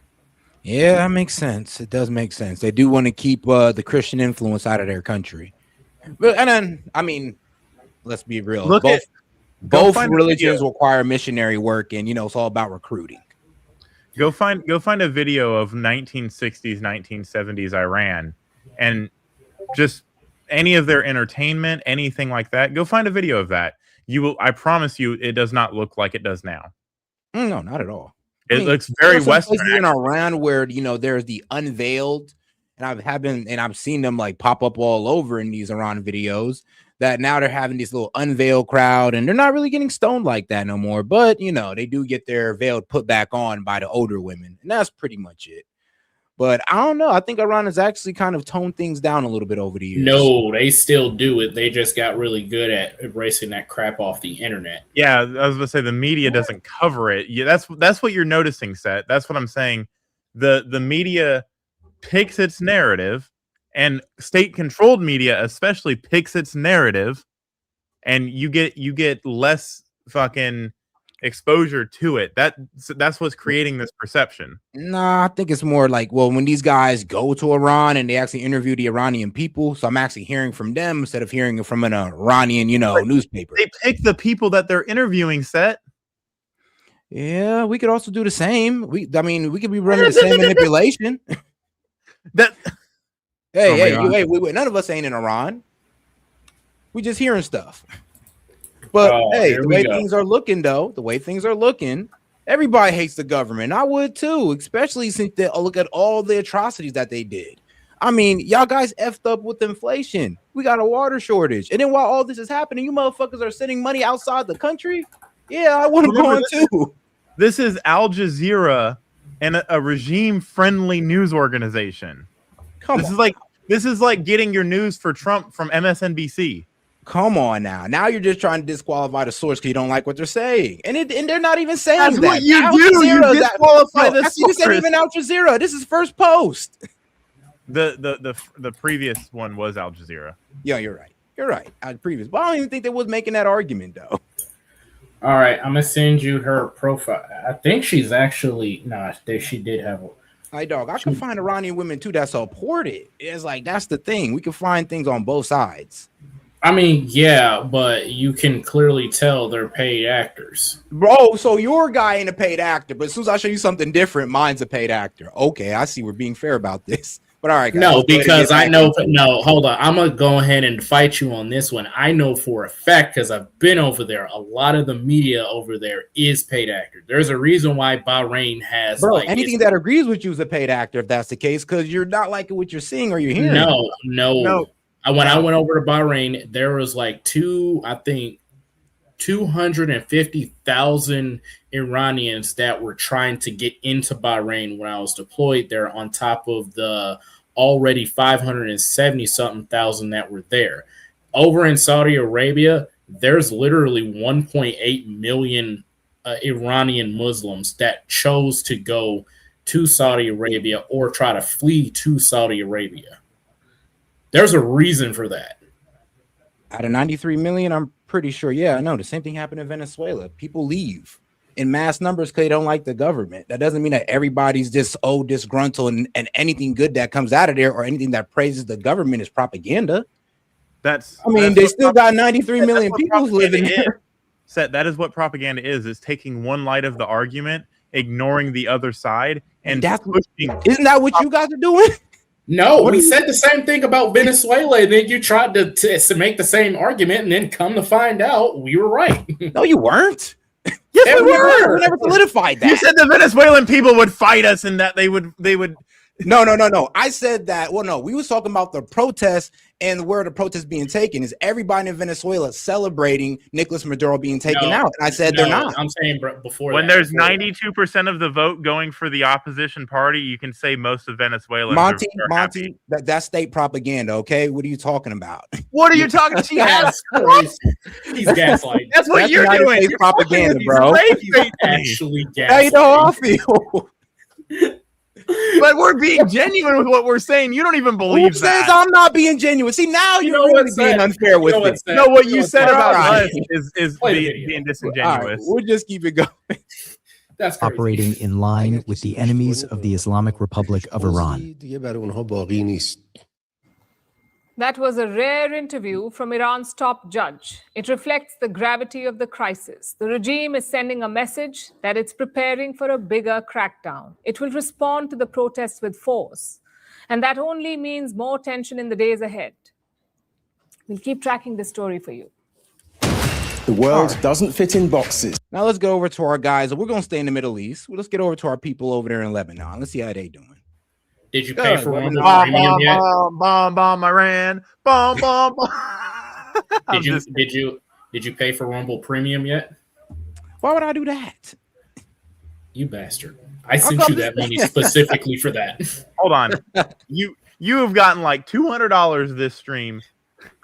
And you telling me you still can't afford 90? Getting that.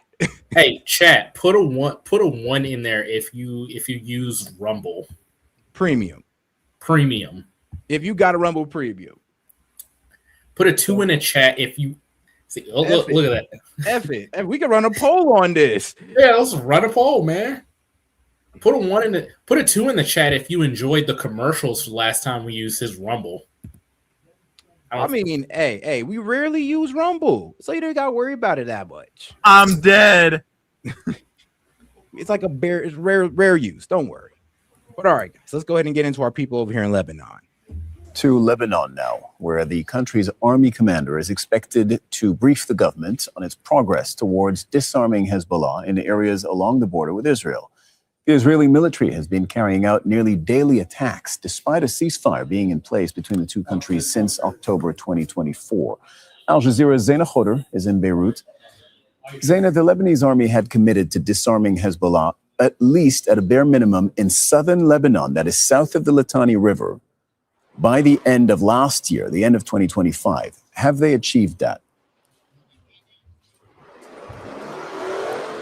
Now, hold on before I get into that. Shout out to my man Hellbite. He says, "Guess what? Before Iran was Muslim, it was Christian." Shit, everybody over there. But man, yeah, and then the Allah Akbars came in. On God, and they came in there and they took over, and it's been Muslim ever since. But don't worry, man. You know, Christians got their own stronghold, bro. We got America. Barely. Yeah. But we still got it, though. But shout out Tove. She says, I put a song in general chat. Is $10 good for a morning music video, especially after the last few days? Of course. I got you. Hey, Set. Make sure to look in the chat. People are, from what we did get, people don't like the ads. Somebody even said ads are no bueno. Come on, man. Getting that on YouTube. They'll be okay. Bro, that's crazy. Bro, look, when I start playing more videos off Rumble and it starts being like more of a daily show thing, then I have to be like, all right, yeah, that's fucked up. But if it's like a rare thing, like I do once a month. Hey, when was the last time I played something on Rumble? Can y'all remember? Read this super chat, Set. Read the next super chat.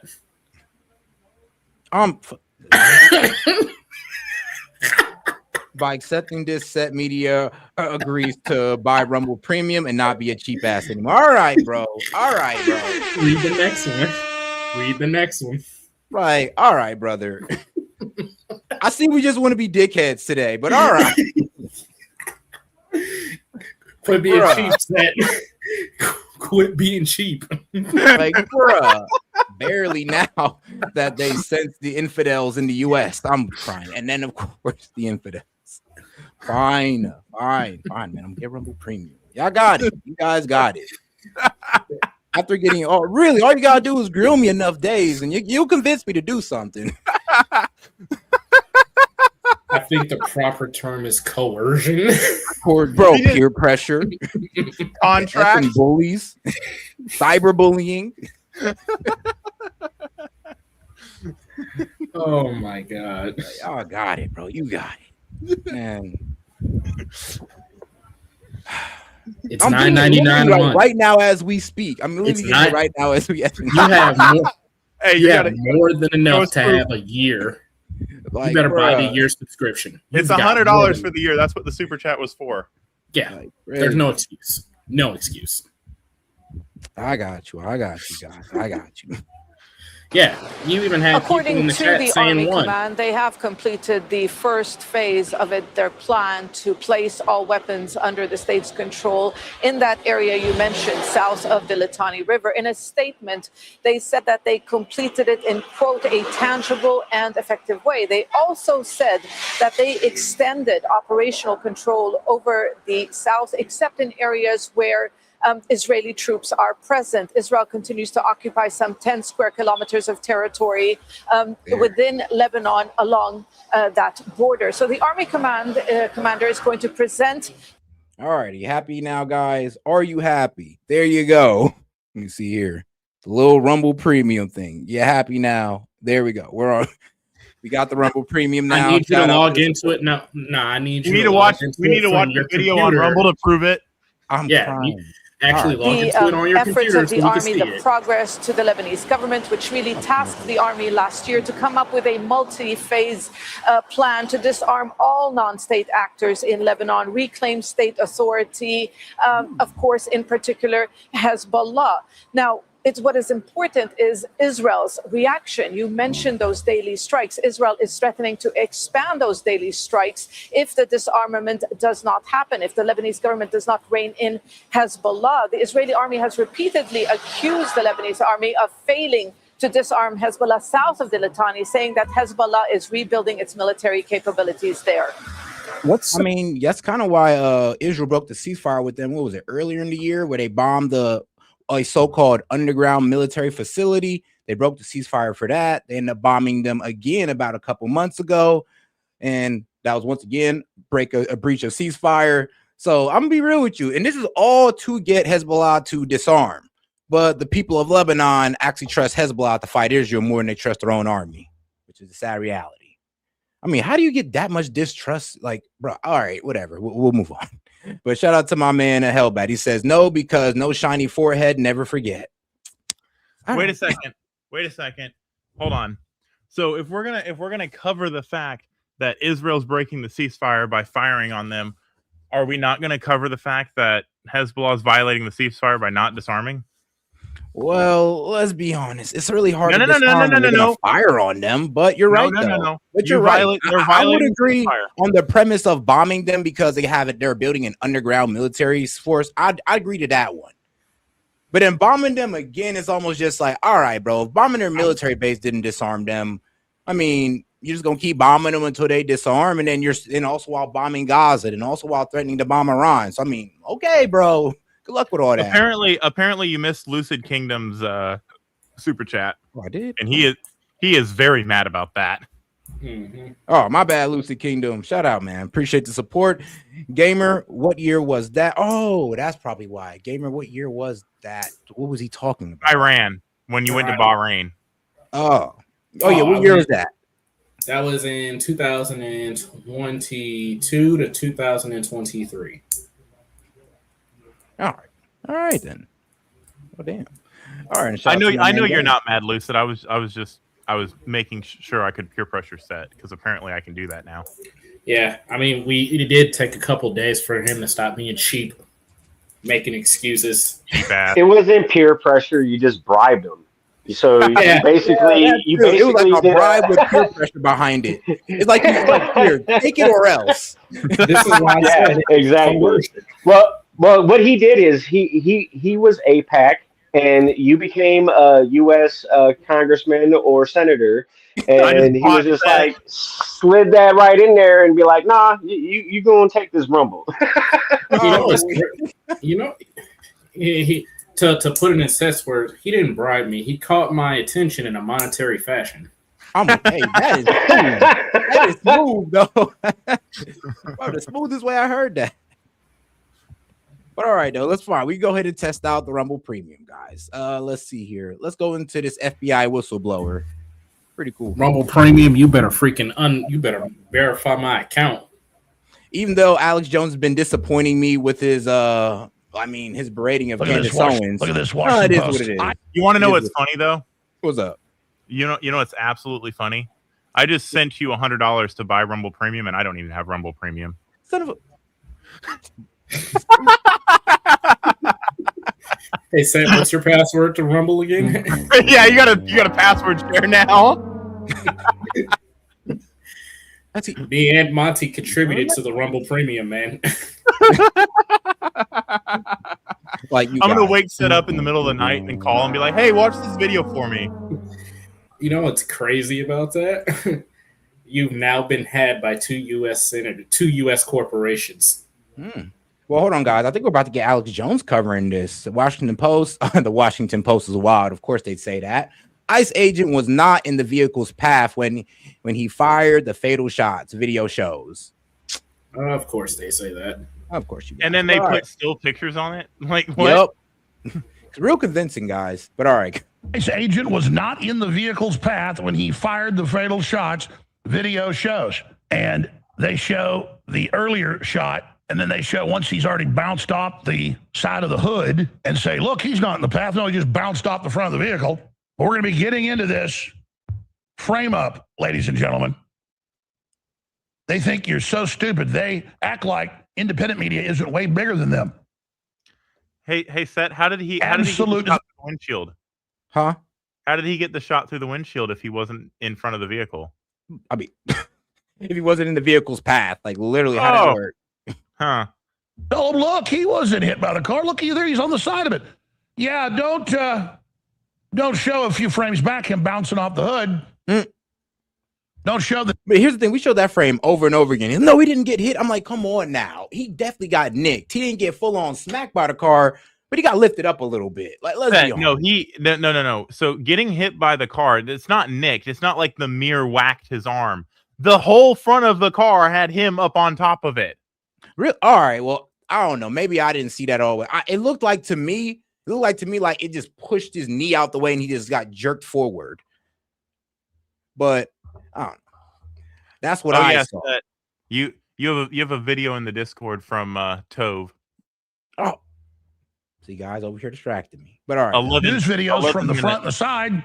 Hold on here. You go through the whole article. None of that. The issue that's going to be at stake here is going to be the deadly force policy, which comes out of DHS, and the deadly force policy for DHS and DOJ. It's essentially identical. I can recite it from memory. I've done it thousands of times. Here, overhead shot. You sent it to us.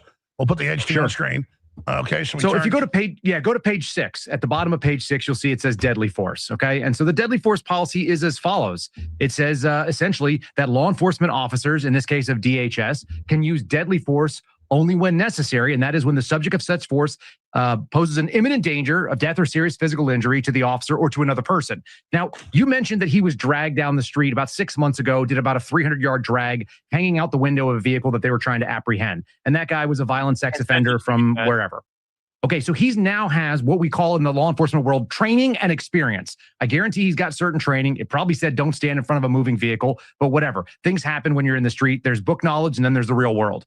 He's in front of a vehicle. He looks over and sees his buddy reaching in to try to put the vehicle in park or stop the woman from holding on to it, whatever the hell he was doing. You don't know what the buddy's doing. All you know is the only thing that's going to matter is the reasonable belief. That's the first part. So it has to be reasonable. He doesn't have to be right, Alex.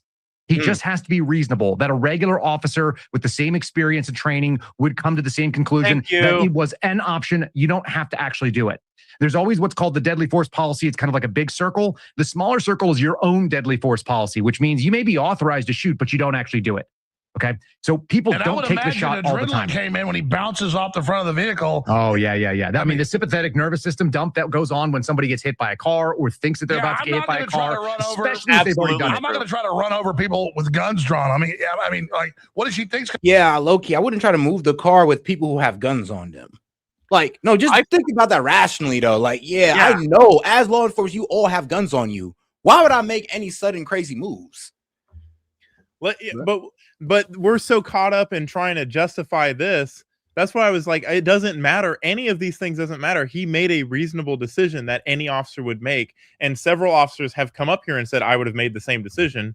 It doesn't matter what the left wants to hyperanalyze. It doesn't matter what we're hyperanalyzing. What did he fear?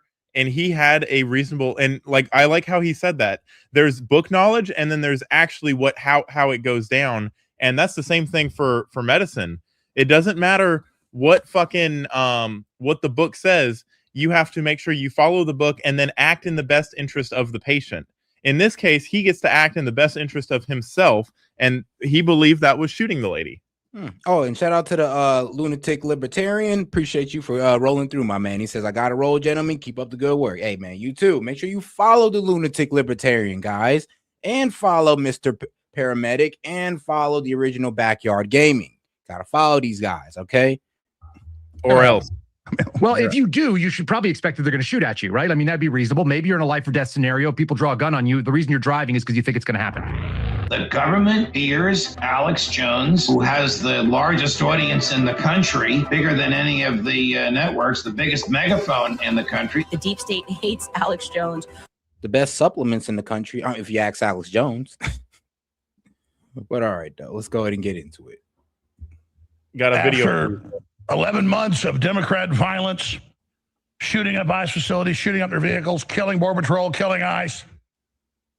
After all the attacks, the over 100 rammings, finally they got a dead woman.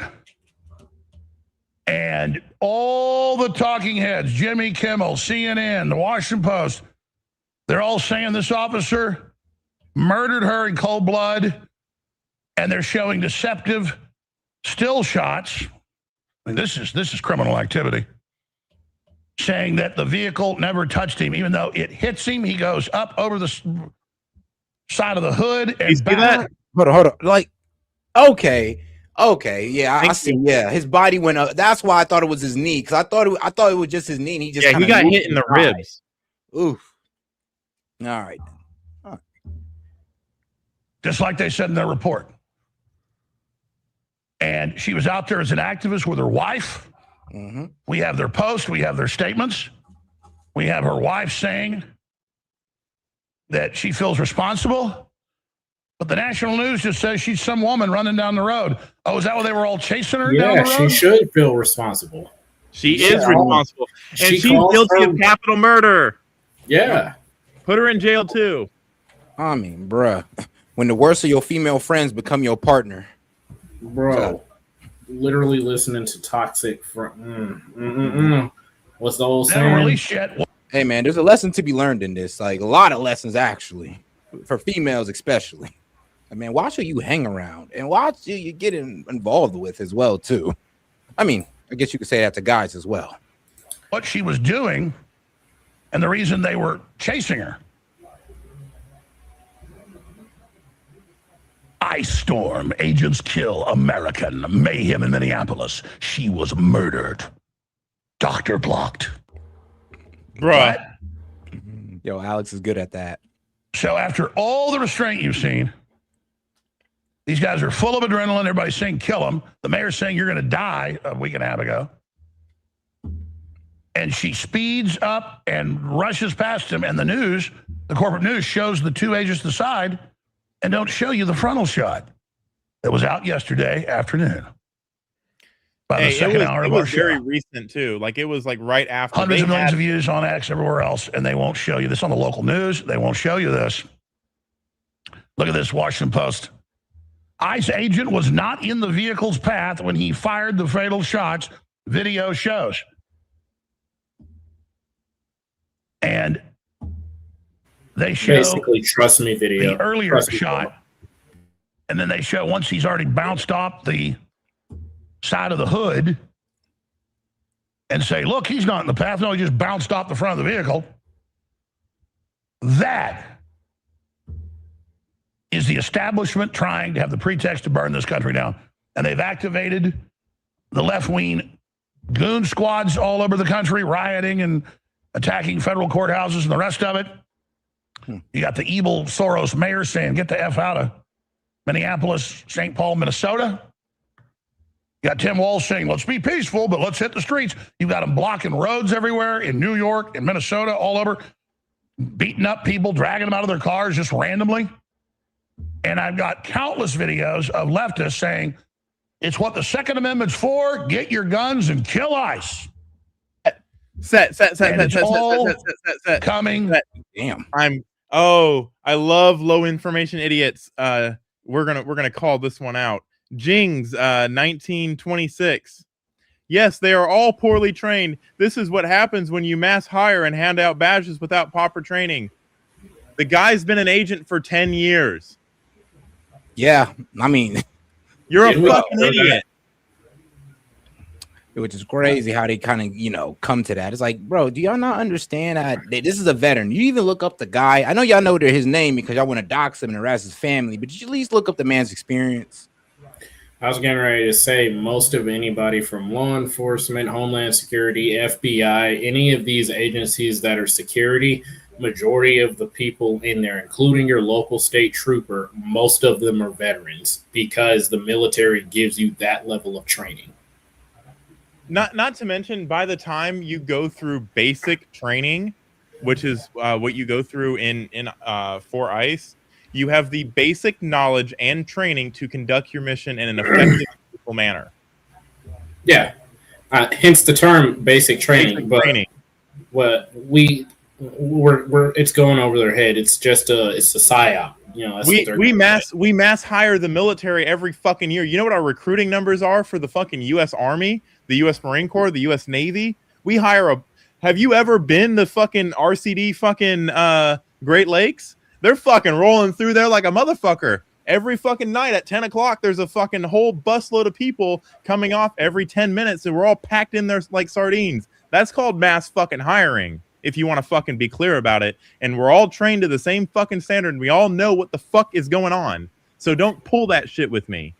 And then here's the crazy part. Let's take that a step further. I was once... Go ahead. I was going to say, let's take that a step further on top of what Monty just said. This is what happens when you hand anybody just a badge and a gun without knowing what to do. You realize there's 18 and 17-year-olds who are in special warfare that are handling clandestine missions that could literally throw the world into World War III. You realize that for a period of time that 18 to like 25-year-olds, I know because I was in that bracket at one point, were handling whole warships that could bring entire nations worth to their knees. Right. Like, you understand that's who has your nation's security in their hands? Bro, 18 to 27-year-olds are the mass majority of the military. Have you seen any boot camps that Insider does? It's fucking that is so stupid and fucking such a low information retard fucking take that I'm sorry, it's just fucking hilarious. We make arguments that, we can send our fucking boys overseas at 17 years old, but they can't crack a beer in the country that they're legally allowed to drink in. Like, that I promise you, do me a favor, go look up a video of processing, it's called P-Days, processing days in Navy boot camp. Man, they're all fucking on top of each other. Yeah. So mass hiring is not the problem. That's my point in saying this. The most elite fighting force in the world is fucking in that demographic and is mass hired on a daily basis. The fucking special operators that just went and yoinked Maduro, probably not a single one of them. The average age was probably 22. All right, let's keep it going. We're going to be getting into this frame up, ladies and gentlemen. They think you're so stupid. They act like independent media isn't way bigger than them. Absolute. Oh, look, he wasn't hit by the car. Look, he's on the side of it. Yeah, don't show a few frames back him bouncing off the hood. Don't show the news videos from the front and the side. You go through the whole article. None of that. Unbelievable. They published this today. 100% new. And the other channels are doing it too. And Jimmy Kimmel says, Kyle Seraphin, I know you sent me the code, the law. Was this a legal shooting for what you've seen? I've talked to other current feds I know today off record, and they said 100%. You can see that right there. He bounces off the front of the vehicle. And he didn't say, she hit me and I pulled the trigger. He didn't do that. He said, no, I thought she was trying to kill me and other people. I was a danger. I did. He's already been drugged 300 feet, stitches all over his body before 6 months ago. So you go to these war zones, you go where they have court orders, even stronger than a warrant, and you're impeding this, a totally constitutional duty. What do you expect? And now you've got the left trying to push their uprising, George Floyd 2.0. Your overview of this and where you think this is going, Kyle Seraphin, thank you so much for being here. Top FBI whistleblower. This was not anything more than a simple officer-involved shooting or an agent-involved shooting, and it happens occasionally. It's always tragic. Somebody lost their life. She made a series of poor decisions, not the least of which was apparently she's a 37-year-old mother with a 6-year-old at home or at school, and she thought it was her best use of her time to block ICE, obstruct a federal enforcement operation. She left her husband for this other woman. We now learned 3 years ago. The woman admits she brought her out there to do this. She feels bad about it. Good for her saying that. She went to a war zone and found a war. Yeah, look, and dragged an innocent mother into it because she wanted to be a social justice warrior. This lesbian lady probably didn't have any kids of her own. So, you know, who cares? I'm just going to throw her life in the mix. S.E.T, I'd like to apologize to the chat.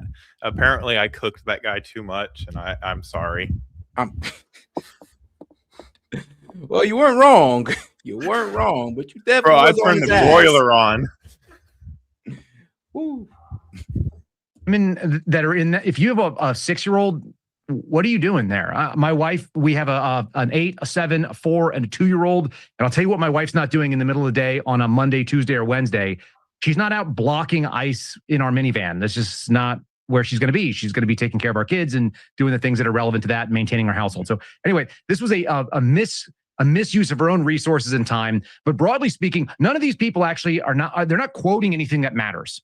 So the issue that's going to be at stake here is going to be the deadly force policy, which comes out of DHS, and the deadly force policy for DHS and DOJ. It's essentially identical. I can recite it from memory. I've done it thousands of times. Here, overhead shot. You sent it to us. We'll put the HD on screen.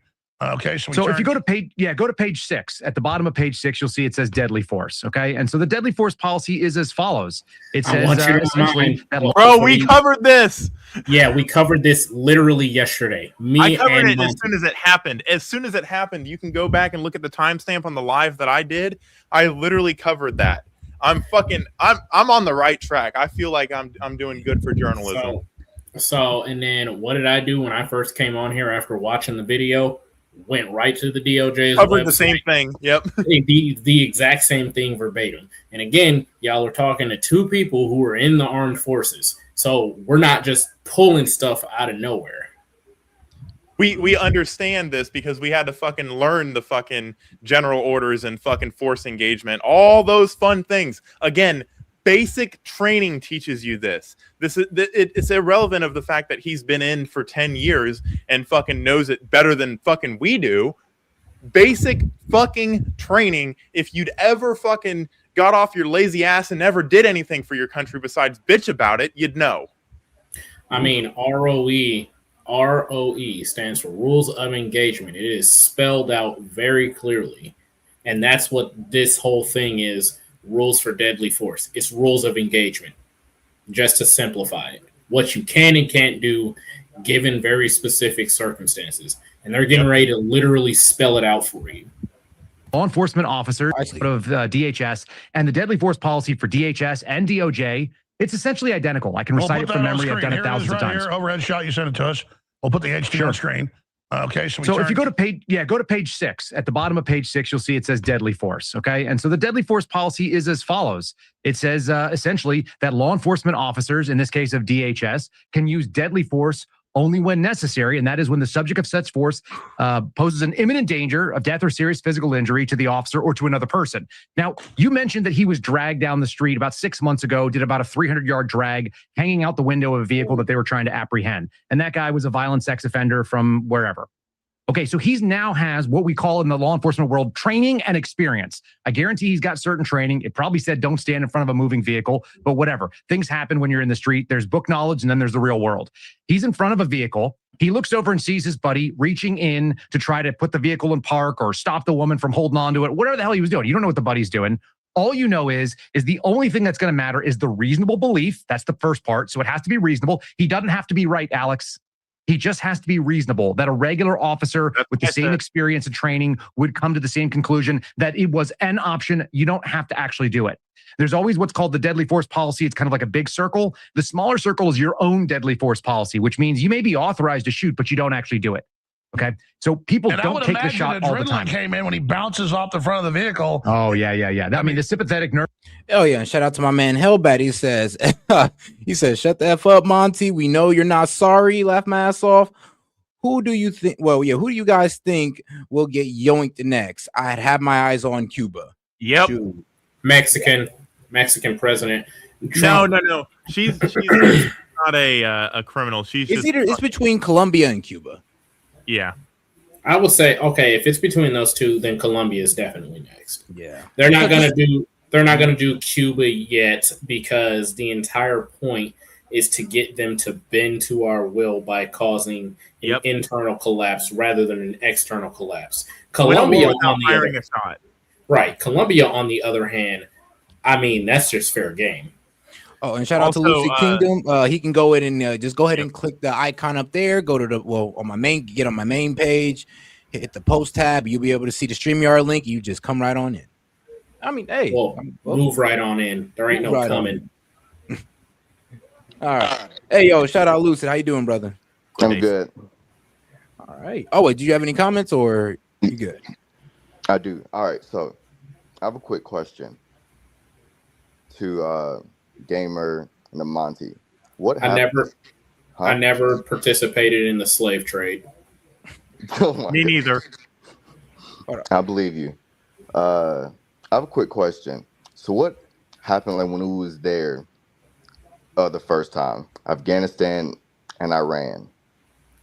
So the first time we were there in Iran, I know for a fact, like I said, this is based off of the history of becoming a mimeman. They teach you this when you go into A school. The first thing that actually happened to sum it all up in a pretty bow is the tanker wars happened, and then the mining of the Gulf Coast. That's what really No. I'm not talking about that. I'm talking about what was that? 2009 or then with Obama? Oh, 2009. Okay, so we weren't actually even really in Iran. They allowed us a very small section of their country to springboard into Afghanistan, because whether people know this or not, Afghanistan and Iran are mortal enemies. The fighting between those two countries is actually worse than the fighting between Israel and Iran.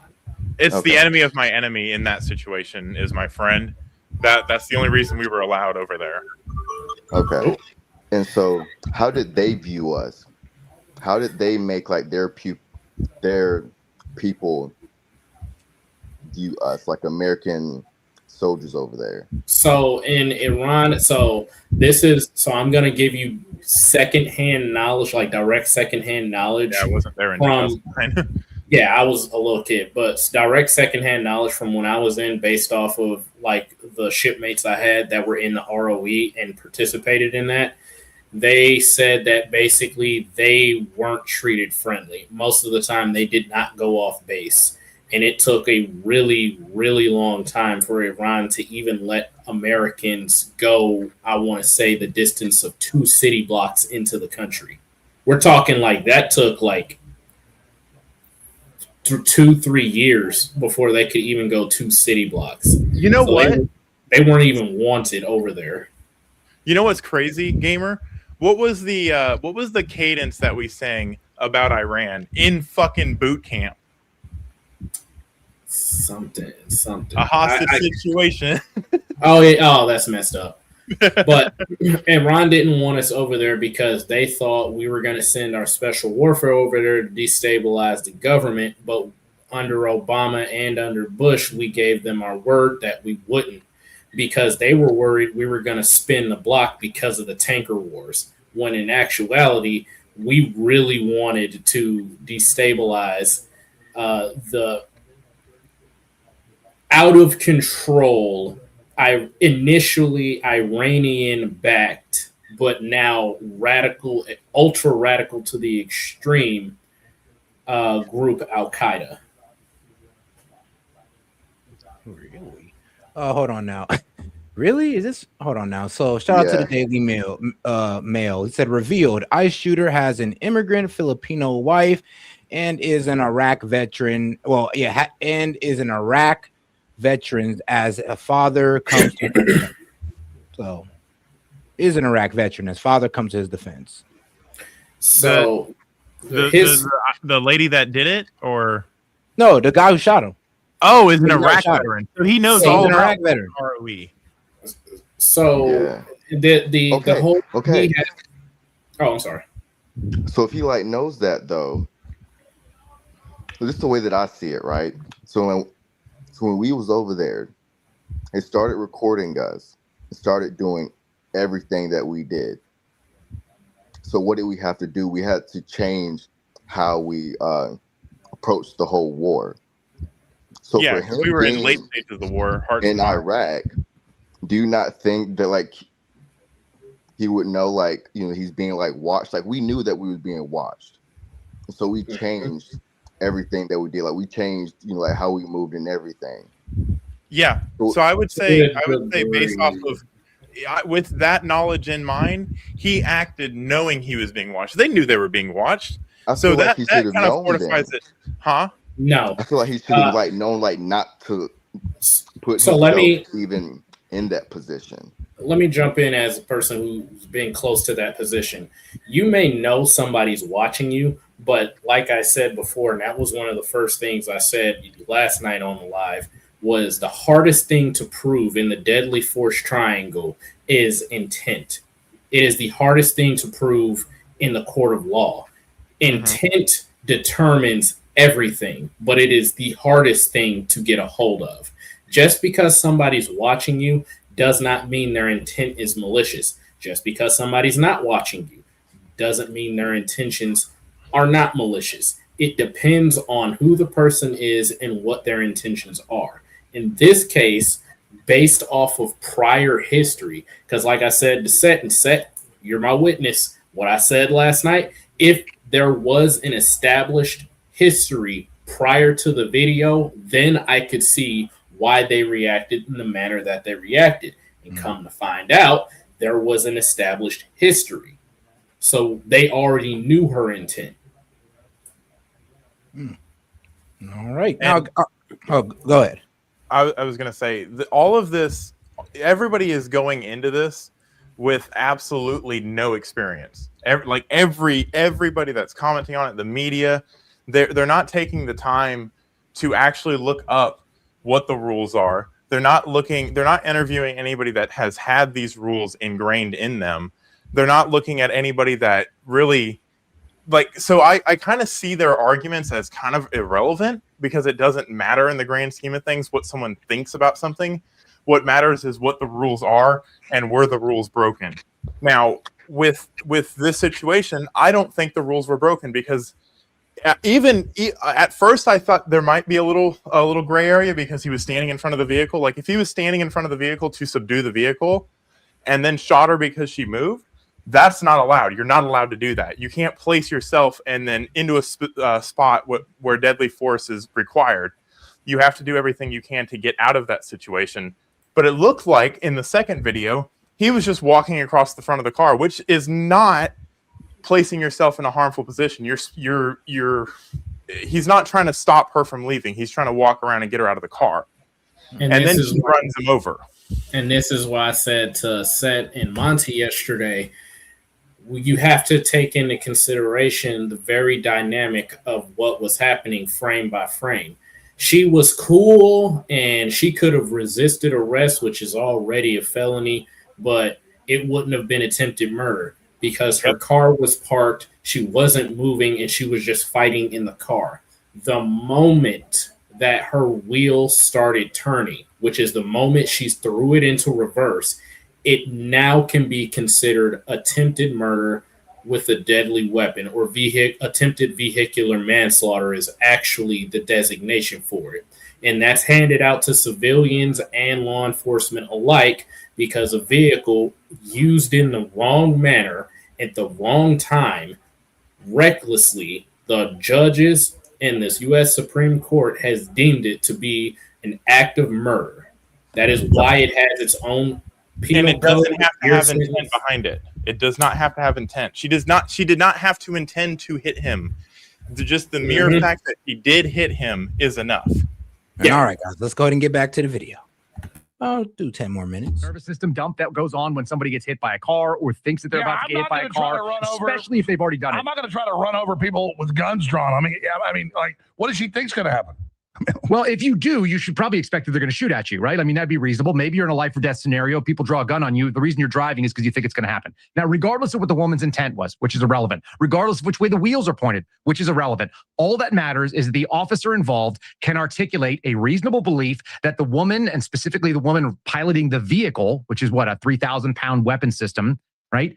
That it was in forward motion, that he heard the engine, that it, lurched towards him. And the minute that happened, he made a split-second decision to decide whether he was in imminent danger of death or serious physical injury. Doesn't matter if the shot was going to stop that. Doesn't matter whether or not, she hit him, even though it appears that she did. I want to point this out because they're playing the video on loop. Notice how he takes a step back and to the right, trying to get out of the way of the car. And she still goes straight into him. And then you see that jolt where he gets hit. He probably made every attempt to get out of the way and thought he was out of the way and then got fucking hit, which is why it looks like there's a delay.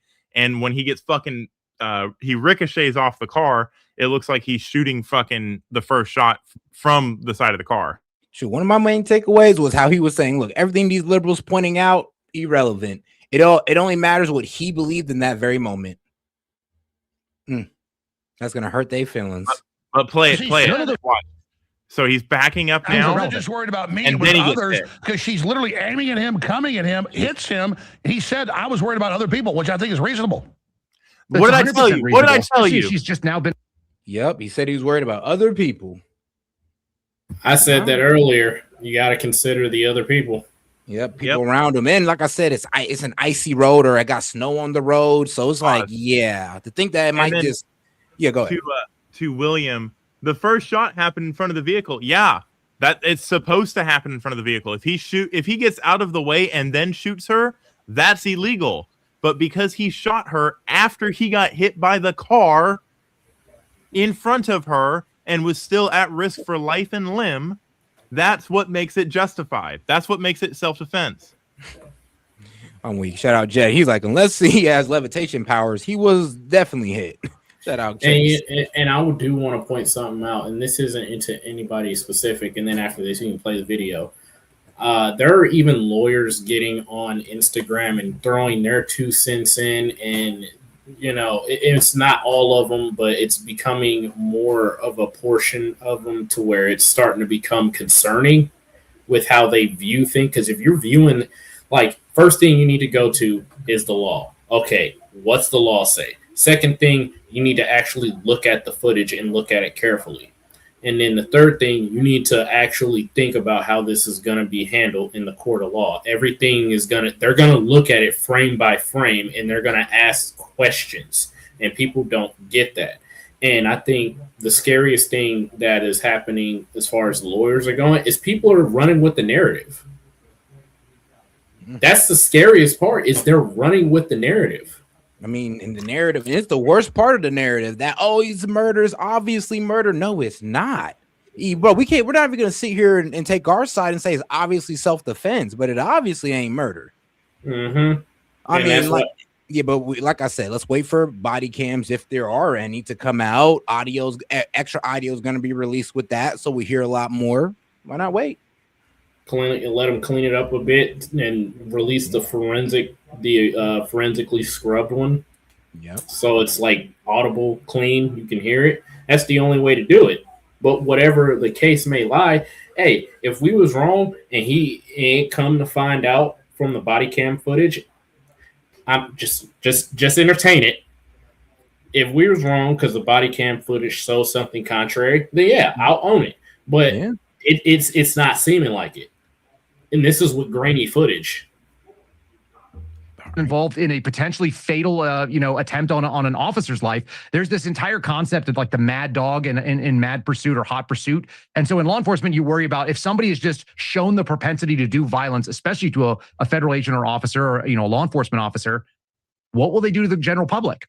And so his firing of the shot is going to be considered reasonable. I think I'm just speculating here based on what he's probably going to testify to. And he's going to give a shooting review. It's going to be people who understand the use of force continuum and what's supposed to be done there. There's case law over this. It's called Graham v. Connor. People can look it up. There's basically a three-pronged approach. It has to be something serious that the force is used on. So deadly force with a vehicle equals deadly force with a gun. That meets the serious category. Imminent danger of death or serious physical injury. Well, getting hit by a car can cause death or serious physical injury. And imminence is 3 feet in front of you. The vehicle moves right at you. That's as imminent as it gets. He bounces off the front. But notice Kimmel said she had no weapon. A 3,000-pound SUV is a weapon. And there's plenty of court decisions. The Seventh Circuit has already ruled on that a vehicle in motion can be considered a weapon system. There's plenty of examples of local cops and feds getting hit with vehicles. We all said it. We all said it earlier. Hold on, guys. Hold on now. Come on. Don't talk over him. We'll just wait up. 3 feet in front of you. The vehicle moves right at you. That's as imminent as it gets. He bounces off the front. But notice Kimmel said she had no weapon. A 3,000-pound SUV is a weapon.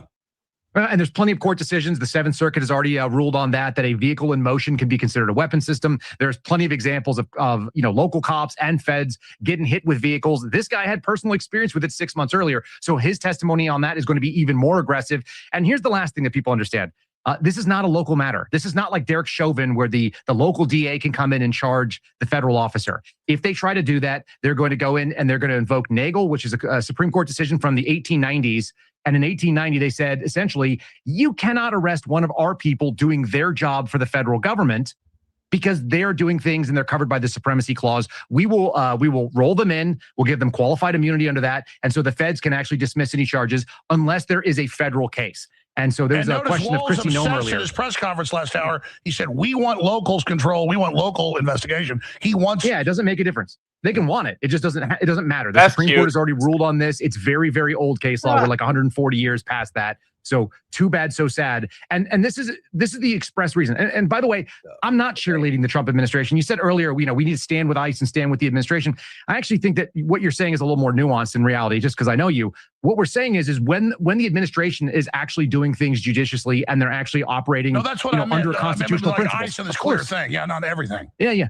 Exactly. So when you're constitutionally doing the job, and ICE has a authority to do this, this was passed by Congress. Nobody debates whether or not ICE can go in and round up people that are illegal.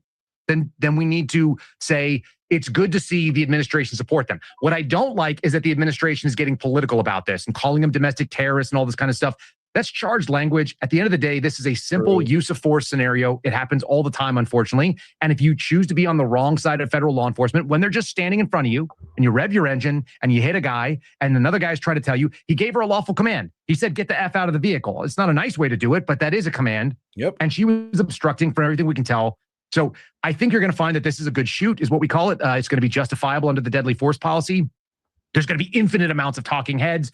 And what we see that's really dangerous is the people on the left are calling it murder. They're attacking federal buildings, courthouses. They're blocking roads, attacking people in New York, Minnesota. Hey, Seth, can you answer me something real quick? Sure.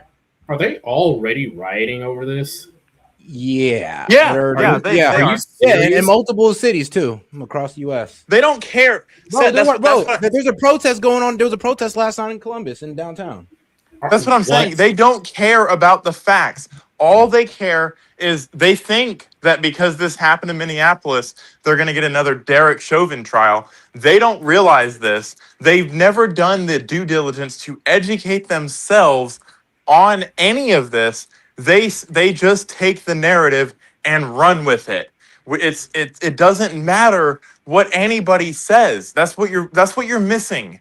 That's what you're missing. It doesn't matter how right or wrong he was. All they know is one of their beloved liberal hive mind leftists is dead and they want blood for it. That's all they care about. We live in a fucking... They're barbarians. Blood or a life sentence, But all right, guys. Now, let's keep it going on this one. Actually, I think we covered this one enough. I do want to get over to this video here. Let this play out real quick, and I'll be right back. But let's go ahead and get into Redacted. Yeah, what's up? I'm gonna go potty. Can we play the Nux video? 11 minutes of it, please, and then we can leave it alone. Oh yeah. I sent it to you in your Discord. Wait, what about the one Tove sent? That is the one Tove is talking about. Yeah, but then Tove also sent a music video that I'll play before we get back into the subject here. But where in God's name, bro? I had it. Wait, it's right here. Is it right here? It's Nux. Nuxacore. Or Nuxanor. Found it. Okay, you're right. Found it. Actually, I didn't know who this guy was. He's fucking hilarious. And so I looked at it, I was like, oh, this is like one of them I guess AI generated characters that he played behind. It's kind of badass. Yeah. I'm not even gonna lie. It's kind of cool. Yeah, it's a cover over his face, like it's like a green screen. Bro, that is so raw. I'm not even gonna lie to you. Bro, it's fucking hilarious. Wouldn't do it, but 11 minutes. 11 minutes is all you need. All right. And you'll be radicalized just like me. What the heck?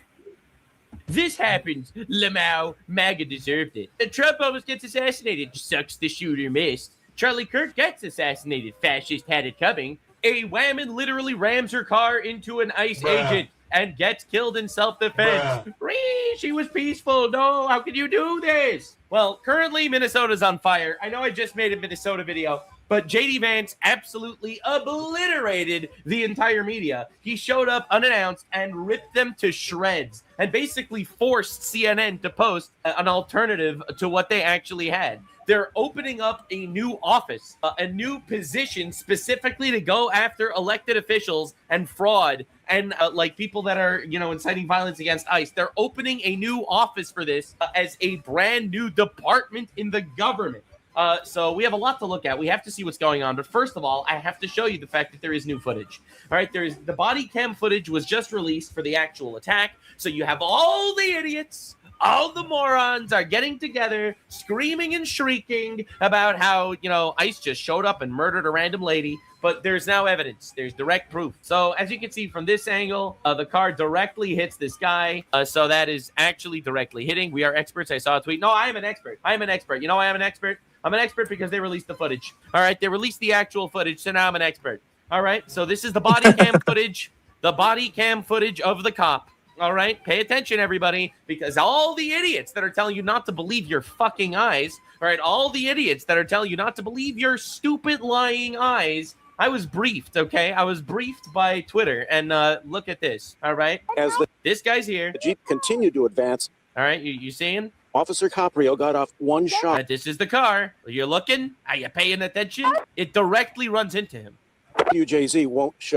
Bro, is this even the right footage? I feel like I'm just literally looking at the wrong footage right now. That's crazy. But anyway, that might be the wrong footage. The reality is, Steven Crowder literally redid the entire situation because one of the people was talking about how, oh no, the cop should have seen the wheel turn of the car. I'm at the exact distance, exact angle where he would be. Should be able to see the wheel turn within that fraction of a second, right? I've chosen to use a tiny little Keltec unloaded with a laser so you can see. So he's right here. There he is. All right, from here I can't see the wheel. Yeah. He draws his gun and then, you try and hit me now. She comes forward a little bit. Okay, there you go. That's enough.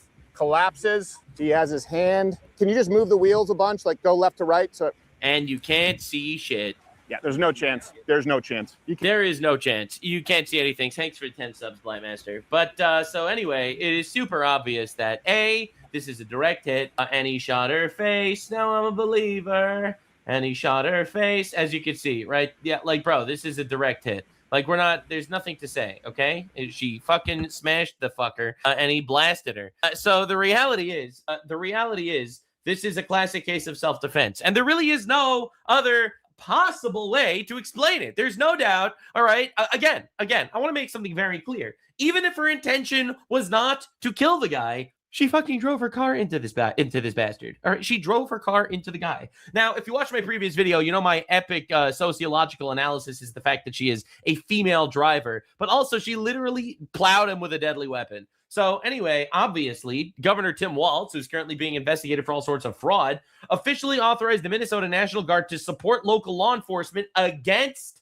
ICE. Against ICE. He's actually trying to start a civil war. Now, the insane situation is ICE agents allegedly shoot 2 people in Portland, city officials say. This took place about literally now. This just happened. This just fucking happened 10 minutes ago as at the time of recording this video. So information is not out yet on this, but I'll obviously cover this as it goes on because this is getting fucking hairy as shit. And the reason why this is happening is because the Democrats are literally all yelling at their people to go attack people. Like, I'll be real. If I would be getting pulled over by ICE, you know what I would do? Not fucking drive a car into one of them. All right. That's what I would do. All right. The chances of survival increases immensely when you don't almost kill a cop.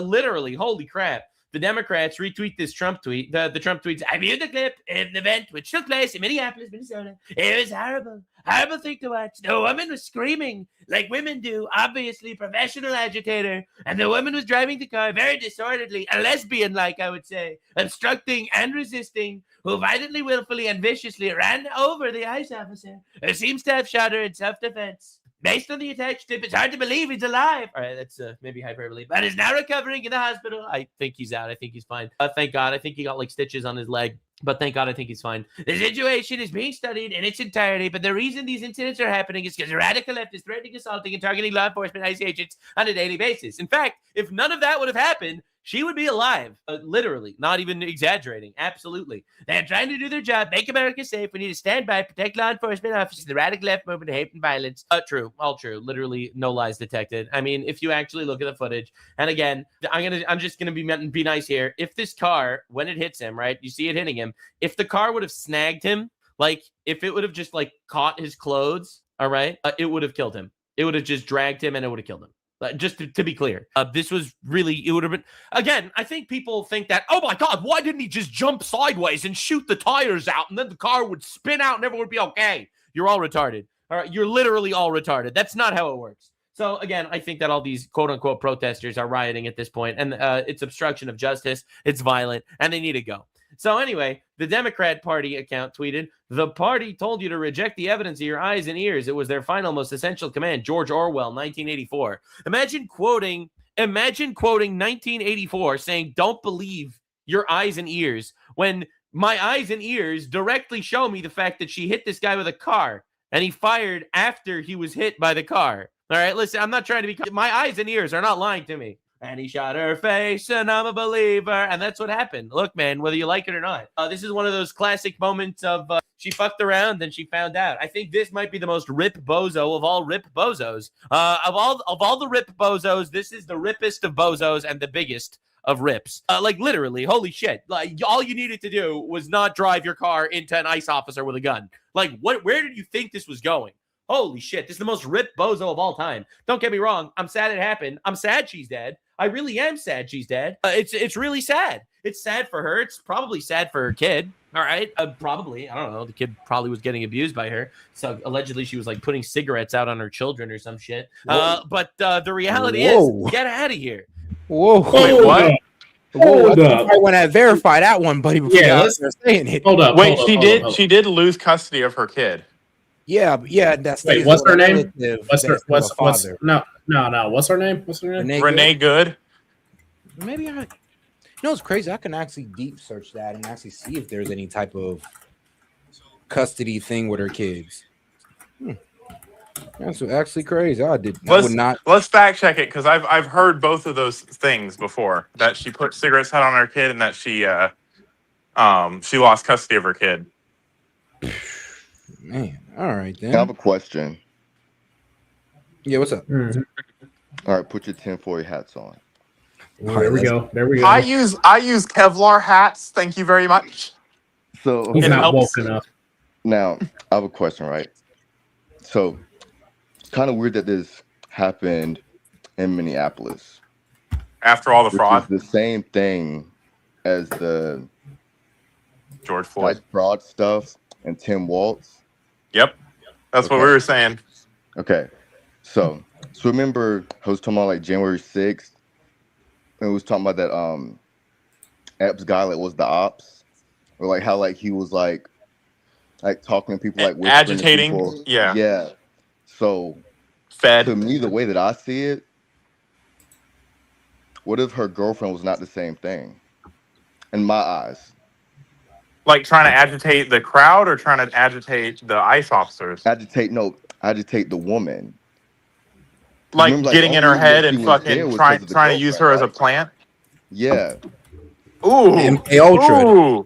Think about it. That's kind of weird how we catch on to the fraud stuff.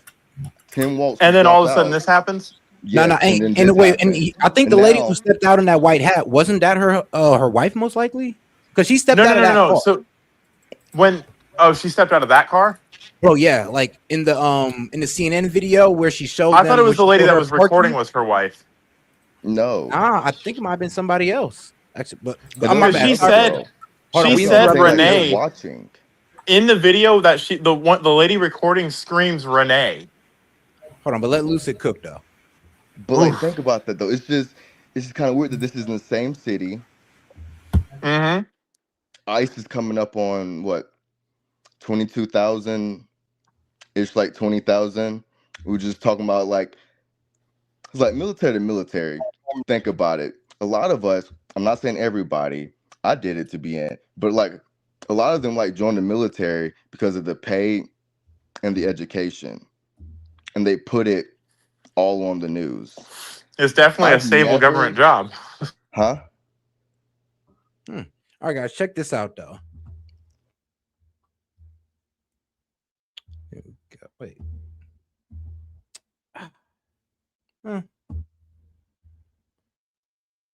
That makes sense.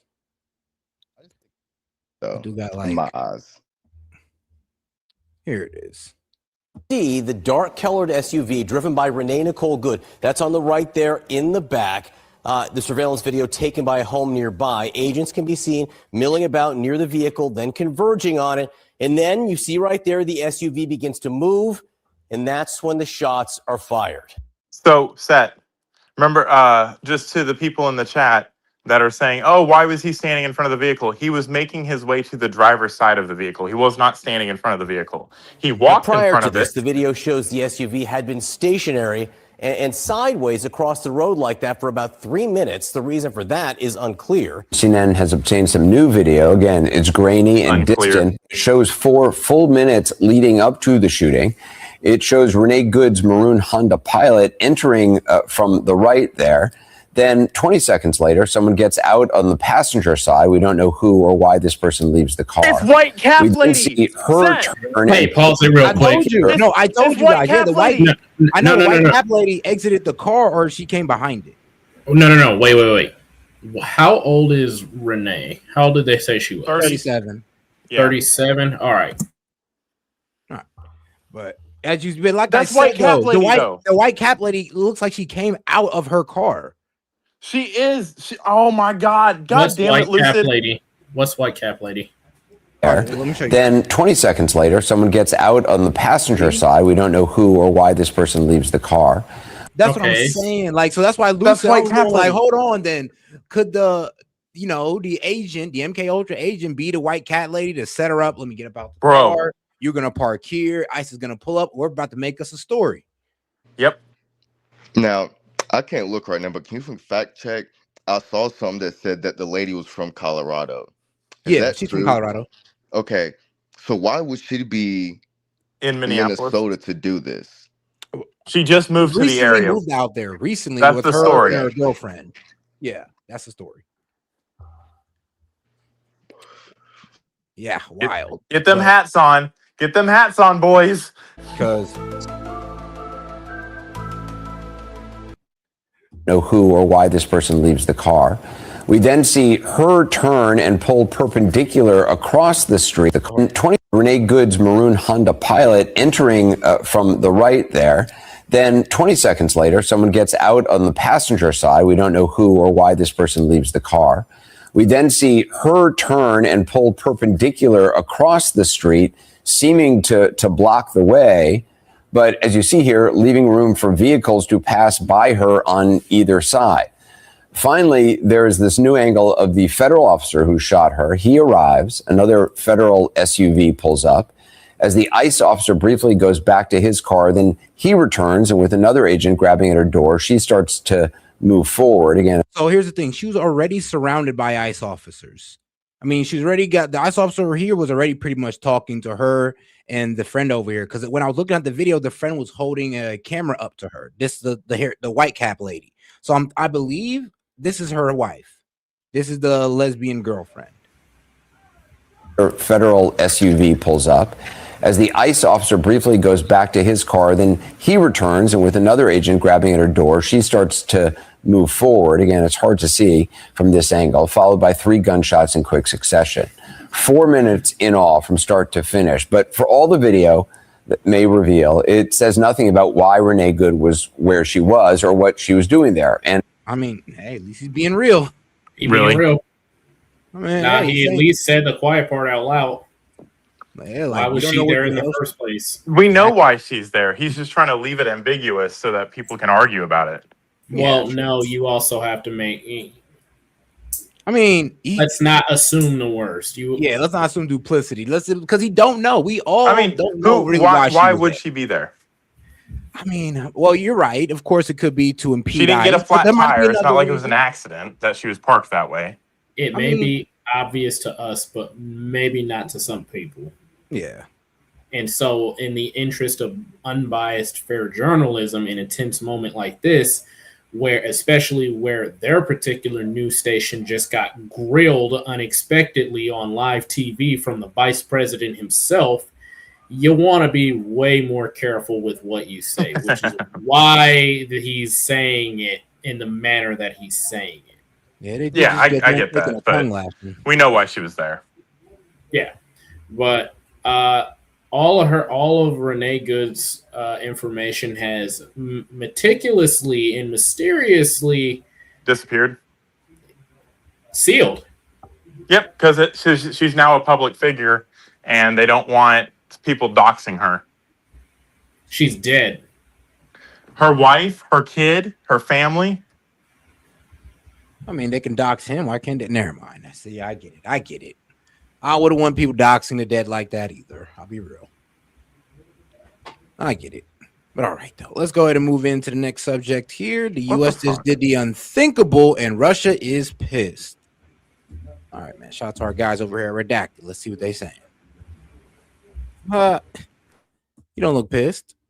Well, the U.S. military this morning carried out an operation landing U.S. Special Forces on board a Russian oil tanker that came out of the Caribbean. According to reports, it was a joint operation by Bondi's DOJ and Kristi Noem's Department of Homeland Security, which raises all kinds of questions, of course.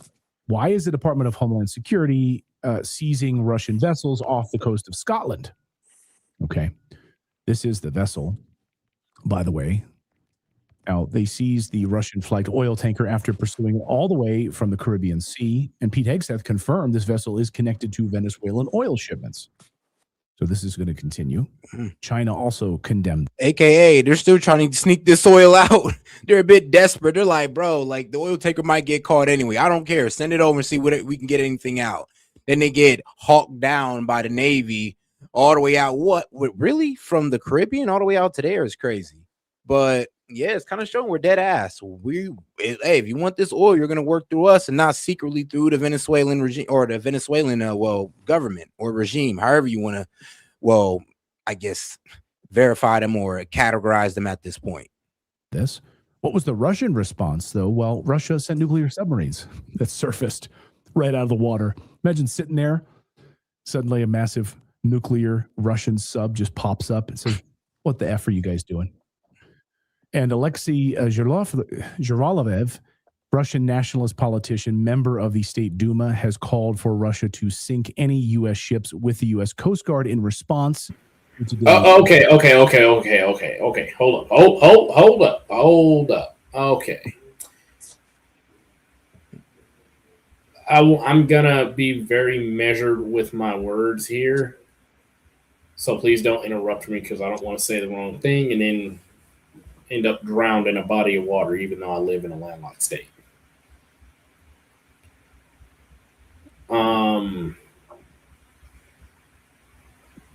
That can be considered international retaliation, which is a form of an act of war. What? Okay, so the United States seized a Russian tanker that was coming from Venezuela because we understand what the purpose in that ship is. And it's illegal for a ship.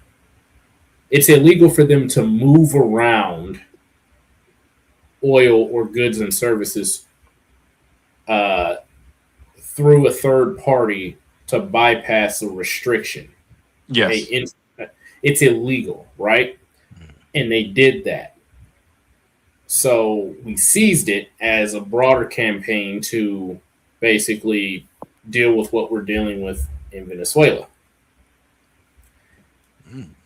Doing that, blowing up U.S. ships is not a good idea because that's counted as retaliation. Yes, to lawful actions. Unnecessary retaliation. Did they blow up a U.S. ship? No. Did I miss something? No. If they did that, I would not be here. Yeah. Man, how would he be going? It'd be like, they would have recalled me in a heartbeat. They touched our boats. I was just thinking that about that meme, like about Japan. Like the one thing you don't do is don't touch America's boats. Yes. We're very serious about our boats. I mean, they're expensive, bro. Like, come on now. They are. And there's people on them, asshole. I know, but I mean, there's more dollars than people. Okay, I'm playing. There are more dollars than people. You are right about that. That is what Uncle Sam ultimately cares about. But fuck. I ain't gonna lie to you, bro. The Gerald R. Ford class supercarrier that was released $2.4 billion, and they're building 2 more. Yeah, I'd ask him like, if you only got $2.4 billion, don't touch my boat. So gaming. I want to. What do you mean? What do you mean by that's an act of war? Are you saying we committed an act of war? No, if they blow up our ships in response to the seizure of a oil tanker, then that is considered an act of war because it is an unjust and unnecessary retaliation based off of a lawful seizure on an illegitimate military target. Got you. Mm-hmm. So my internet cut out, so I didn't hear the first part of the video. Is Russia saying that's what they're going to do? Yes. In fact, it says it right here, to attack with torpedoes to sink a couple of American Coast Guard boats. You are not allowed under international maritime law. Which is actual international law, for the record. You are not allowed to attack. You are allowed to seize. Keyword, seize. Yep. You are allowed to seize non-combatant ships provided that the legality of the seizure is well within national or international law. Basically, if a nation's under sanction and they're trying to move stuff around anyway, you can seize that because by all rights and definitions, they're breaking the law. You cannot then attack a ship or retaliate against a country for enforcing said law. It's quite literally the exact same thing as people burning down cities and rioting because a woman hit an ICE officer with her car and he shot her, which is a lawful action. Yeah. So what I'm hearing is Russia's puffing out their chest and threatening us with war. Now, under the War Powers Act and under the Constitution, if we are attacked and war is declared upon us, I want gaming to fucking iterate this because apparently he has more fucking credibility than me that knows the same thing. What is that? How does the president respond to an act of war being committed upon us, and how does the country move forward?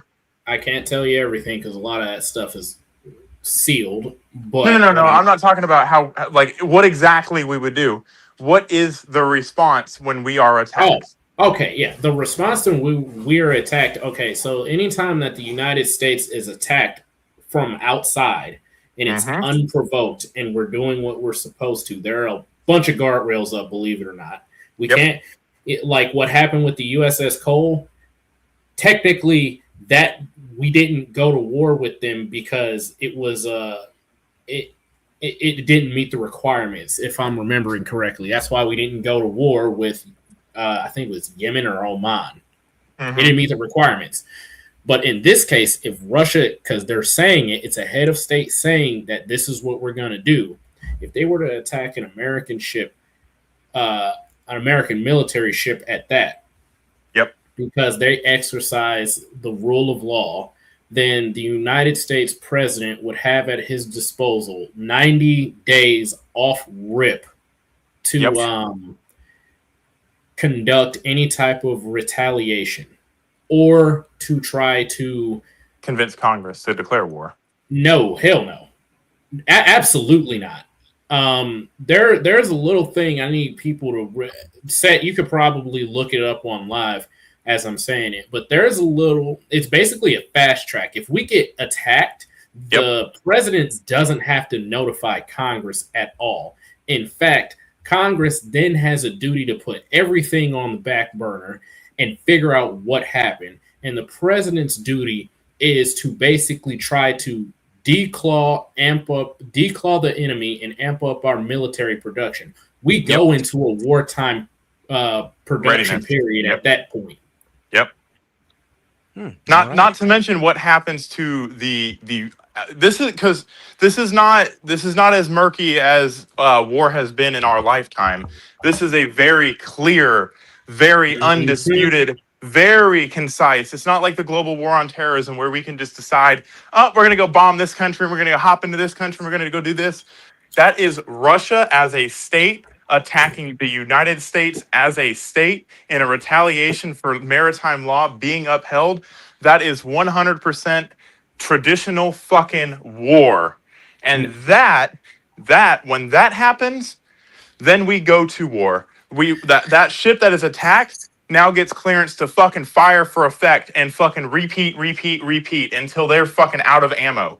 So I will hold up. There's more to it while I was deployed. So the first thing that happens is the plane, guys. I'm gonna land the plane. The first thing that will happen is they'll try to quickly disperse the fall of war. But since Russia is saying this outright, then they're more than likely not even going to try to do that, and they're going to close all the diplomatic channels. So there will be no more talking to Russia, and basically we'll start blowing up their ships until the United States gets official permission signed by Congress and then verified by the judicial branch to give the president the powers to go to war.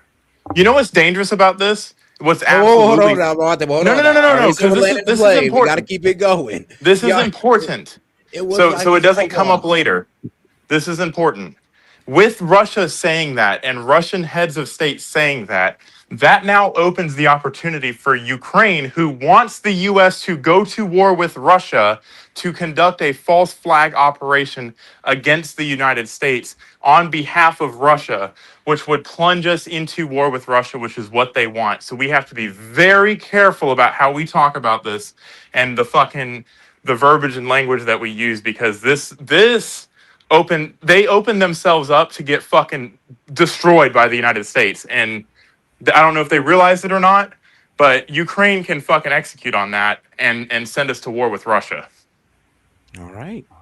Torpedoes to sink a couple of American Coast Guard boats. Normally, they guard their shore several thousand kilometers away. I think the United States, which is in a kind of euphoria of impunity after the special operation in Venezuela, can only be stopped now with such a click on the nose. So basically attacking American ships in response. And then in response, Russia launched the giant one, massive submarine on its way to the region right now. So all of this to say, what the hell are we doing? Colonel Dan Davis. Let me answer that question real quick. Joining us now. He's been kind enough to hang out with us while we had some technical issues here. Colonel, great to see you. I just wanted to get you on to get your analysis on all of this. Great to see you and Happy New Year. Thanks. Thanks to you. Always a pleasure to be here. Thanks for having me back. This situation here. All right. Now, before I let him get into it, go ahead. All right. So I need you guys to understand something. That just got real. Okay? Really real. Hold up, Monty. Hold up. That just got real. And people in the chat need to understand just how real this is. That's not... I know what type of submarine that is. Nuclear, right? I'm not at liberty to say. That looks well. I would assume they would send one just because they like to showboat. I'm not again. It's a hunter killer fucking submarine for anybody that fucking I am at liberty to say, because I know that without knowing it.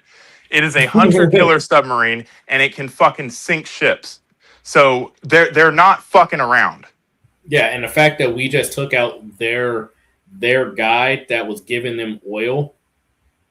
This is not merely just a flex of power. This is defensive posturing. That's intent. They are showing their intent to fight over this. I would not be surprised if in the next coming days, Texas, Louisiana, Alabama, Georgia, and Florida, you started seeing a lot of military hardware pile up in those states. Yeah, this is like I didn't know anything about this. Like normally I like to speak in fucking hyperbole and I try to be funny. This is real. Yes, that's 100% real. There's a reason why my tone shifted. Yeah. This is not something to be joking around with. I have a question. Gamer. Hmm. Honest question. I still got 2 years on my contract, like the last, Are you still in IRR? Yeah. Oof. Yeah. So is it are you asking like if we did go to war, would you be recalled? Yeah.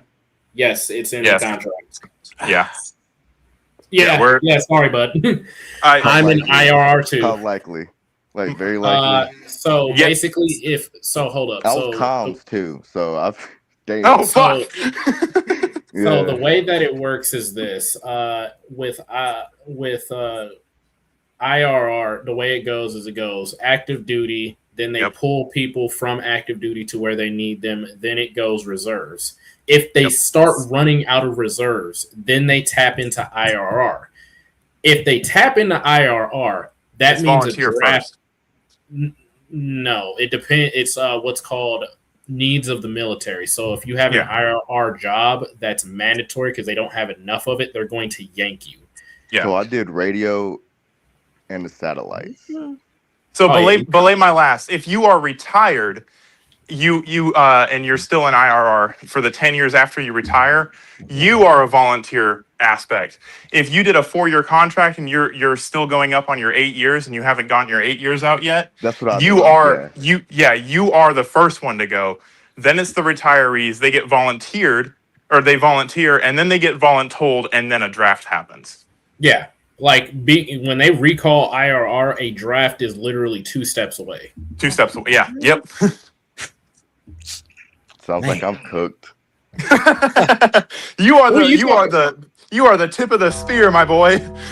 I'm the Don't worry though. Don't worry. That was a Marine too. Oh fuck! You up here with 2 killers. Nice. Oh. Dang, Set. You finna have an empty live if that happened. I was about to say my fucking contract's gonna get pushed real fucking quick. Man, everybody's going. I'm like, huh? And I'm just gonna be here turned into a wartime correspondent. Like, bruh. Hey, I'll send you updates. Please, man. We're gonna start a Telegram chat. We're just gonna work from there. I'm gonna say my sources tell me. I haven't heard of gaming in a while. Like, what's going on with him? And then you see if all of a sudden we all just disappear, it's Hey, did anybody hear about Trump pretty much threatening to ban institutional investors from, buying single family homes? I am totally for that. I am totally, and so is the left. So is the left. God. So that might be a thing we can bridge the gap on and fucking actually come together on, because I think everybody on the fucking left and the right is tired of that. I'm like, threaten, boy, do it. Don't threaten. Please do it. Don't talk about it. Be about it. This money where your mouth, bro. If he did that, his approval rating would go through the roof. It would be at 90%. Like literally, you'd be like, bro, like we're putting diamond chains in the AI videos again, bro. Because that would fix the housing crisis at least enough to where people could actually buy houses. Or have a noticeable difference in price. Well, think about how many people would have to how many houses BlackRock and State Street would have to liquidate. The fucking price of a house would fucking plummet. It's not even just them. Actually, private investors are like everyday citizens, and they make up, correct me if I'm wrong, 45% of the market by themselves. These are the baby institutional. Yeah. We're talking about institutional. State Street, Vanguard, and I forgot the third one. State Street, BlackRock. Yep, BlackRock, State Street, Vanguard, every single time.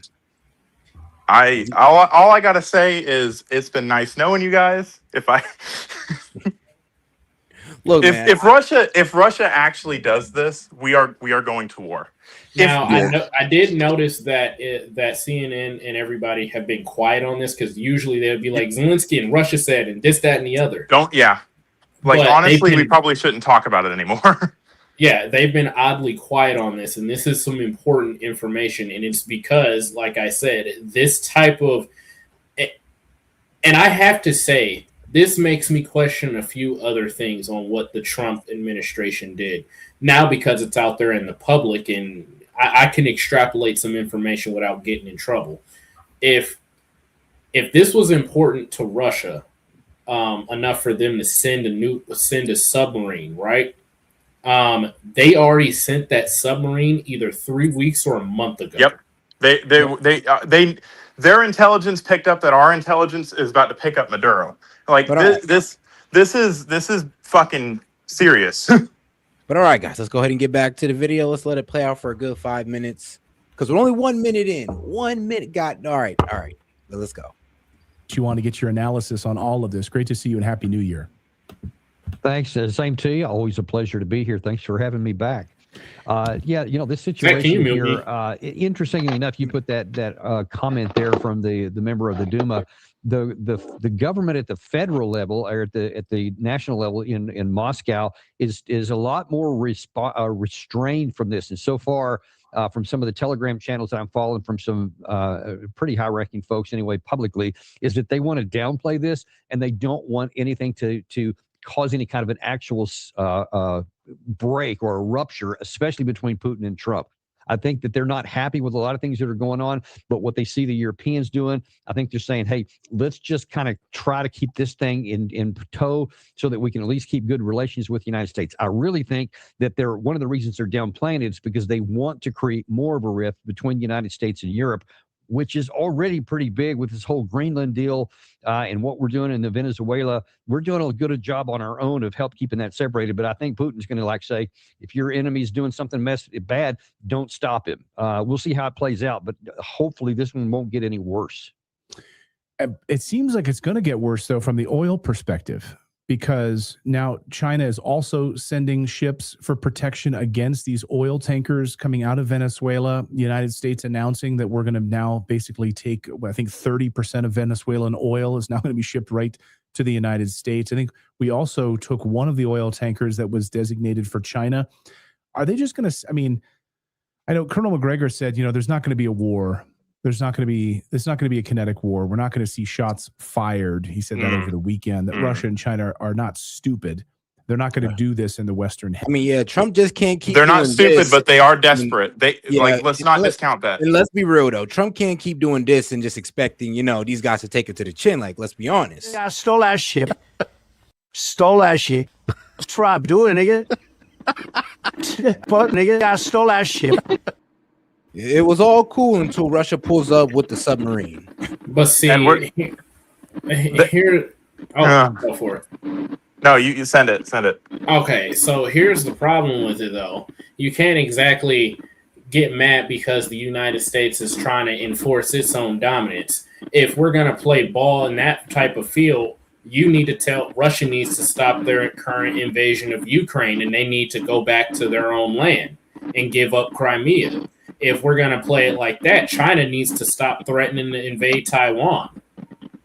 You do that first, and then we can maybe let Venezuela do what Venezuela do. But since Russia has invaded Ukraine, since China is making preparations to try to invade Taiwan with the little space they do have, who are you to tell us we can't technically invade our neighbor who actually stole 40% of the oil that our private companies bought fair and square? And all right, guys, just want to go for a quick pause. Let's keep it going. Hemisphere. But there's an economic war unfolding here. And what do you think the response will be from their side? They're just going to allow us to take their oil? Yeah, I think that there's not going to be any kind of a conflict now. It's not their oil. The problem is these things are all building up. And I'm concerned about where this may be headed because we're going in ways that are alienating literally everyone. And when we set this mentality up that we can do anything that we want, and nobody, and I mean nobody, not China, not Russia, not our allies in Europe, nobody can do anything to stop us, not our Constitution, not our laws. That is a really dangerous place, because I fear that that's going to embolden people to continue, and by people I mean Trump and those who surrounded him, like Stephen Miller, who is the biggest advocate of this, along with Secretary of War Hegseth and Marco Rubio, seem to all be cheerleading along.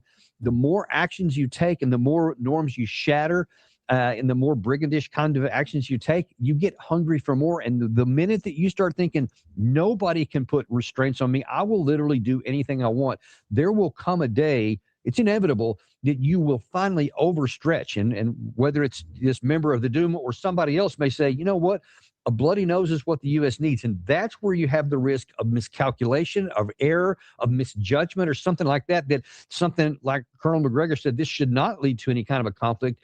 But if you go too far and you make too big of a mistake, things could take on a life of their own. And the actions we're taking right now are really, really dangerous for our own national security. Well, Senator Rick Scott today on Fox Business came out to talk about the next moves, Cuba, Nicaragua, and Colombia, and says that we're going to bring democracy back to the Western Hemisphere. Watch this. Oh. So proud of what the president did, and Marco Rubio and Pete Hegseth and everybody, our military, Maria Corina Machado, and what they did in Venezuela is going to change Latin America. This is the start of changing Venezuela. Then we're going to fix Cuba. Nicaragua will get fixed. Next year, we'll get a new president in Colombia. We're going to start. The democracy is coming back to this hemisphere. So the president. So democracy is coming back to this hemisphere. Colonel, you know that whenever the CIA gets involved in any regime change operations, it's been fantastic for America. It's been fantastic for the world. I think, you know, if they were an NFL team, they'd be like 0 for 16, right? I mean, Iraq, Afghanistan, Libya, Cuba before. Like, we haven't learned our lesson in Cuba before. I mean, the laundry list is long for the CIA's success in regime change operations. But Senator Scott, who, by the way, also receives upwards of about $400,000 from APEC, says this is great. And what a mockery of democracy. And honestly, how dare he use that word for what he's talking about? Because what he's talking about is nothing remotely close to democracy, which is self-determination and nations working together in peace, respecting the rule of law. That's the very heart of democracy. And what he is describing is more like piracy or autocracy, where I'm going to tell you what you're going to do. If I say I'm going to take your oil, I'm going to take your oil. But here's the effed up part, my man. I mean, the world is already like that. Like I said, there's first tier, second tier, and third tier countries. And those third tier countries, well, they're controlled by the second and first tier countries. So we've been had that going on. And as soon as a third tier or even a second tier countries goes outside the interest of a first tier country, they lose their sovereignty in a way. I mean, look at Ukraine. That's what's that has been the rule for as long as we've been around. As long as the United States has been around, that has been how it is. Trust me, I don't like it either, but I mean, it's a dog-eat-dog world. And if we don't act like that, if we don't act in our interest, what's going to happen is Russia and China are going to act in their interest, and their interest is not fucking within our interest. If you like your fucking way of life, you like having, power, you don't want them doing this. And, Trump was absolutely right to make this decision. It's a fucking, it might fucking cost us in the end, but this was the decision to make. Agreed. Oil, and you'll shut up and sit down, or I'll kill you. If you want to move something in the waters that I don't like, I will blow the boat up. I will seize it. That is not democracy. And listen, it's time for us to wake up. People who love America, who love our country. Bro, I'm so sick of this guy. I like this. Yes. I like him, but I'm sick of him already, because he's shouting about the rule of law, but he's not. First of all, he's a colonel, not the Navy. Okay, different set of rules. He's golly, but he's speaking for the Navy. It's not even like that. Like a colonel, there's a reason he's a colonel and not a captain. He doesn't know anything about fucking maritime engagements. What you can and can't do. you can absolutely see somebody. And you know what the crazy part is? The territorial waters of the United States actually kind of span into the middle of the Gulf of Mexico, particularly because of where Puerto Rico. Gulf of America. Gulf of America. I thought that was a meme. Didn't know it was real. It is real. We're Google so Maps serious. changed it. Look it up on Google Maps. Hold up, I'm gonna do that right quick. It's Gulf of America. But I'm gonna let you know now, Set. I'm gonna be very fucking careful with knowing that and knowing that's where we are in the world right now. I'm gonna be very fucking careful to express any political fucking leaning one way or the other. I am only talking about strategery, military wise, because I know I'm nobody, but I damn sure do not want to be sowing any kind of information in people's heads that might lead us to a war footing. All right, guys. The only way that we can. Yo, go ahead. What you about to say? Oh, yeah. So, yeah, this colonel is speaking out his butt. So, if you look on Google Maps, do you know where America's actual territorial waters stop? 200 miles from our coastline. That's the international law. That is 200 miles from your coastline. Okay. Negative. Really?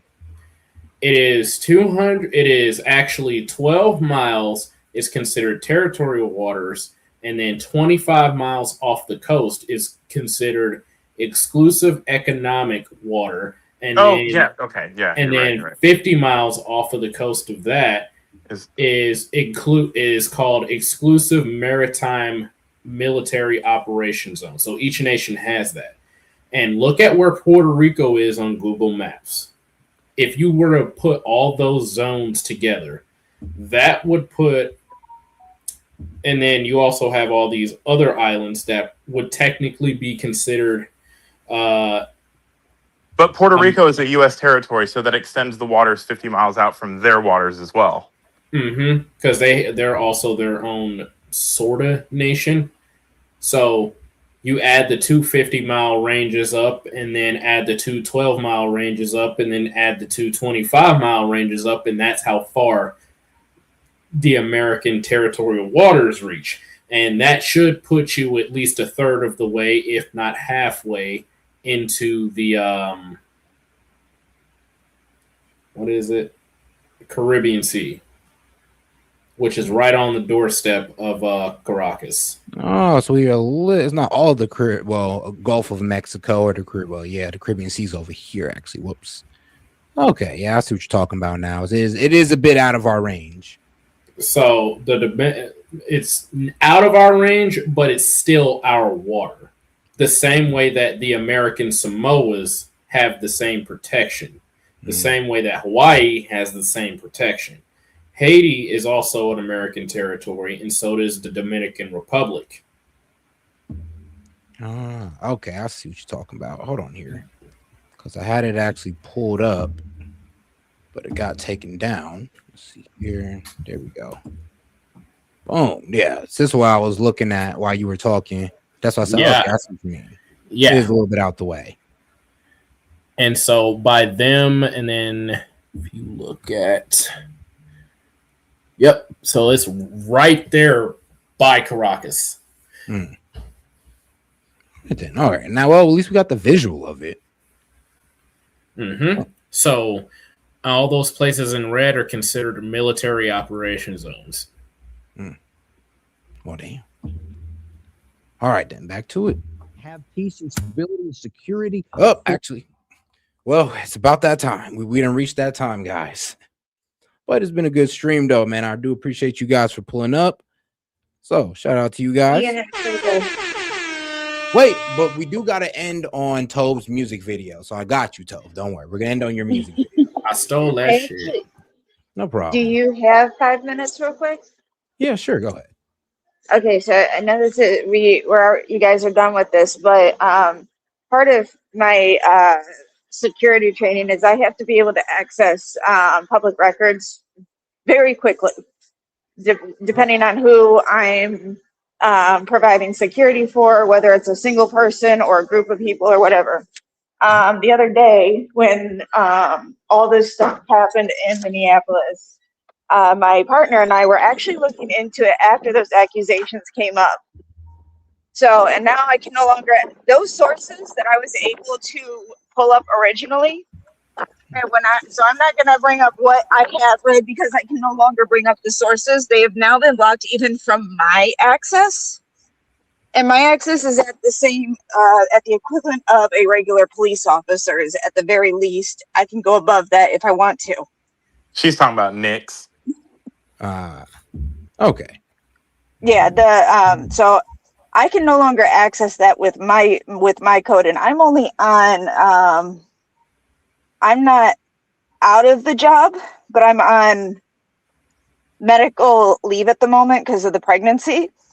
So now that I can no longer access her information like I could before, that tells me there is someone even higher that is actually cutting their information off from complete public records. Yeah, that's why I was like, I can't find anything, which means they sealed it. Yeah, it is sealed at a much higher level than state or much higher level than county, city, It's probably and even sealed by the state. DOJ. Honestly, Yep. it's probably sealed You by know the what DOJ. the crazy thing is? What? Is she met her girlfriend like a couple weeks ago to like a month ago. Bro, oh my God. That's Oh why my I was goodness. double checking into it. That is when you said that. That's why I triple checked telling it, and I you. even called my partner, who is still That's active weird. right now. He cannot access it, and he's got clearance at a federal level of being able to access records. Yeah. So I mean, there is a need to know aspect, and it probably got made need to know. Yeah. Interesting that the need to know information is her private life, which should be accessible by FOIA request or made publicly available because it's not considered confidential information. Not only that, but her ex-husband's information is also sealed. Oh yeah, they're hiding something. So they made him disappear pretty much.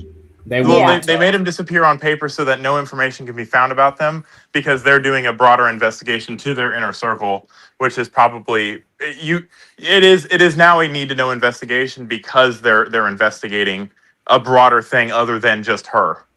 Yep. They don't want people like me, you, and gaming to go do our own investigations and compromise and preempt a real investigation into it. So they're not hiding anything; they're investigating something. I don't trust the government and love. I think it's honestly a little bit of both. I want to say it's a little bit of both. Yeah. I should technically, if it was at a state level, I should still be able, even though I'm on medical leave, I should still be able to access that information because I'm still certified. I can still, if needed, go in and protect certain levels of political people. I could still be their driver if I wanted to be. So I should still be able to access those records at the very least a state level. So I think it's a little bit of both of hiding and investigation. Especially considering this person is a martyr or a false martyr for a particular movement. Yes. Yeah. So if someone were to find something damaging or expository about her and they leak that to the public, you could create all out fucking pandemonium, which means something like that exists. Yeah. Just saying. That's why I'm saying I'm not going to. I cannot legally reveal what my partner and I found out the other night. I was looking into it for my own curiosity, but yeah, it's interesting that now today I can no longer access that. Hey, Tove would never kill herself. Yeah. Neither would I. Ooh, nobody in this panel would kill themselves. I hope, right? I am not suicidal. Everything is jokes here. But all right, guys. I'm gonna go ahead and close out on this one, man. I appreciate y'all for tuning in. Oh, well, I appreciate you guys for coming up, man. You know, you guys help make the show. Play the song. Play the show. No. All right, guys, and make sure you guys go ahead and subscribe to my man, Mr. Paramedic. Shout out Monty. You should go ahead and subscribe to my man Gaming, Liberal Lunatic, and shout out Tove. I think Tove has a channel as well, or you can catch her on Monty's Not channel. yet. I will be on Monty's whenever he wants me up there, though. Shout out to S.E.T for buying Rumble Premium. Rumble Premium. Well, it's actually me that bought the Rumble Premium. I just I helped too. But all right, guys. So let me go ahead and get into Tove's video because I actually like this song, bro. This is like the anthem all through the election. Are you talking about Plead the Fifth? No. Oh. That one I'll post for next show. All right, guys. Let's go ahead and get into it, man. All right, man. I'll catch you guys on the next one. Peace.